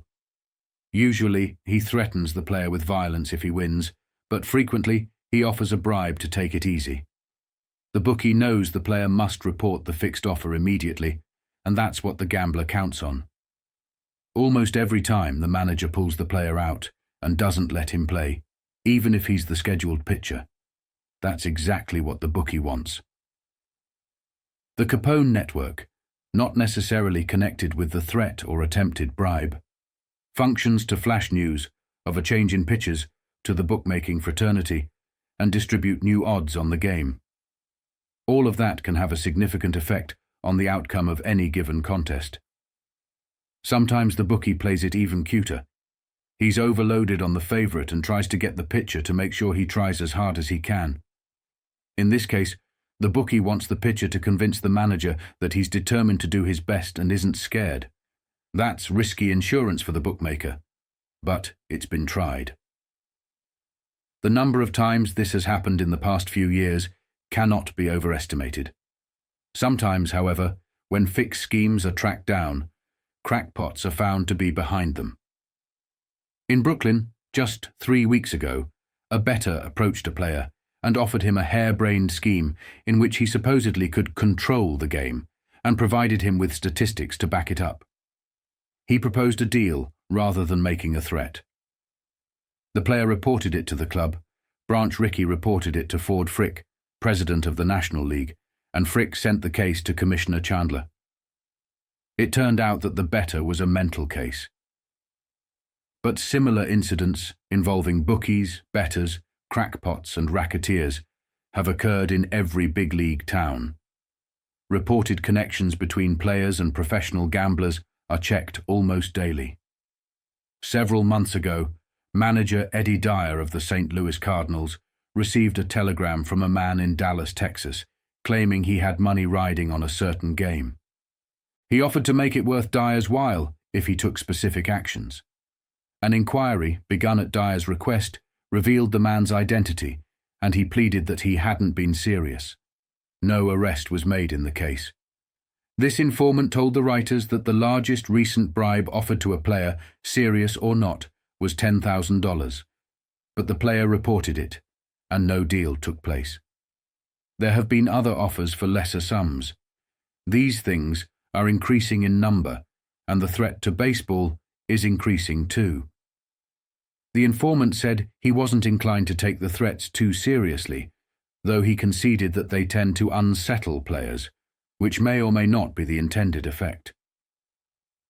Violence is only implied in most threats to my knowledge, he said. A pitcher is told, better ease up on so-and-so if you know what's good for you. Usually these warnings are anonymous, and they probably come from overloaded bookies. So far, the major powers in gambling, including syndicates, haven't been linked to any attempts at bribing or intimidating players. However, there is no way of knowing whether they have been active in this area. Based on the Capone service, a loose confederation of syndicates operates as one in the baseball field, which is only one facet of its total activity. In addition to Frank Erickson, Frank Costello, and others active in baseball gambling, professionals believe their allies include such figures as Mickey Cohen of Los Angeles, Longy Zwillman of New Jersey, and Meyer Lansky, the surviving chief of the Bugsy Siegel mob, who recently went to Italy to see Lucky Luciano. Erickson, Costello, and Zwillman are familiar figures on the Miami Beach scene. Zwillman's name is related to that of Jack Friedlander, reputed kingpin of the gambling scene, although Zwillman strenuously denies any connection with gambling figures. Zwillman was named by Miami Beach Police Chief Short as one of several undesirable persons not wanted in that city last February. He had checked out of a beach hotel a few days earlier. In a broadcast before that, Dan Sullivan, the operating director of the Crime Commission of Greater Miami, linked Zwillman with Friedlander, a charge Zwillman's attorney denied in a letter to the Herald. Friedlander has been known as the kingpin of the local gambling scene for the past 2 years. In one broadcast, Sullivan labelled him Public Enemy Number 1 and claimed he is the local representative of a Newark organization controlled by Costello. Friedlander's reported activities include nightclubs where gambling is permitted, bookmaking, and numbers of games.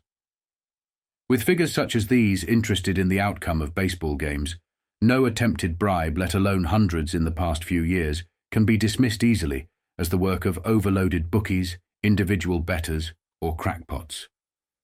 There is always the fear that there may be a direct connection to the higher-ups. Walter Winchell printed another article which would come out in Indianapolis, Indiana, on Sunday, September 11th, 1949. It gave a little hint at the end about Meyer Lansky and his impending return. Known for his keen insight into the world of show business and his sharp-tongued commentary on the movers and shakers of the day, Winchell once again offered a glimpse into the private lives of the rich and famous.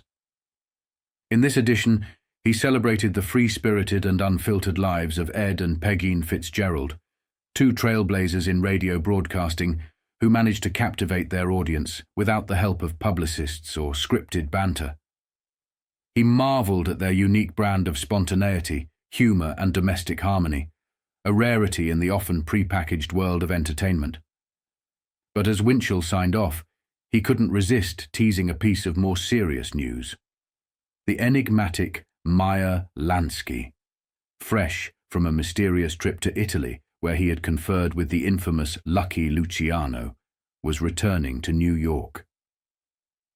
Lansky's reappearance in the city would undoubtedly stir the underworld, just as the Fitzgeralds were stirring up radio waves with their groundbreaking program. They are the freest spirits on the air. They talk from their Manhattan apartment or their Connecticut home ad-lib with no script and no notes. They own their program. Sometimes they open and read their mail, commenting on the letters spontaneously, either one of them or both at once. Their 40 cats purr, their 7 dogs bark, and even their maid, Elaine, butts in with any observation she can't repress as she brings some orange juice or coffee. But above all, I love the Fitzgeralds. For one reason, something so close to my heart they have no press agent. I usually wind up the summer miscellany with a Jeremiad against that tribe, the personal publicity puff promoters who think columns like this one were born to get their clients' names in print. Instead, I will say it all when I give grateful appreciation to a team of professionals who shun such services, who prove that merit needs no synthetic balderdash, no miserable puns charged to their good names, no phony romances or hints of domestic disagreements. They do their dogfighting where millions can hear it. Ed and Peg, by nature, differ on almost every subject, yet they have lived together in harmony, even for television, which they are doing on Wednesday and Thursday evenings. They haven't found it necessary to hire a professional publicist in the hottest competitive field in show business. T.I. will be one free, proud, and happy to be in their good company. Fitzgerald's originated this innovation. There have been hundreds of imitators, but to my taste, none ever approached them. Their range is universal. No topic is barred, from economics to good currant jelly, from international politics to the price of pickled pig's feet. Nothing else like it has ever hit the air. It might be any husband and wife making conversation, but no other couple ever let the audience in on their uninhibited talk. One of my most pleasant experiences as a columnist was having lunch with Ed and Pegeen, the phenomenal inventors of the husband and wife breakfast broadcast. They read some of my stuff out loud, didn't agree with all of it, and slapped it around in their informal, uninhibited style. Ed is an old fan of mine from Chicago newspaper days. He was a reporter once in Gary, Indiana, and kept more clippings with my byline than I have. The eminent Meyer Lansky is on his way back from Italy, where he went to confer with the distinguished Lucky Luciano. Meyer will move into a deluxe midtown penthouse, which was furnished for him by a fashionable interior decorator during his sojourn. Followed up by this article, which came out in Sunday, 25th of September, 1949. Meyer Lansky went to Italy to confer with the distinguished Lucky Luciano. Meyer will move into a deluxe midtown penthouse, which was furnished for him by a fashionable interior decorator during his sojourn. Word from Rome paints the great Garbo true to form. When she arrived, a camera conference had been set up at the Hotel Excelsior, so she went straight to the Hotel Hassler, room 620. The Italian metropolis is fed up with American actors, but Garbo is the most exciting person to invade it since Mussolini marched in. She has driven Ingrid Bergman out. Bergman's reputation had already dwindled since she announced her intention to become a director. Italians don't go for women who want to boss anybody. They don't quite understand it. Coming into October, the stories of Virginia Hill simply would not fade away. Now living in Paris, she was trying to make ends meet, living comfortably but far from lavishly.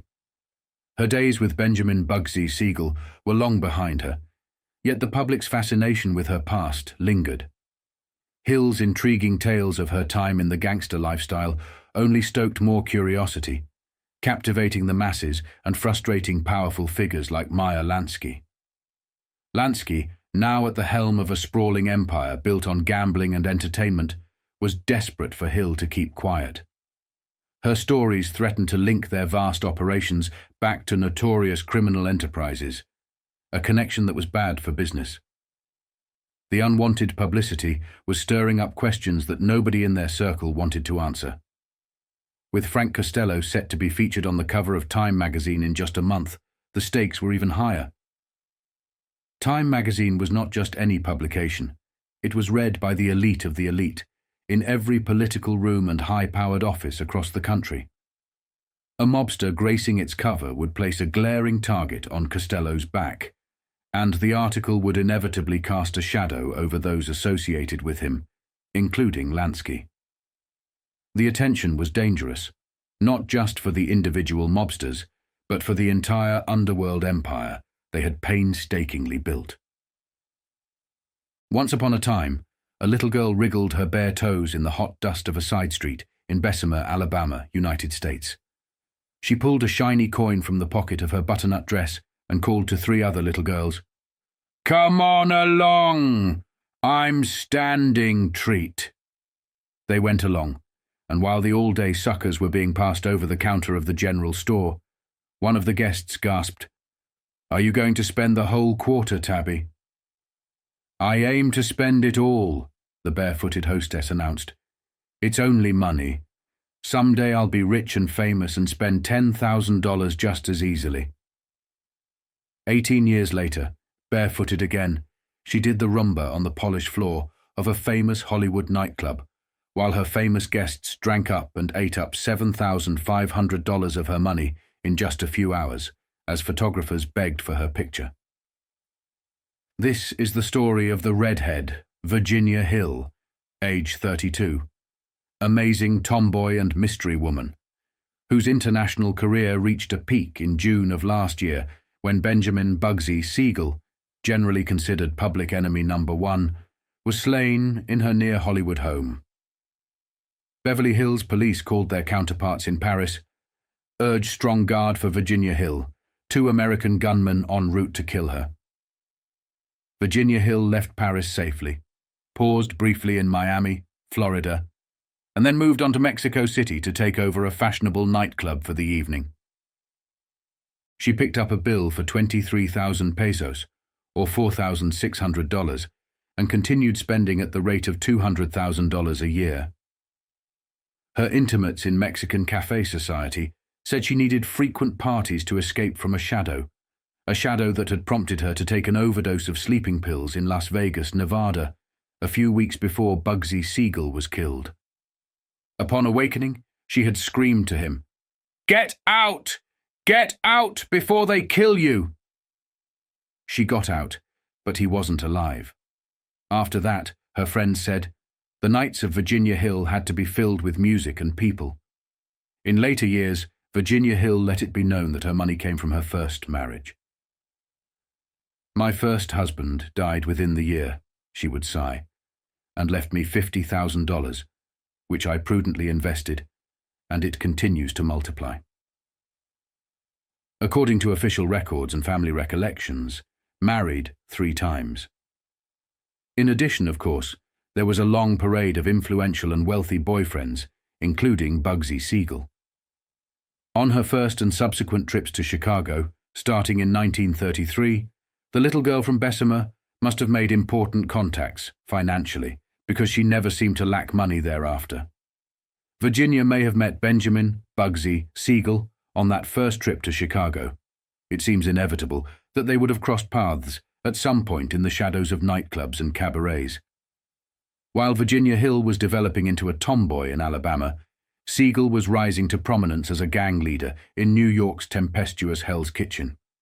Along with Meyer Lansky, he headed a murder syndicate allied with Louis, Lepke Buchalter, Jacob, Gurra, Shapiro, and other professional killers. By 1933, he had established himself as a man who would and did do his own work in the field of assassination. "He's bugs," his associates complained. "Instead of paying to have somebody rubbed out, he likes to do it himself and take unnecessary chances." Benjamin Siegel wore his new name, Bugsy, with pride. He found it expedient to leave New York at regular intervals, establishing connections with the Capone syndicate in Chicago and Hollywood. In 1936, he found it necessary to leave New York permanently. Thomas E. Dewey, then a special prosecutor assigned to the elimination of rackets and mobs, branded him as public enemy number 1, and Bugsy Siegel relocated to California. Later, the tough guy from New York made his mark internationally on a European tour, where he was introduced to Mussolini, Count Ciano, and other high-ranking figures in Italy. Virginia Hill spent an estimated $70,000 in Hollywood nightclubs during 1941, and Bugsy Siegel was a regular guest at her parties. It was a strange association. Despite being charged with heading various criminal activities, including drug trafficking, Siegel did not use narcotics, drank sparingly, and exercised vigorously. He would even leave the dance floor to perform a new series of calisthenics when coaxed. Virginia continued to preside over champagne buckets, occasionally seeking oblivion with sleeping pills, and kept her name in the newspapers. In 1944, at the Mocambo nightclub, she reverted to her tomboy ways and scratched the face of entertainer Toby Tuttle. When Tuttle called for help and actor Errol Flynn failed to respond, Virginia hit him with an uncooked egg. After World War II, Bugsy Siegel became bitten with ambition. His hard, bright eyes turned from California to Nevada, and he decided to build and operate a combination hotel and gambling casino in Las Vegas. "None of these flea boxes for me," he declared. "It'll be the biggest and best clip joint in the world." So the Flamingo was built. Originally planned to cost $2 million, the project ended up requiring double that amount. The word was passed to members of the Chicago, New Orleans, New York, and Miami syndicates. "We must take steps about Bugs, he's costing us too much money." A meeting was called and attended by 5 representatives of the syndicate, including one designated by Lucky Luciano, who was dominating much of the underworld from Italy. Bugsy Siegel not only attended the meeting, he took charge. "Look, you guys," he barked. "Let's quit playing with peanuts. This is a big money proposition and we've got to look at it that way." The meeting ended with smiles and handshakes, and Bugsy Siegel marched out to inform Virginia Hill that their troubles were over and that they would never have another dreadful day. But in a hotel room in Chicago 2 days later, the 5 men met again without Siegel. They studied the financial figures, made long-distance calls, and reached a decision. Like the president of a corporation losing money for the stockholders, Siegel had to leave.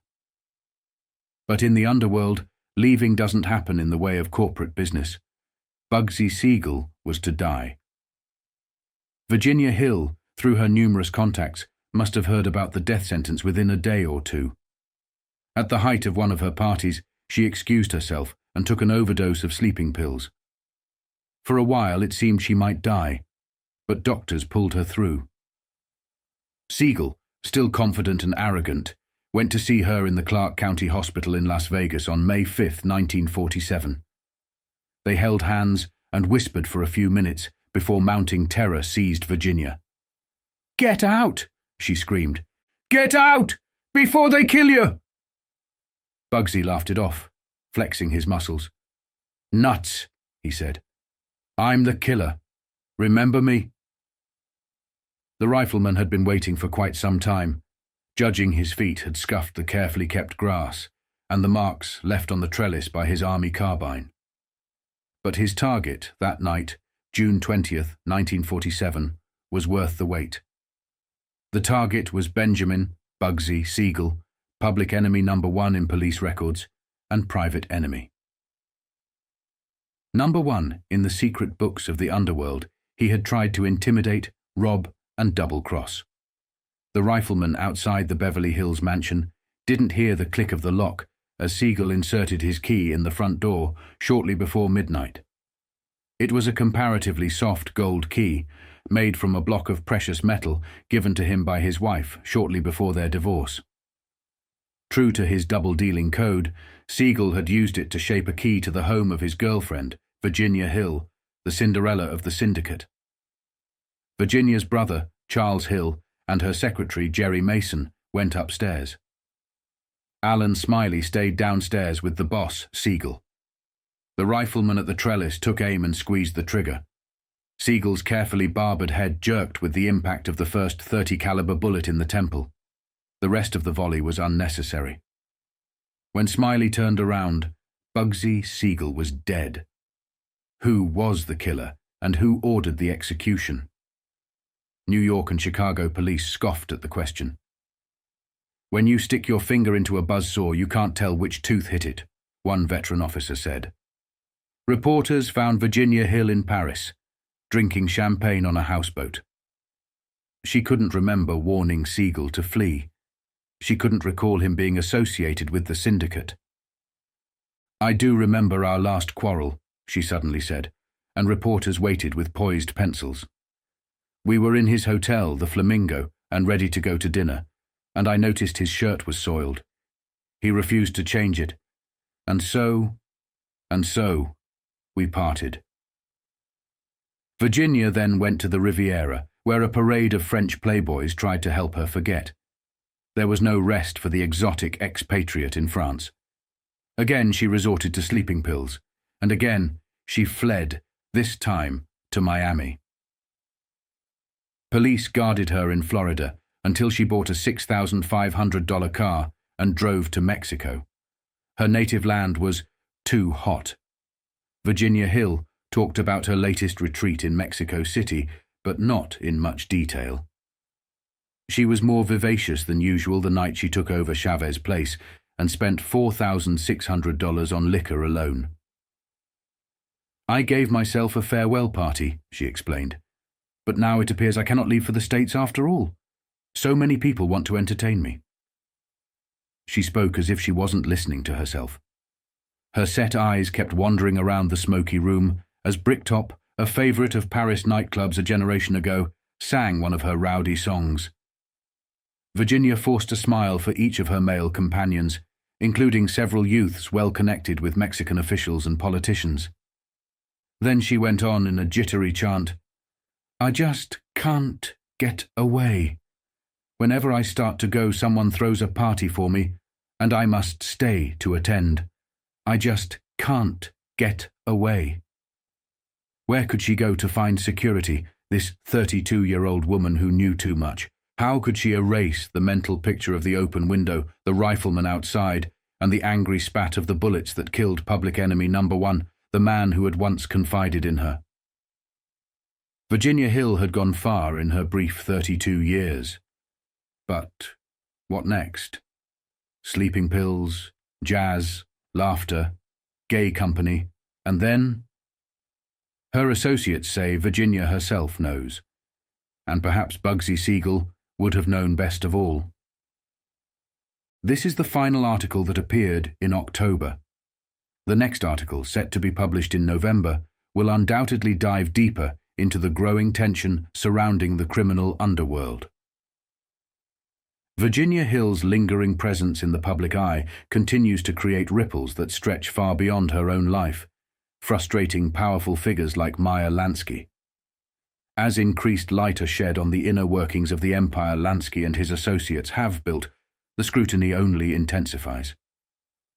November brings new developments as the criminal world braces itself for increased pressure, particularly after Frank Costello's bold appearance on the cover of Time magazine. The exposure threatens to unravel carefully maintained operations, raising questions not only about Costello, but also the vast, interconnected web of figures like Lansky. The upcoming article promises to explore the fallout of this unprecedented media attention and how it forces the mobsters to tighten their grip on their operations or risk everything becoming known. It is said that not a single bet is made with any United States bookmaker of note or numbers man of distinction, without a tacit nod of approval from Frank Costello, America's foremost gambling tycoon. Police insist, though never quite managed to prove, that the 59-year-old former bootlegger is the boss and banker of Frank Erickson, Joe Adonis, William Moretti, alias Willie Moore, and Meyer Lansky, all four-star generals in the country's multi-million-dollar annual gambling turnover. These men, in turn, command minions in numerous United States cities. Beefy Frank Erickson is the best known of the bookies named and handles the most money. Books from coast to coast use him as a clearinghouse.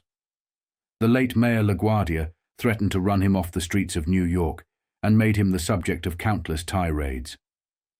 But police at the time also noted that whenever Erickson and Costello lunched or dined together, it was Erickson who had the unctuous manner of an employee and answered the phone calls.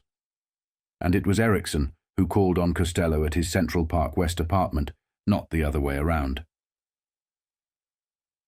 The smooth, seemingly gentle-natured Adonis is the placater of any feuds or crises that arise within the syndicate. He operates out of his bomb-proof Brooklyn home. Moretti handles the Palisades area in New Jersey, just across the river from populous Manhattan. Lansky and his brother Jack control Broward County in Florida. Lesser figures divide up the rest of the country.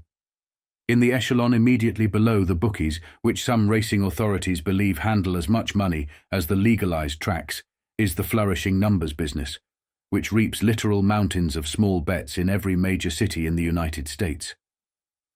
Jimmy Hines, the New York political boss, jailed by Tom Dewey for protecting the numbers industry in New York City, was close to Costello. They even roomed together at the 1932 Democratic National Convention in Chicago. In the month of November, Frank Costello found himself grappling with a surge of publicity that would ultimately reshape the landscape of organized crime. The pressure on Costello was mounting, and this relentless focus would not only tarnish his once untouchable image, but also reverberate through the entire criminal underworld. Just as law enforcement agencies had successfully exiled and ruined the reputation of Lucky, Luciano, now branded a narcotics trafficker and a dangerous mafioso, the establishment had turned its sights on Costello. In post-war America, a high-profile figure like Costello could either make or break political careers, and his ability to pull off political fixes was unparalleled. His influence reached so far that some feared he could manipulate his way into shaping the very future of the White House. However, November of 1949 marked the beginning of Costello's downfall. The forces that once quietly tolerated or even benefited from his machinations were now moving to dismantle his power base. As Costello's life unraveled, he began to fade into a shadow of the powerful man. He once was a precursor to what would happen to many of the mobsters of his era by the time the 60s rolled in. Meanwhile, across the Atlantic, Luciano watched from Sicily as his old world fell apart. Stunned by the extent of the crackdown, he predicted that the efforts against organized crime wouldn't stop with him. He openly declared that figures like Tommy Lucchese, Frank Costello, Meyer Lansky, and anyone else linked to the mob were next in line. The law was tightening its grip on the syndicate, and Costello's downfall was only the beginning. In the months that followed, a series of articles would chronicle the rise and fall of Frank Costello, offering a detailed 6-part examination of his life and legacy. These articles would go on to dissect the intertwined fates of mob bosses like Lucchese, Lansky, and others who found themselves in the crosshairs of both law enforcement and the media. The battle against organized crime was intensifying, and as these next pieces revealed, Costello's story was a cautionary tale for the entire syndicate. Here begins the fabulous story of Frank Costello, one of the least known but most discussed figures on the political racket front in the United States today. For more than 2 decades, Costello has defied all efforts to convict him of criminal connivance with the underworld, despite his long-standing associations with big-time gangsters and his alleged operations from coast to coast. Who he is and how he got that way is told in colourful detail by Bob Considine, a widely read reporter. Considine's weeks of investigation culminated in a rare interview with Costello. Frank Costello, often called the most sinister hoodlum in the United States, looked up as I entered the fashionable hotel cocktail lounge. "Sit down," he said quietly. The mysterious Mr. Moneybags was about to give the only detailed interview of his life. He was about to acknowledge that he is an uncommon gambler, that he was a fabled bootlegger, and perhaps still a racketeer. None of these admissions were standard practice. The 68-year-old immigrant multimillionaire, whose friendships range from the underworld to high office, despises reporters. He ranks them with wolves, prostitutes, and the memory of his enemy, Fiorello LaGuardia. But on this day, Frank Costello, as his associates call him, was in a more mellow mood. A pianist played his favourite ballads in the background as he sipped his usual rare old Scotch highball, which accompanied his daily court sessions in the lounge. Costello lifted a finger, and a waiter sprang noiselessly to his side. He ordered a drink, inserted a cigarette into a fresh holder, and said he knew I was authoring a story about him. He acknowledged it might be rough where the facts warranted. Then he shrugged. "If you say I was or am a racketeer, I guess you'll be right too. But for a long time, I've been trying to figure out just what a racketeer is. I never went to school past the 3rd grade, but I've graduated from 10 universities of hard knocks, and I've decided that a racketeer is a fellow who tries to get power, prestige, or money at the expense of entrenched power, prestige, or money. Maybe I don't make it clear, but I figure if I'm a racketeer, then so are editors. They'll print your articles in the hope of gaining circulation from rival papers, because circulation means power, prestige, and money. I'm circulation." A well-dressed middle-aged woman, the wife of the man who built the hotel, stopped by the table to thank Costello for a check he had sent to her charity. It was the only time during our 2 hours together that he seemed even a little embarrassed. When she left, he continued, "If I tell you about my charities, I'd be a louse. People would say I was trying to buy my way into heaven. I don't set myself up as any hero. I never sold a Bible in my life. But did you ever think about what would happen if we all sold Bibles? It would upset the routine. We'd have to close the jails, can the judges, fire the cops, and that would put a lot of people out of work. You want the real dope on me? Ask Dewey." "I can see the headlines now," he said, touching the knot of his hand-painted tie. "I've seen them before. Hoodlum, bum, gambler, political fixer. Always the same, but I've gotten used to it." Then he smiled and added, "But I must remember that if you wrote a good piece about me, no editor would print it. If you say that I'm a gambler, you'll be right. But I'm an uncommon gambler. An uncommon gambler is a man who accommodates common gamblers. If you say I was a bootlegger, you'll be right. I was. And how? But every person in this country who took a drink between 1919 and 1934 was in partnership with me."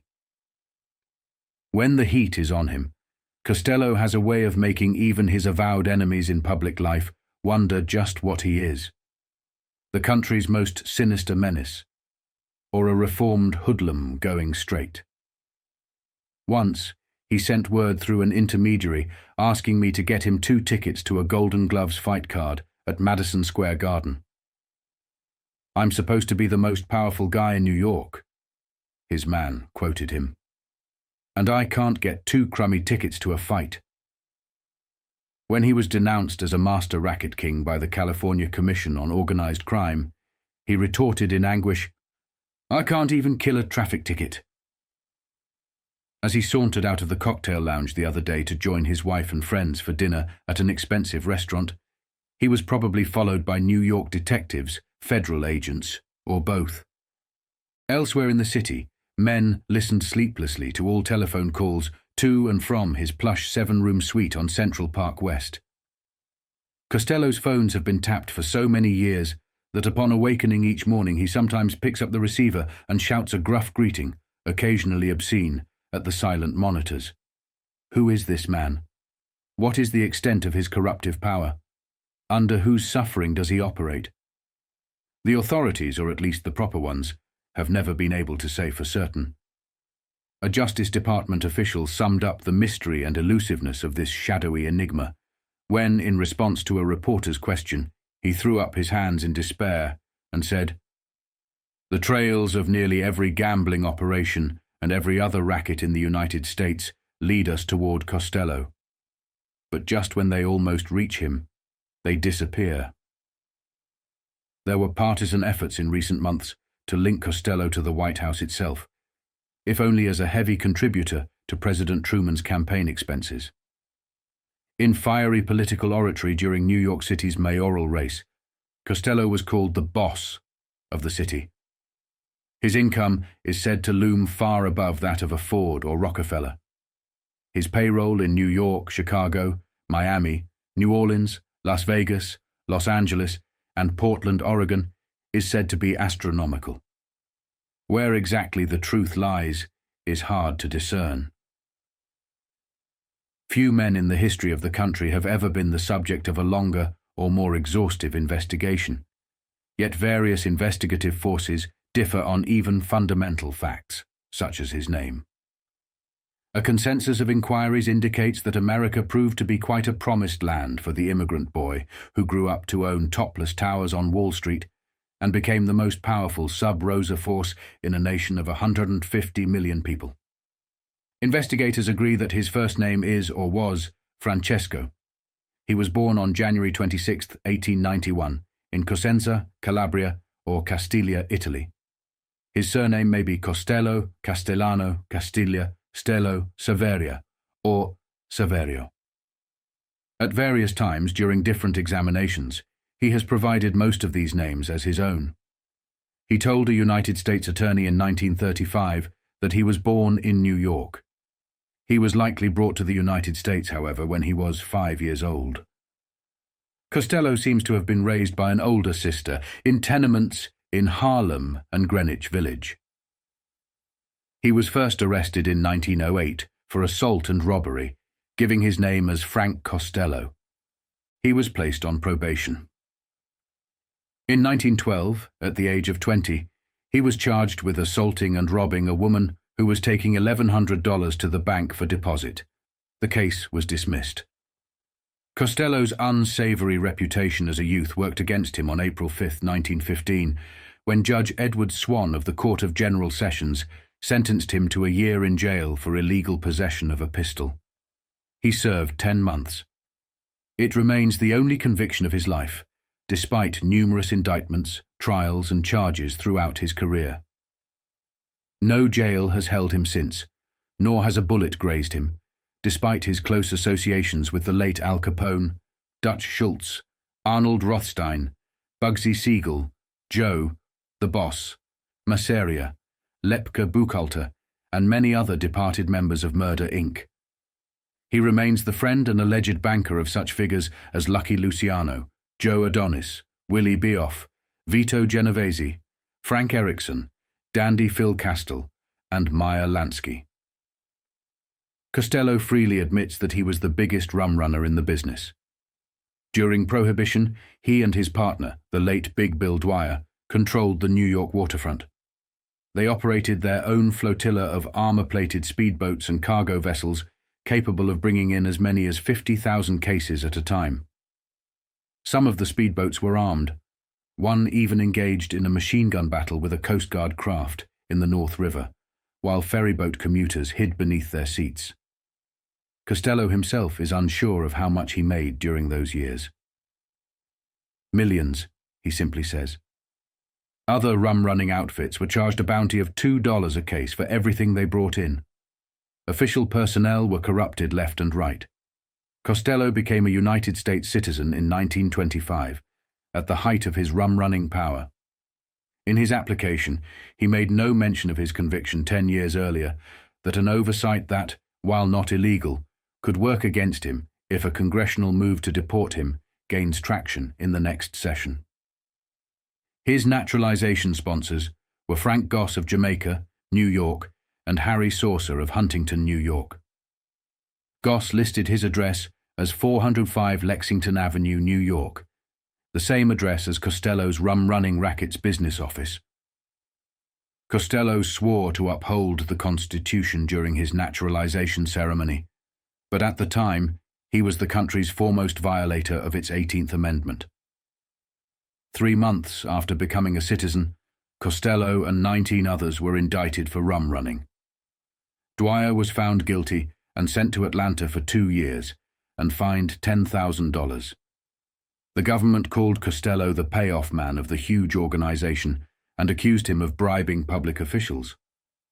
6 Coast Guardsmen, pleading guilty, named Costello as the man who paid them. But Judge Francis Winslow directed the jury to acquit at least one of the defendants, Costello's brother, Edward. In Frank's case, the jury could not reach a decision. Judge Winslow later resigned from the federal bench while facing impeachment on corruption charges raised in Congress. The indictment against Costello and others was dropped in 1933, and his file was later stolen from the U.S. Attorney's Office. The legend of his imperviousness continued to grow, and it still does. Frank Costello is charged with attempting to exert political influence and wield power over millions of Americans. The fabulously rich gambler denies this and to friends explains his interest in politics. Growing up as a child in Harlem and Greenwich Village, the remarkable hoodlum knew extreme poverty. Later in life, he felt the sting of discrimination, which he claims inspired him to fight for recognition of Italian Americans within the Democratic Party. He resolved to help promising young Italian boys get a break. One such case involved the accidental recording of a conversation on August 1, 1943, between Frank Costello and Judge Aurelio, who had just secured the Democratic nomination for the New York State Supreme Court. Aurelio, unaware that Costello's phone had been tapped for years, or perhaps simply not caring, engaged in the following exchange. Aurelio: "Good morning, Francesco. How are you, and thanks for everything." Costello: "Congratulations. It went over perfect. When I tell you something is in the bag, you can rest assured." Aurelio: "It was perfect. It was fine." Costello: "Well, we will all have to get together, you, your Mrs. Joe, Adonis, and myself, and have dinner some night real soon." Aurelio: "That would be fine. But right now I want to assure you of my loyalty for all you have done. It's undying." Costello: "I know." This stolen evidence brought Costello to the bar of justice, not for the first time. Aurelio's nomination was repudiated by both Republican and Democratic parties, and he faced disbarment by the New York Bar Association. Aurelio eventually won the case and was seen at a 100-a-plate dinner Costello hosted at the Copacabana as a vice chairman of the Salvation Army's annual fundraising campaign. Costello's circle of friends spans both the ranks of hoodlums and high society. During the furor over his participation in the charity event, Mrs. Jackson Dykeman, director of the Women's Division of the Salvation Army's Maintenance Fund drive, defended his involvement, saying, "We need money, and that is the prime object, not where it comes from." Costello invited 123 guests, including Manhattan Borough President Hugo Rogers, Tammany Chief Francis Mancuso, Election Commissioner Carmine DeSapio, several Supreme Court justices, and other prominent New York figures. The party raised about $15,000, including a contribution of $100 from Vito Genovese, considered by some police to be head of the remnants of a Sicilian Black Hand Society. Some years ago, Costello sought help from Dr. Richard Hoffman, a Park Avenue psychiatrist, who diagnosed him with frustrated superiority. His treatment plan? to meet a better class of people. This suited Costello simply fine. In fact, he had been preaching decorum in the underworld for years, much to the dismay of figures like Joe, the boss Masseria, the late head of the Unione Siciliana, who believed in solving problems with a Tommy gun. Frank urged a more refined approach, as did Lucky Luciano. In 1931, Luciano famously took Joe the boss to dinner at a Coney Island restaurant. When Luciano excused himself to use the restroom, gunmen entered and fatally shot Joe the boss. Ever since, the Ace of Diamonds has been considered unlucky in those circles. Despite sometimes deploring Luciano's interest in such affairs, the friendship between them remained intact. When Luciano was exiled to Italy, Costello remained loyal, even being permitted to bid him farewell at the New York pier. Frank Costello's relationships also extended to many notable figures outside of the underworld. He has been a generous supporter of many New York charities, including the Salvation Army and Legal Aid Society, which provides counsel to those in trouble. Costello even once claimed that, had legal aid been around in 1915, he wouldn't have served jail time. He considers himself a patron of the arts and has supported several artists and entertainers, earning a reputation as a man of influence even outside his illicit dealings. It is said that not a single bet is made with any United States bookmaker of note or numbers man of distinction without a nod of approval from Frank Costello, America's foremost gambling tycoon. Police insist, though they never quite manage to prove, that the 59-year-old former bootlegger is the boss and banker of men like Frank Erickson, Joe Adonis, William Moretti, also known as Willie Moore, and Meyer Lansky, all four-star generals in the country's multi-million-dollar annual gambling turnover. These men, in turn, command minions in various United States cities. Beefy Frank Erickson is the best known of the bookies and handles the most money. Books from coast to coast use him as a clearinghouse. The late Mayor LaGuardia once threatened to run him off the streets of New York and made him the subject of countless tirades. Erickson often answered phone calls during meals with Costello, suggesting an employee relationship, and it was Erickson who visited Costello's Central Park West apartment, never the other way around. The smooth, seemingly gentle-natured Adonis serves as the placator, resolving feuds and crises within the syndicate. He operates out of his bomb-proof Brooklyn home. Moretti handles the Palisades area in New Jersey, just across the river from Manhattan, while Lansky and his brother Jack control Broward County, Florida. Lesser figures divide up the rest of the country.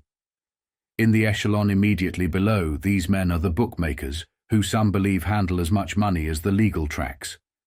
Then there's the flourishing numbers racket, which takes in mountains of small bets in every major city. Jimmy Hines, the New York political boss, jailed by Tom Dewey for protecting the numbers racket in New York City, was closely tied to Costello. The two even roomed together at the 1932 Democratic National Convention in Chicago. The third aspect of Costello's gambling empire is the backroom gambling at roadhouses, racetracks, and other locales that cater to the well-heeled. August is the busiest month for gambling in the North, as Saratoga in New York has become the epicenter of betting. The Northern Mob, as it is often called, has ways of policing other gambling interests, especially if they grow too big or encroach on the wrong territory. After Jack Lancelot of Woonsocket, Rhode Island, opened a lucrative operation in Broward County, he was called to a meeting. Shortly afterward, he announced that the Northern Mob had decided to move in on him. He was warned to sell control of his place or face the consequences. Lancelot was murdered shortly thereafter. As the head of the Costello-Adonis syndicate, Frank Costello is perhaps best known for his involvement with one-armed bandit slot machines. Costello became interested in slot machines around the time his rum-running business, which he operated with partners like Big Bill Dwyer and Big Frenchy Leon Neger, faced the menace of prohibition repeal. Costello had tried small-time gambling before, operating a penny ante punchboard business with one Henry Hitzman. The business did well for a year, but eventually went bankrupt in 1920. In the early 1930s, Costello began investing some of his prohibition earnings into slot machines, which soon flooded New York City. By 1934, the revenue from these machines was substantial.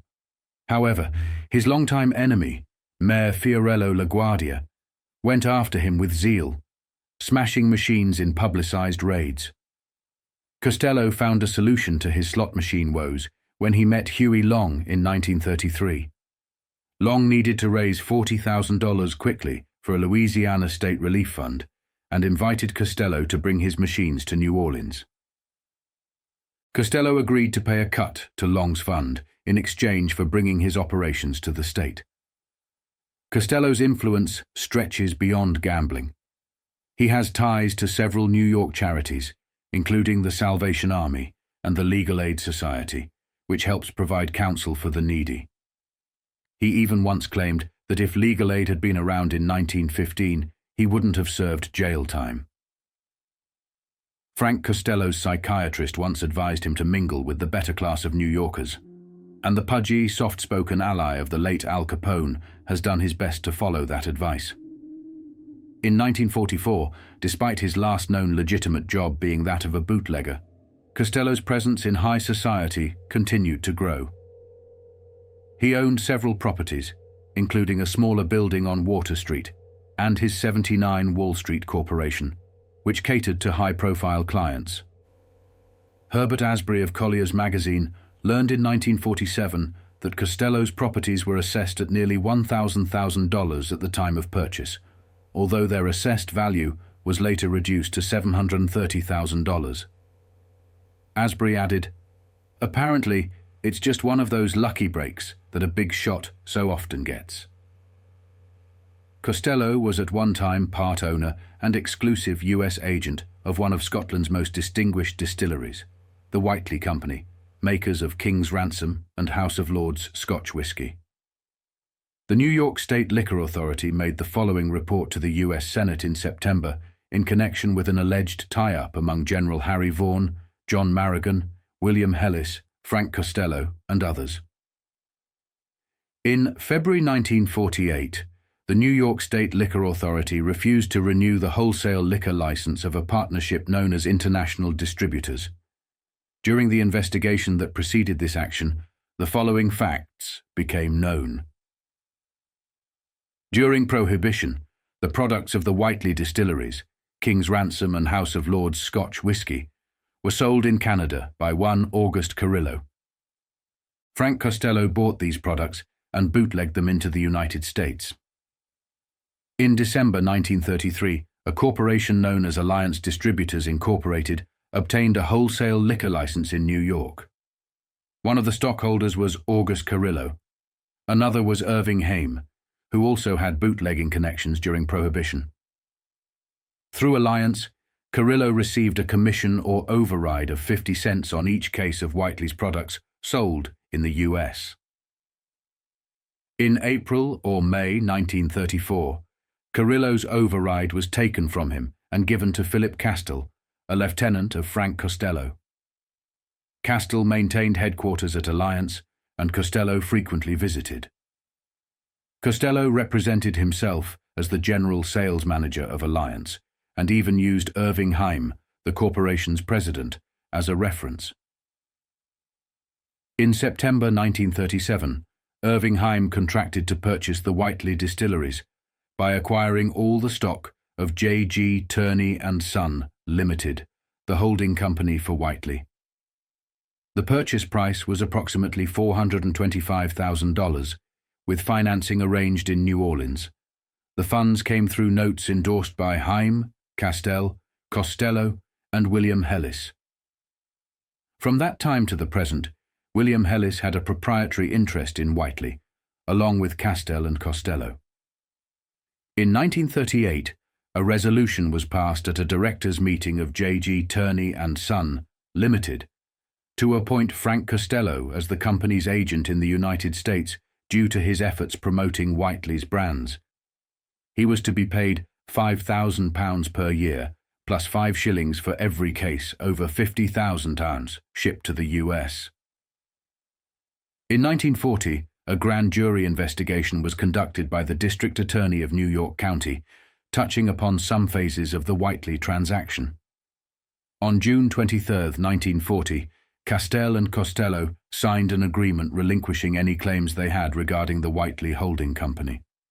A subsequent proceeding by international distributors sought to review the decision of the New York State Liquor Authority, but the court upheld the authority's actions. Frank Costello's interest in the Flamingo Hotel in Las Vegas, Nevada, where gambling is legalized, was touched upon by a Chicago Crime Commission report. The report to New Orleans Mayor Morrison stated, "There is good reason to believe that much of Frank Costello's money went into the hotel." Bugsy Siegel, the central figure in the hotel's early history, had claimed he went broke trying to complete the extravagant property, valued at $6,000. The hotel was built by a construction firm owned by Del Webb, who co-owned the New York Yankees. Costello's friends argue that he has become a scapegoat for politicians and that he operates entirely within the law. They point out that he rarely, if ever, mentions his legitimate business associates to avoid embarrassing them. Costello has been an anonymous contributor to at least 66 charities, spanning all denominations. His charitable work includes contributions to Italy during its fight against communism after World War II. Italian officials publicly thanked him for his help in providing school books for children in impoverished areas. Despite the claims against him, Costello's involvement in charitable work has drawn praise even from some critics. As Drew Pearson once noted, the list of some of Costello's contributions to charities reads like a who's who of America's needy. In more recent years, Costello has remained deeply connected with high society, despite his underworld reputation. He has been known to support young talent in the arts, claiming to be a patron. Among the many talents he admired was Enrico Caruso, whom Costello had followed since his youth. His clubs and casinos have helped launch other performers who caught his eye. By November 28th, Frank Costello was squarely in the spotlight, targeted by Time magazine in a manner that set off a snowball effect, dragging in questions about the assassination of Benjamin Siegel, the deportation of Charles Lucky Luciano, and other key events in the criminal underworld. The media attention also touched on Costello and his associates' involvement in politics, including their backing of New York Governor Tom Dewey in his campaign against President Harry S. Truman. Truman's victory in the White House ultimately proved to be a major setback for Costello and his allies, exposing them to the scrutiny of the Justice Department. Their ties to organized crime became impossible to ignore, and the once untouchable mob figures now found themselves in the crosshairs of law enforcement. Adding complexity to the situation was the shadowy alliance between the Southern Mafia and the newly established Central Intelligence Agency, CIA, which was formed in 1947 out of the Office of Strategic Services, OSS. The Mafia, particularly the Sicilian and Southern factions, began working closely with the CIA, offering protection and assistance in exchange for leniency and support. These connections extended far beyond American soil, allowing the Mafia to operate their criminal enterprises globally, including in Europe, where they capitalized on black markets and expanded their influence unchecked. In the United States, however, they still had to contend with the Justice Department and President Truman's administration. Although they enjoyed protection from corrupt officials, law enforcement, and politicians, their growing presence could not be ignored. They had infiltrated local and state governments, corrupted judges, politicians, and even jury members. They ran assassination squads and held significant power within the political arena, making and breaking careers with ease. Despite this, the approaching 1950s heralded a new chapter in the ongoing war between organized crime and the establishment.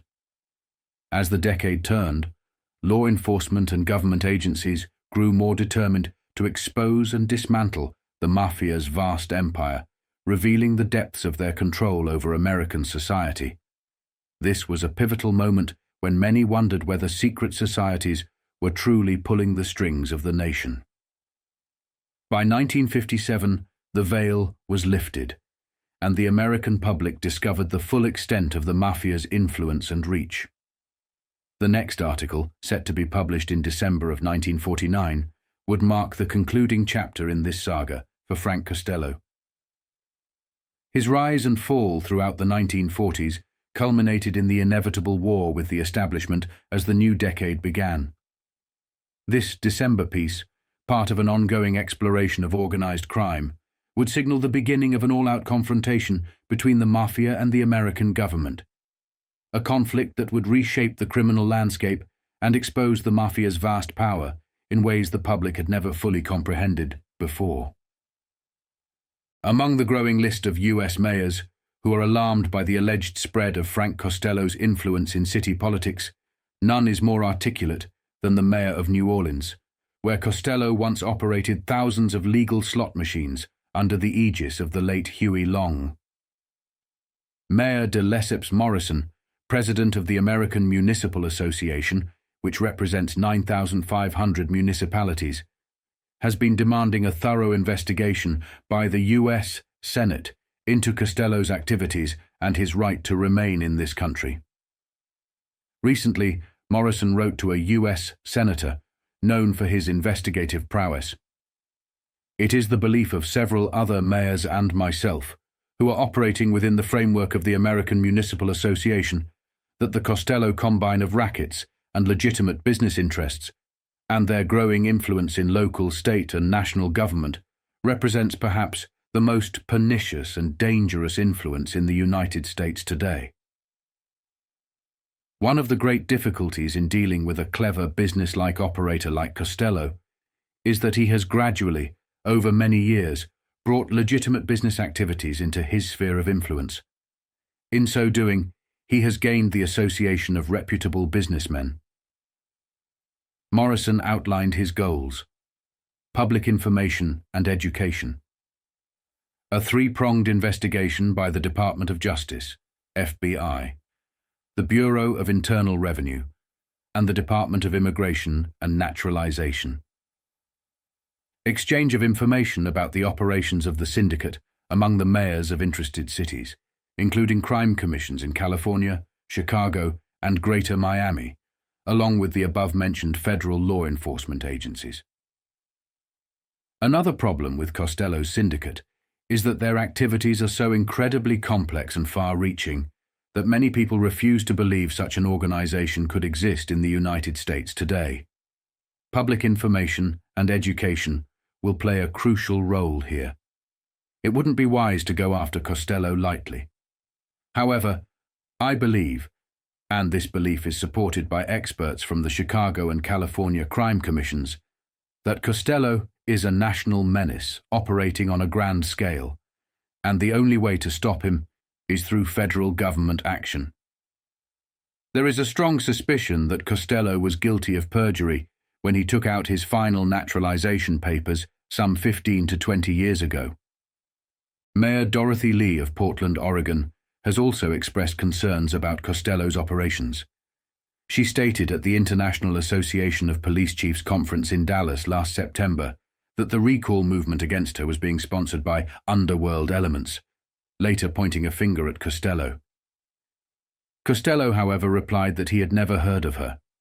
Mayor Morrison, who was sued by Phil Castell for the destruction of 400 of Costello's slot machines during a New Orleans reform drive, relies heavily on Costello's file, compiled by the Chicago Crime Commission. Virgil Peterson, operating director of the commission, recently wrote in a confidential communiqué to Morrison's office, "Frank Costello, in my opinion, is undoubtedly the #1 gang leader in America today. His influence over the underworld and his ability to infiltrate government operations make him a dangerous figure. He and his syndicate have worked closely with other criminal gangs, such as the Capone Syndicate in Chicago, and wherever they operate, they exert tremendous political influence." For many years, Frank Costello was the most powerful figure in Tammany Hall, New York, but his influence is not limited to that city. Unfortunately, there are seldom any records available to prove his underworld connections. Peterson continued, Costello and his mob have controlled gambling in Broward County, Florida, for many years. His representatives there include Vincent Arlo, alias Jimmy Blue Eyes, Joe Adonis, Meyer Lansky, and Frank Erickson, all connected to the Capone syndicate. There are 52 open gambling houses in Broward County during the season. Last March, California Governor Earl Warren's Commission on Organized Crime released a 58-page report accusing the nationwide slot machine racket of spending $400 million annually for bribery and corruption of public officials.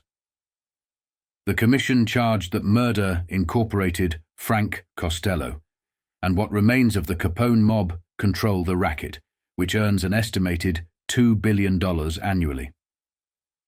The report, signed by Admiral William Stanley, former fleet commander and ambassador to Russia, cautiously labeled Costello the reputed head of the slot machine racket.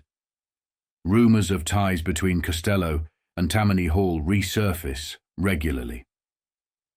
During the recent bitter mayoral race in New York, candidate Newbold Morris frequently alluded to connections between Costello and Mayor William O'Dwyer. Morris declared, Frank Costello is the real boss of the Democratic machine in New York City. Every mobster, every extortionist, every bookmaker feels safe so long as Mayor O'Dwyer is in City Hall. Despite the accusations, O'Dwyer won the election handily.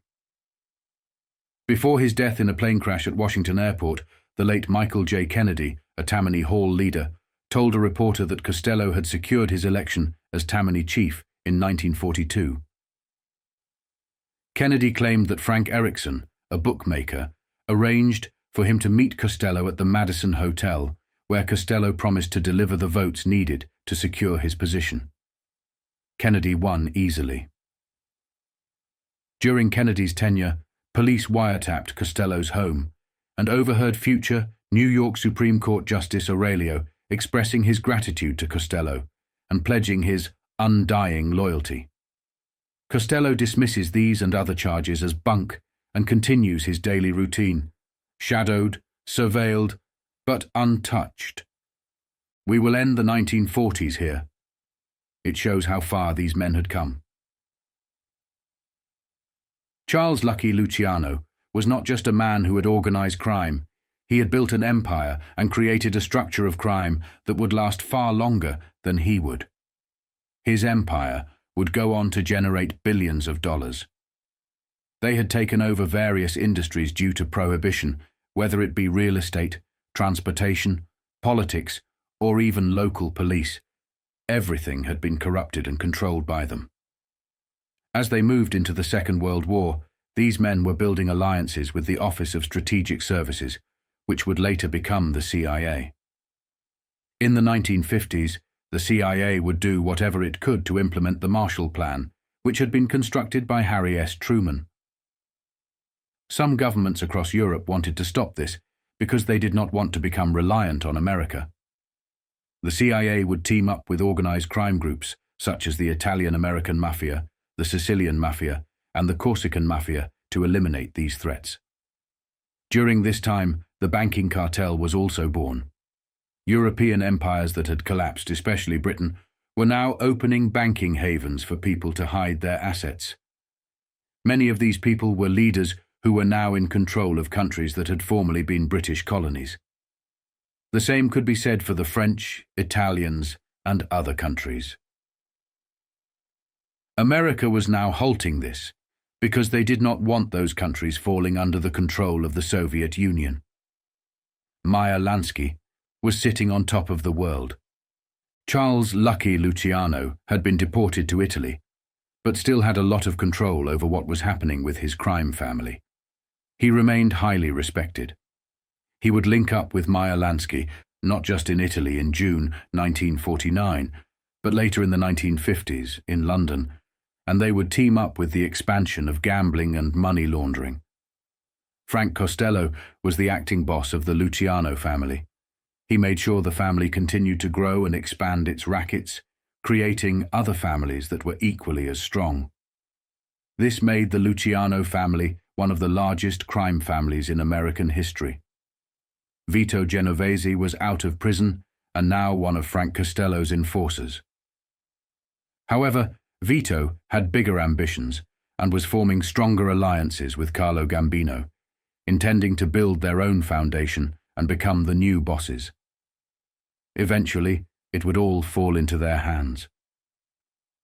Gambino was told by Luciano in 1949 to keep his head down, and that within 10 to 15 years he would be the boss. Gambino, growing older, wanted it to happen faster. By 1960, he became the boss of the Gambino family, which had previously been the Anastasia family. Vito Genovese, despite sitting in prison, would be recognized as the boss of the Luciano family, especially after Luciano's death. Frank Costello, at the start of the 50s, was becoming one of the most famous mobsters in American history. He had achieved things that even Luciano could only have dreamt of, including appearing on the front page of Time magazine. However, this fame would eventually lead to his downfall. He would retire in 1957, giving way to Vito Genovese.